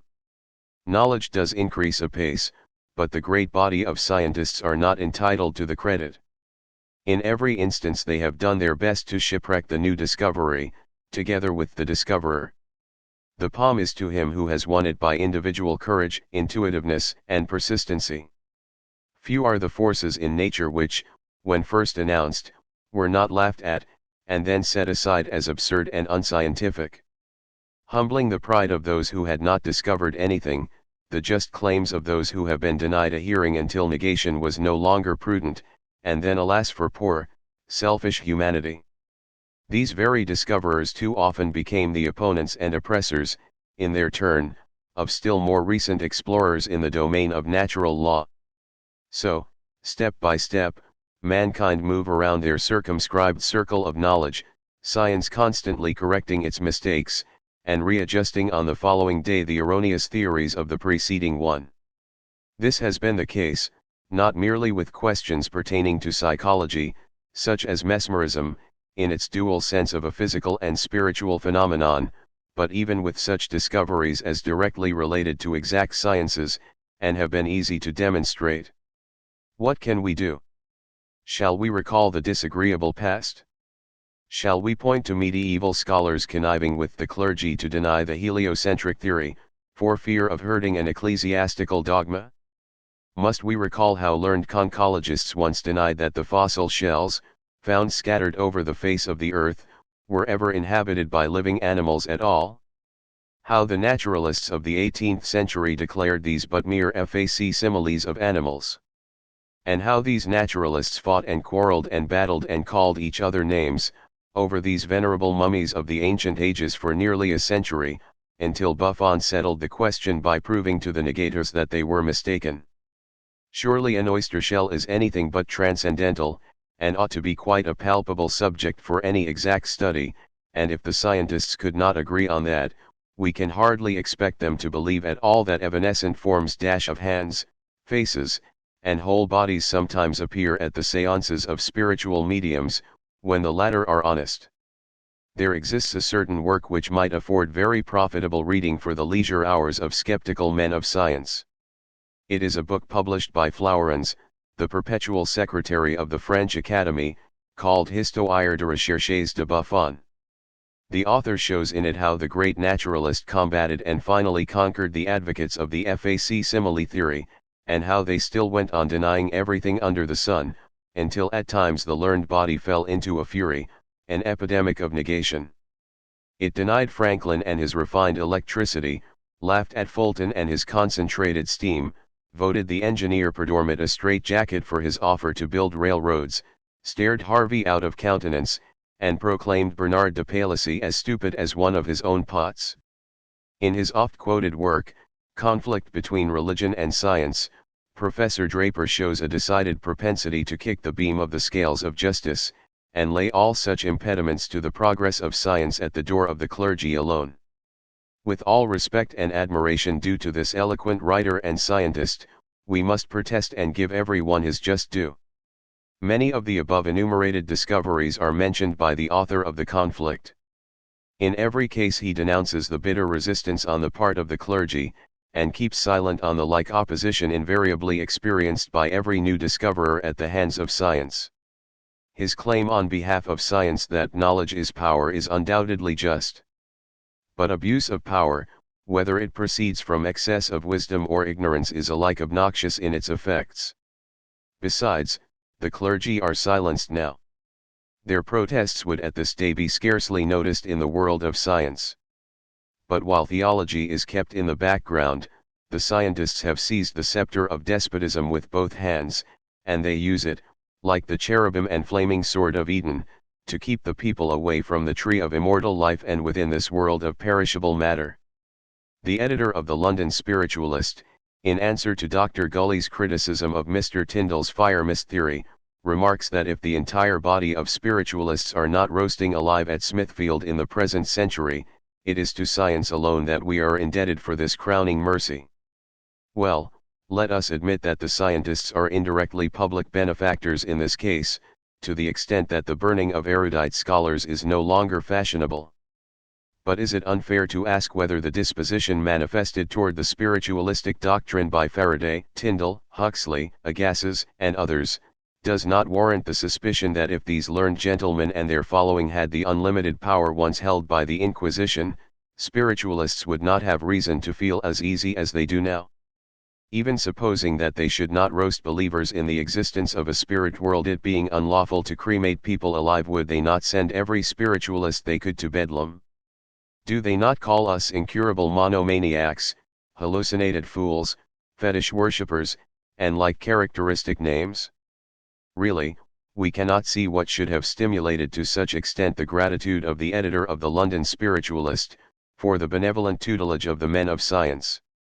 We believe that the recent Lancaster-Donkin-Slade prosecution in London ought at last to open the eyes of hopeful spiritualists, and show them that stubborn materialism is often more stupidly bigoted than religious fanaticism itself. One of the cleverest productions of Professor Tyndall's pen is his caustic essay upon Martineau and materialism. At the same time, it is one which in future years the author will doubtless be only too ready to trim of certain unpardonable grossnesses of expression. For the moment, however, we will not deal with these, but consider what he has to say of the phenomenon of consciousness. He quotes this question from Mr. Martineau: "A man can say I feel, I think, I love, but how does consciousness infuse itself into the problem?" And thus answers: "The passage from the physics of the brain to the corresponding facts of consciousness is unthinkable. Granted that a definite thought and a molecular action in the brain occur simultaneously, we do not possess the intellectual organ nor apparently any rudiments of the organ, which would enable us to pass by a process of reasoning from one to the other. They appear together, but we do not know why. Were our minds and senses so expanded, strengthened, and illuminated, as to enable us to see and feel the very molecules of the brain, were we capable of following all their motions, all their groupings, all their electric discharges, if such there be, and were we intimately acquainted with the corresponding states of thought and feeling, we should be as far as ever from the solution of the problem: how are these physical processes connected with the facts of consciousness? The chasm between the two classes of phenomena would still remain intellectually impassable. This chasm, as impassable to Professor Tyndall as the fire mist where the scientist is confronted with his unknowable cause, is a barrier only to men without spiritual intuitions. Professor Buchanan's Outlines of Lectures on the Neurological System of Anthropology, a work written so far back as 1854, contains suggestions that, if the Seolists would only heed them, would show how a bridge can be thrown across this dreadful abyss. It is one of the bins in which the thought seed of future harvests is stored up by a frugal present. But the edifice of materialism is based entirely upon that gross substructure, the reason. When they have stretched its capabilities to their utmost limits, its teachers can at best only disclose to us an universe of molecules animated by an occult impulse. What better diagnosis of the ailment of our scientists could be asked than can be derived from Professor Tyndall's analysis of the mental state of the ultramontane clergy by a very slight change of names. For spiritual guides read scientists, for prescientific past substitute materialistic present, say spirit for science, and in the following paragraph we have a life portrait of the modern man of science drawn by the hand of a master. Their spiritual guides live so exclusively in the prescientific past, that even the really strong intellects among them are reduced to atrophy as regards scientific truth. Eyes they have and see not, ears they have and hear not, for both eyes and ears are taken possession of by the sights and sounds of another age. In relation to science, the ultramontane brain, through lack of exercise, is virtually the undeveloped brain of the child. And thus it is that as children in scientific knowledge, but as potent wielders of spiritual power among the ignorant, they countenance and enforce practices sufficient to bring the blush of shame to the cheeks of the more intelligent among themselves. The occultist holds this mirror up to science that it may see how it looks itself. Since history recorded the first laws established by man, there never was yet a people, whose code did not hang the issues of the life and death of its citizens upon the testimony of 2 or 3 credible witnesses. At the mouth of 2 witnesses, or 3 witnesses, shall he that is worthy of death be put to death, says Moses, the first legislator we meet in ancient history. The laws which put to death a man on the deposition of 1 witness are fatal to freedom, says Montesquieu. Reason claims there should be 2 witnesses. Thus the value of evidence has been tacitly agreed upon and accepted in every country. But the scientists will not accept the evidence of the million against 1.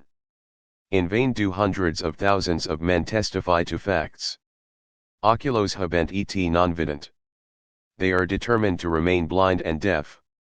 30 years of practical demonstrations and the testimony of some millions of believers in America and Europe are certainly entitled to some degree of respect and attention. Especially so, when the verdict of 12 spiritualists, influenced by the evidence testified to by any 2 others, is competent to send even a scientist to swing on the gallows for a crime, perhaps committed under the impulse supplied by a commotion among the cerebral molecules unrestrained by a consciousness of future moral retribution. Toward science as a whole, as a divine goal, the whole civilized world ought to look with respect and veneration, for science alone can enable man to understand the deity by the true appreciation of his works. Science is the understanding of truth or facts, says Webster. It is an investigation of truth for its own sake and a pursuit of pure knowledge. If the definition be correct, then the majority of our modern scholars have proved false to their goddess. Truth for its own sake. And where should the keys to every truth in nature be searched for, unless in the hitherto unexplored mystery of psychology? Alas! That in questioning nature so many men of science should daintily sort over her facts and choose only such for study as best bolster their prejudices. Psychology has no worse enemies than the medical school denominated allopathists. It is in vain to remind them that of the so-called exact sciences, medicine, confessedly, least deserves the name. Although of all branches of medical knowledge, psychology ought more than any other to be studied by physicians, since without its help their practice degenerates into mere guesswork and chance intuitions, they almost wholly neglect it. The least dissent from their promulgated doctrines is resented as a heresy, and though an unpopular and unrecognized curative method should be shown to save thousands, they seem, as a body, disposed to cling to accepted hypotheses and prescriptions, and decry both innovator and innovation until they get the mint stamp of regularity. Thousands of unlucky patients may die meanwhile, but so long as professional honor is vindicated, this is a matter of secondary importance. Theoretically the most benignant, at the same time no other school of science exhibits so many instances of petty prejudice, materialism, atheism, and malicious stubbornness as medicine. The predilections and patronage of the leading physicians are scarcely ever measured by the usefulness of a discovery. Bleeding, by leeching, cupping, and the lancet, had its epidemic of popularity, but at last fell into merited disgrace. Water, now freely given to fevered patients, was once denied them. Warm baths were superseded by cold water, and for a while hydropathy was a mania. Peruvian bark, which a modern defender of biblical authority seriously endeavors to identify with the paradisiacal tree of life, and which was brought to Spain in 1632, was neglected for years. The Church, for once, showed more discrimination than science. At the request of Cardinal de Lugo, Innocent X gave it the prestige of his powerful name. In an old book entitled Demonologia, the author cites many instances of important remedies which, being neglected at first, afterward rose into notice through mere accident. He also shows that most of the new discoveries in medicine have turned out to be no more than the revival and readoption of very ancient practices. During the last century, the root of the male fern was sold and widely advertised as a secret nostrum by a Madame Neuffeler, a female quack, for the effective cure of the tapeworm. The secret was bought by Louis XV. For a large sum of money, after which the physicians discovered that it was recommended and administered in that disease by Galen. The famous powder of the Duke of Portland for the gout, was the diacentorian of Caelius Aurelianus. Later it was ascertained that it had been used by the earliest medical writers, who had found it in the writings of the old Greek philosophers. So with the O Medicinale of Dr. Husson, whose name it bears. This famous remedy for the gout was recognized under its new mask to be the Colchicum autumnal, or meadow saffron, which is identical with a plant called Hermodactylus, whose merits as a certain antidote to gout were recognized and defended by Oribasius, a great physician of the 4th century, and Aetius Amidinus, another eminent physician of Alexandria, 5th century. Subsequently it was abandoned and fell into disfavor only because it was too old to be considered good by the members of the medical faculties that flourished toward the end of the last century. Even the great Magendie, the wise physiologist, was not above discovering that which had already been discovered and found good by the oldest physicians. His proposed remedy against consumption, namely, the use of prussic acid, may be found in the works of Linnaeus, Amenitates Academici, Volume 4, in which he shows distilled laurel water to have been used with great profit in pulmonary consumption. Pliny also assures us that the extract of almonds and cherry pits had cured the most obstinate coughs. As the author of Demonologia well remarks, it may be asserted with perfect safety that all the various secret preparations of opium which have been lauded as the discovery of modern times, may be recognized in the works of ancient authors, who see themselves so discredited in our days. It is admitted on all hands that from time immemorial the distant East was the land of knowledge. Not even in Egypt were botany and mineralogy so extensively studied as by the savants of archaic Middle Asia. Sprengel, unjust and prejudiced as he shows himself in everything else, confesses this much in his Histoire de la Médecine.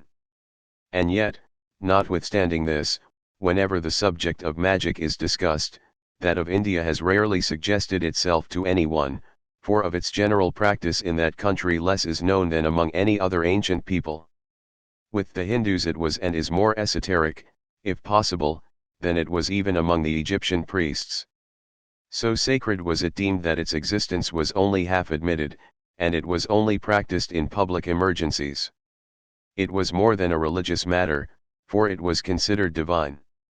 The Egyptian hierophants, notwithstanding the practice of a stern and pure morality, could not be compared for one moment with the ascetical gymnosophists, either in holiness of life or miraculous powers developed in them by the supernatural adjuration of everything earthly. By those who knew them well they were held in still greater reverence than the Magians of Chaldea. Denying themselves the simplest comforts of life, they dwelt in woods, and led the life of the most secluded hermits, while their Egyptian brothers at least congregated together. Notwithstanding the slur thrown by history on all who practiced magic and divination, it has proclaimed them as possessing the greatest secrets in medical knowledge and unsurpassed skill in its practice. Numerous are the volumes preserved in Hindu convents, in which are recorded the proofs of their learning. To attempt to say whether these gymnosophists were the real founders of magic in India, or whether they only practiced what had passed to them as an inheritance from the earliest rishis, the 7 primeval sages, would be regarded as a mere speculation by exact scholars. The care which they took in educating youth, in familiarizing it with generous and virtuous sentiments, did them peculiar honor, and their maxims and discourses, as recorded by historians, prove that they were expert in matters of philosophy, metaphysics, astronomy, morality, and religion, says a modern writer. They preserved their dignity under the sway of the most powerful princes, whom they would not condescend to visit, or to trouble for the slightest favor. If the latter desired the advice or the prayers of the holy men, they were either obliged to go themselves, or to send messengers. To these men no secret power of either plant or mineral was unknown. They had fathomed nature to its depths, while psychology and physiology were to them open books, and the result was that science or Makajatia that is now termed, so superciliously, magic. While the miracles recorded in the Bible have become accepted facts with the Christians, to disbelieve which is regarded as infidelity, the narratives of wonders and prodigies found in the Atharvaveda, either provoke their contempt or are viewed as evidences of diabolism. And yet, in more than one respect, and notwithstanding the unwillingness of certain Sanskrit scholars, we can show the identity between the two. Moreover, as the Vedas have now been proved by scholars to antedate the Jewish Bible by many ages, the inference is an easy one that if one of them has borrowed from the other, the Hindu sacred books are not to be charged with plagiarism. First of all, their cosmogony shows how erroneous has been the opinion prevalent among the civilized nations that Brahma was ever considered by the Hindus their chief or supreme god. Brahma is a secondary deity, and like Jehovah is a mover of the waters. He is the creating god, and has in his allegorical representations 4 heads, answering to the 4 cardinal points. He is the demiurgos, the architect of the world. In the primordiate state of the creation, says Polyer's Mythology de Indus, the rudimental universe, submerged in water, reposed in the bosom of the Eternal. Sprang from this chaos and darkness, Brahma, the architect of the world, poised on a lotus leaf floated, moved, upon the waters, unable to discern anything but water and darkness. This is as identical as possible with the Egyptian cosmogony, which shows in its opening sentences Ether or Mother Night, which represents illimitable darkness, as the primeval element which covered the infinite abyss, animated by water and the universal spirit of the Eternal, dwelling alone in chaos.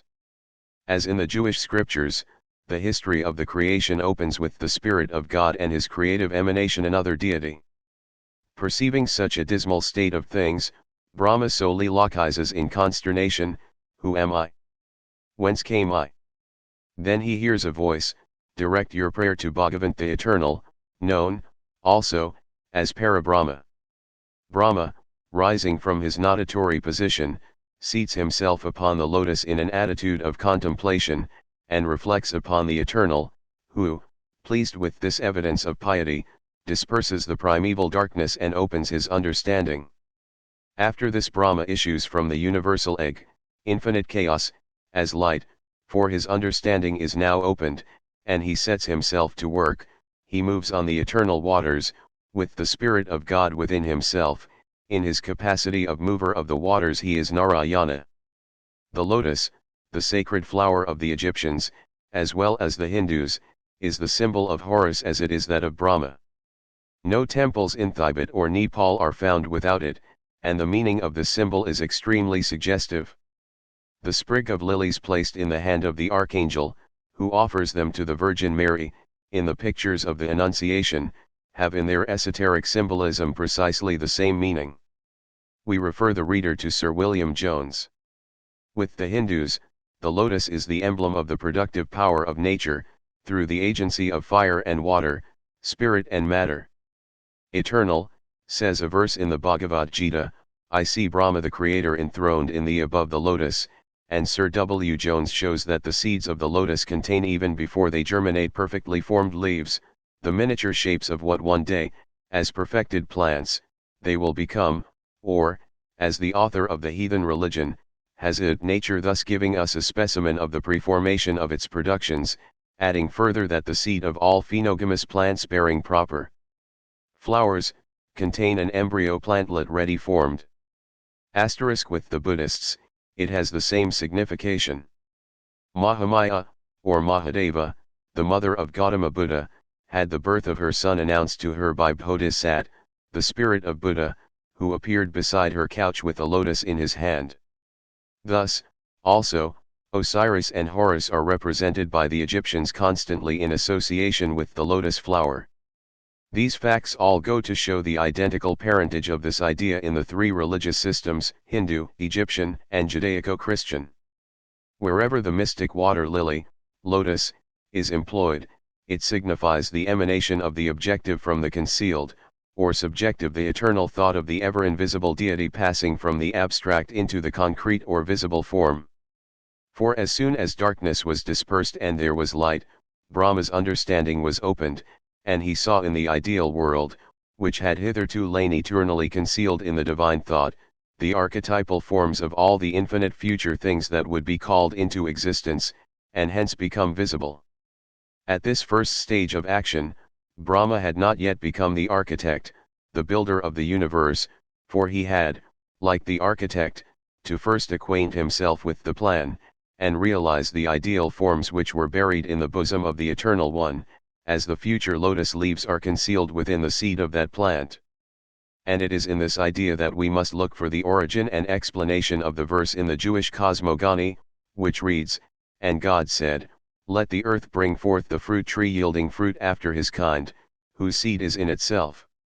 In all the primitive religions, the Son of the Father is the creative God I.e., his thought made visible, and before the Christian era, from the Trimurti of the Hindus down to the three Kabbalistic heads of the Jewish explained scriptures, the triune Godhead of each nation was fully defined and substantiated in its allegories. In the Christian creed we see but the artificial engrafting of a new branch upon the old trunk, and the adoption by the Greek and Roman churches of the lily symbol held by the archangel at the moment of the Annunciation, shows a thought of precisely the same metaphysical significance. The lotus is the product of fire, heat, and water, hence the dual symbol of spirit and matter. The god Brahma is the second person of the Trinity, as are Jehovah, Adam Kadmon, and Osiris, or rather Pimander, or the power of the thought divine, of Hermes, for it is Pimander who represents the root of all the Egyptian sun gods. The eternal is the spirit of fire, which stirs up and fructifies and develops into a concrete form everything that is born of water or the primordial earth, evolved out of Brahma, but the universe is itself Brahma, and he is the universe. This is the philosophy of Spinoza, which he derived from that of Pythagoras, and it is the same for which Bruno died a martyr. How much Christian theology has gone astray from its point of departure, is demonstrated in this historical fact. Bruno was slaughtered for the exegesis of a symbol that was adopted by the earliest Christians, and expounded by the apostles. The sprig of water lilies of Bodhisat, and later of Gabriel, typifying fire and water, or the idea of creation and generation, is worked into the earliest dogma of the baptismal sacrament. Bruno's and Spinoza's doctrines are nearly identical, though the words of the latter are more veiled, and far more cautiously chosen than those to be found in the theories of the author of the Causa Principio et Uno, or the Infinito Universo e Mondi. Both Bruno, who confesses that the source of his information was Pythagoras, and Spinoza, who, without acknowledging it as frankly, allows his philosophy to betray the secret, view the first cause from the same standpoint. With them, God is an entity totally per se, an infinite spirit, and the only being utterly free and independent of either effects or other causes, who, through that same will which produced all things and gave the first impulse to every cosmic law, perpetually keeps in existence and order everything in the universe. As well as the Hindu Swabhavikas, erroneously called atheists, who assume that all things, men as well as gods and spirits, were born from Swabhava, or their own nature, both Spinoza and Bruno were led to the conclusion that God is to be sought for within nature and not without.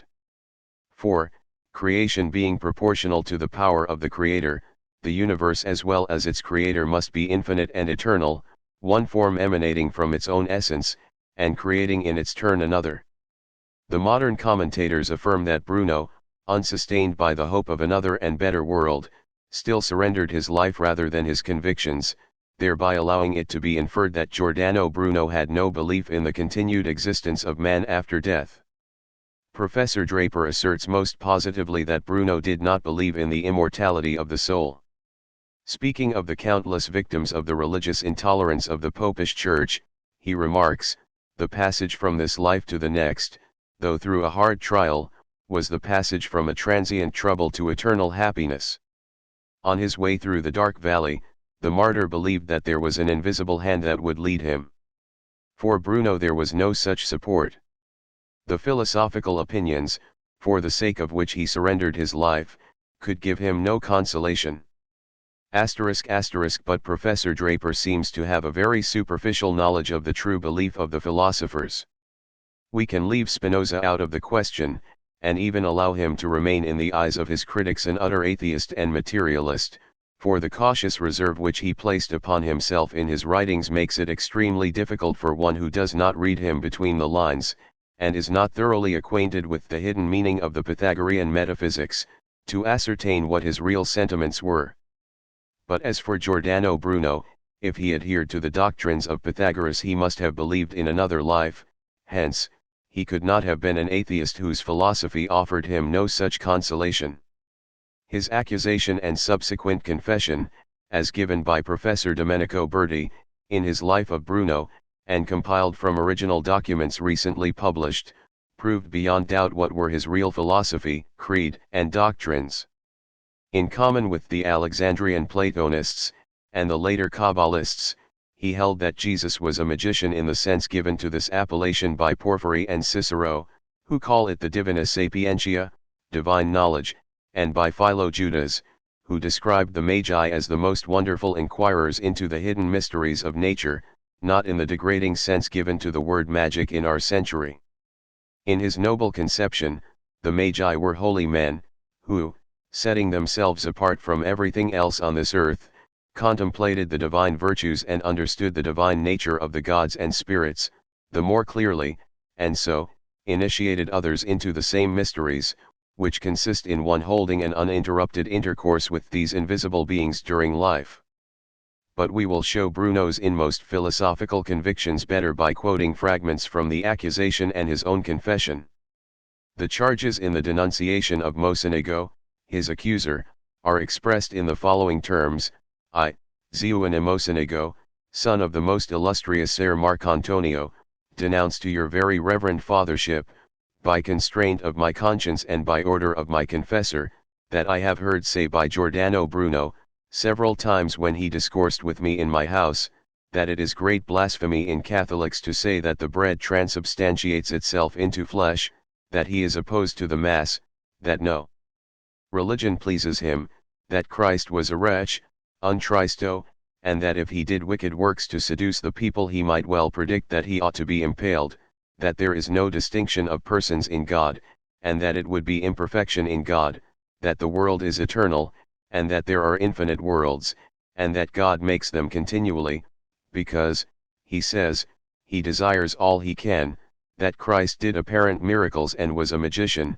and so were the apostles, and that he had a mind to do as much and more than they did, that Christ showed an unwillingness to die, and shunned death all he could, that there is no punishment of sin, and that souls created by the operation of nature pass from one animal to another, and that as the brute animals are born of corruption, so also are men when after dissolution they come to be born again. Perfidious as they are, the above words plainly indicate the belief of Bruno in the Pythagorean metempsychosis, which, misunderstood as it is, still shows a belief in the survival of man in one shape or another. Further, the accuser says, he has shown indications of wishing to make himself the author of a new sect, under the name of New Philosophy.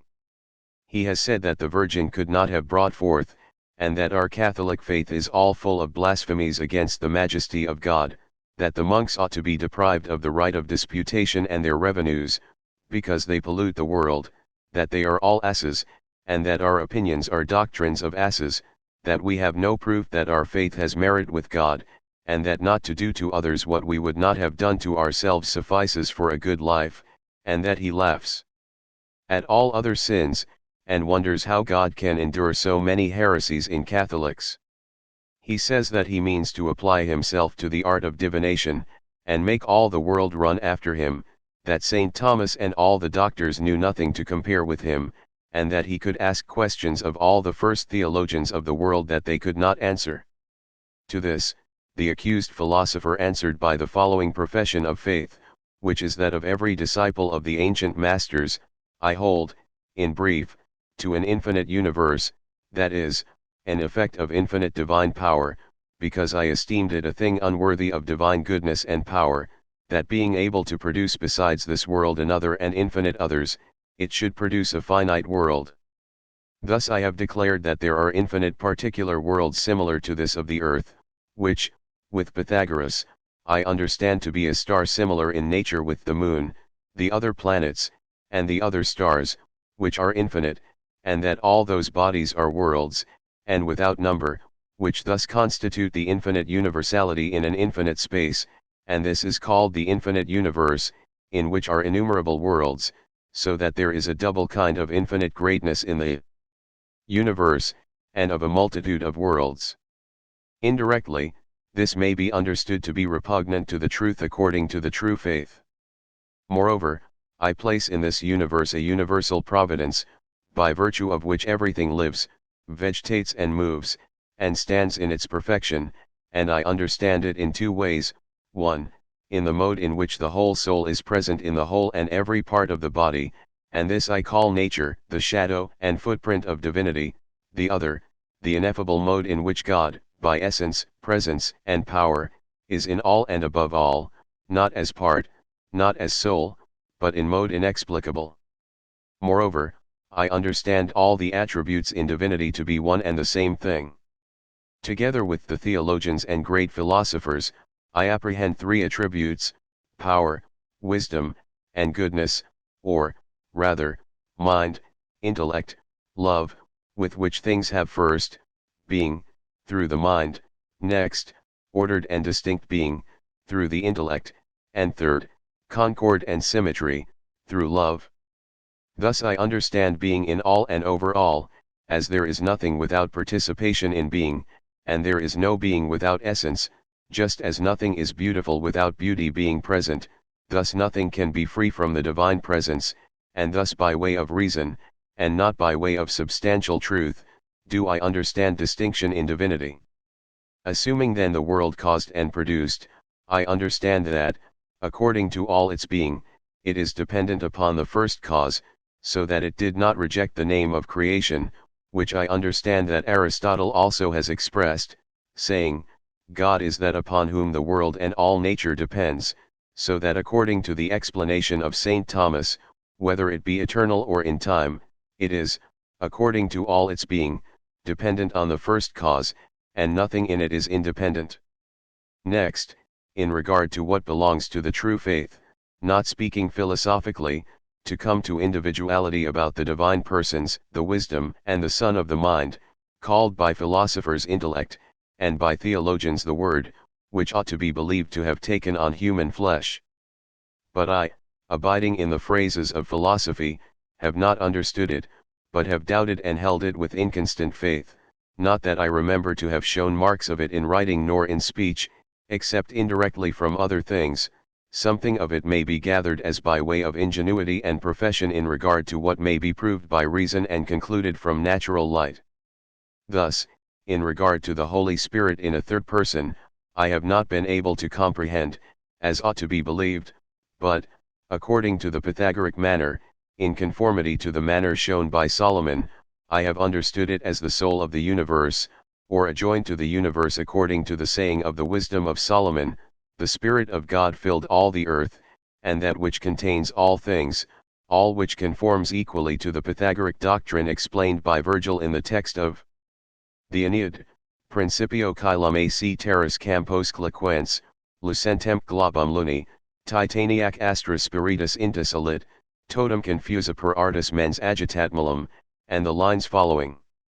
From this Spirit, then, which is called the life of the universe, I understand, in my philosophy, proceeds life and soul to everything which has life and soul, which, moreover, I understand to be immortal, as also to bodies, which, as to their substance, are all immortal, there being no other death than division and congregation, which doctrine seems expressed in Ecclesiastes, where it is said that there is nothing new under the sun, that which is that which was. Furthermore, Bruno confesses his inability to comprehend the doctrine of three persons in the Godhead, and his doubts of the incarnation of God in Jesus, but firmly pronounces his belief in the miracles of Christ. How could he, being a Pythagorean philosopher, discredit them? If, under the merciless constraint of the Inquisition, he, like Galileo, subsequently recanted, and threw himself upon the clemency of his ecclesiastical persecutors, we must remember that he spoke like a man standing between the rack and the faggot, and human nature cannot always be heroic when the corporeal frame is debilitated by torture and imprisonment. But for the opportune appearance of Berti's authoritative work, we would have continued to revere Bruno as a martyr, whose bust was deservedly set high in the pantheon of exact science, crowned with laurel by the hand of Draper.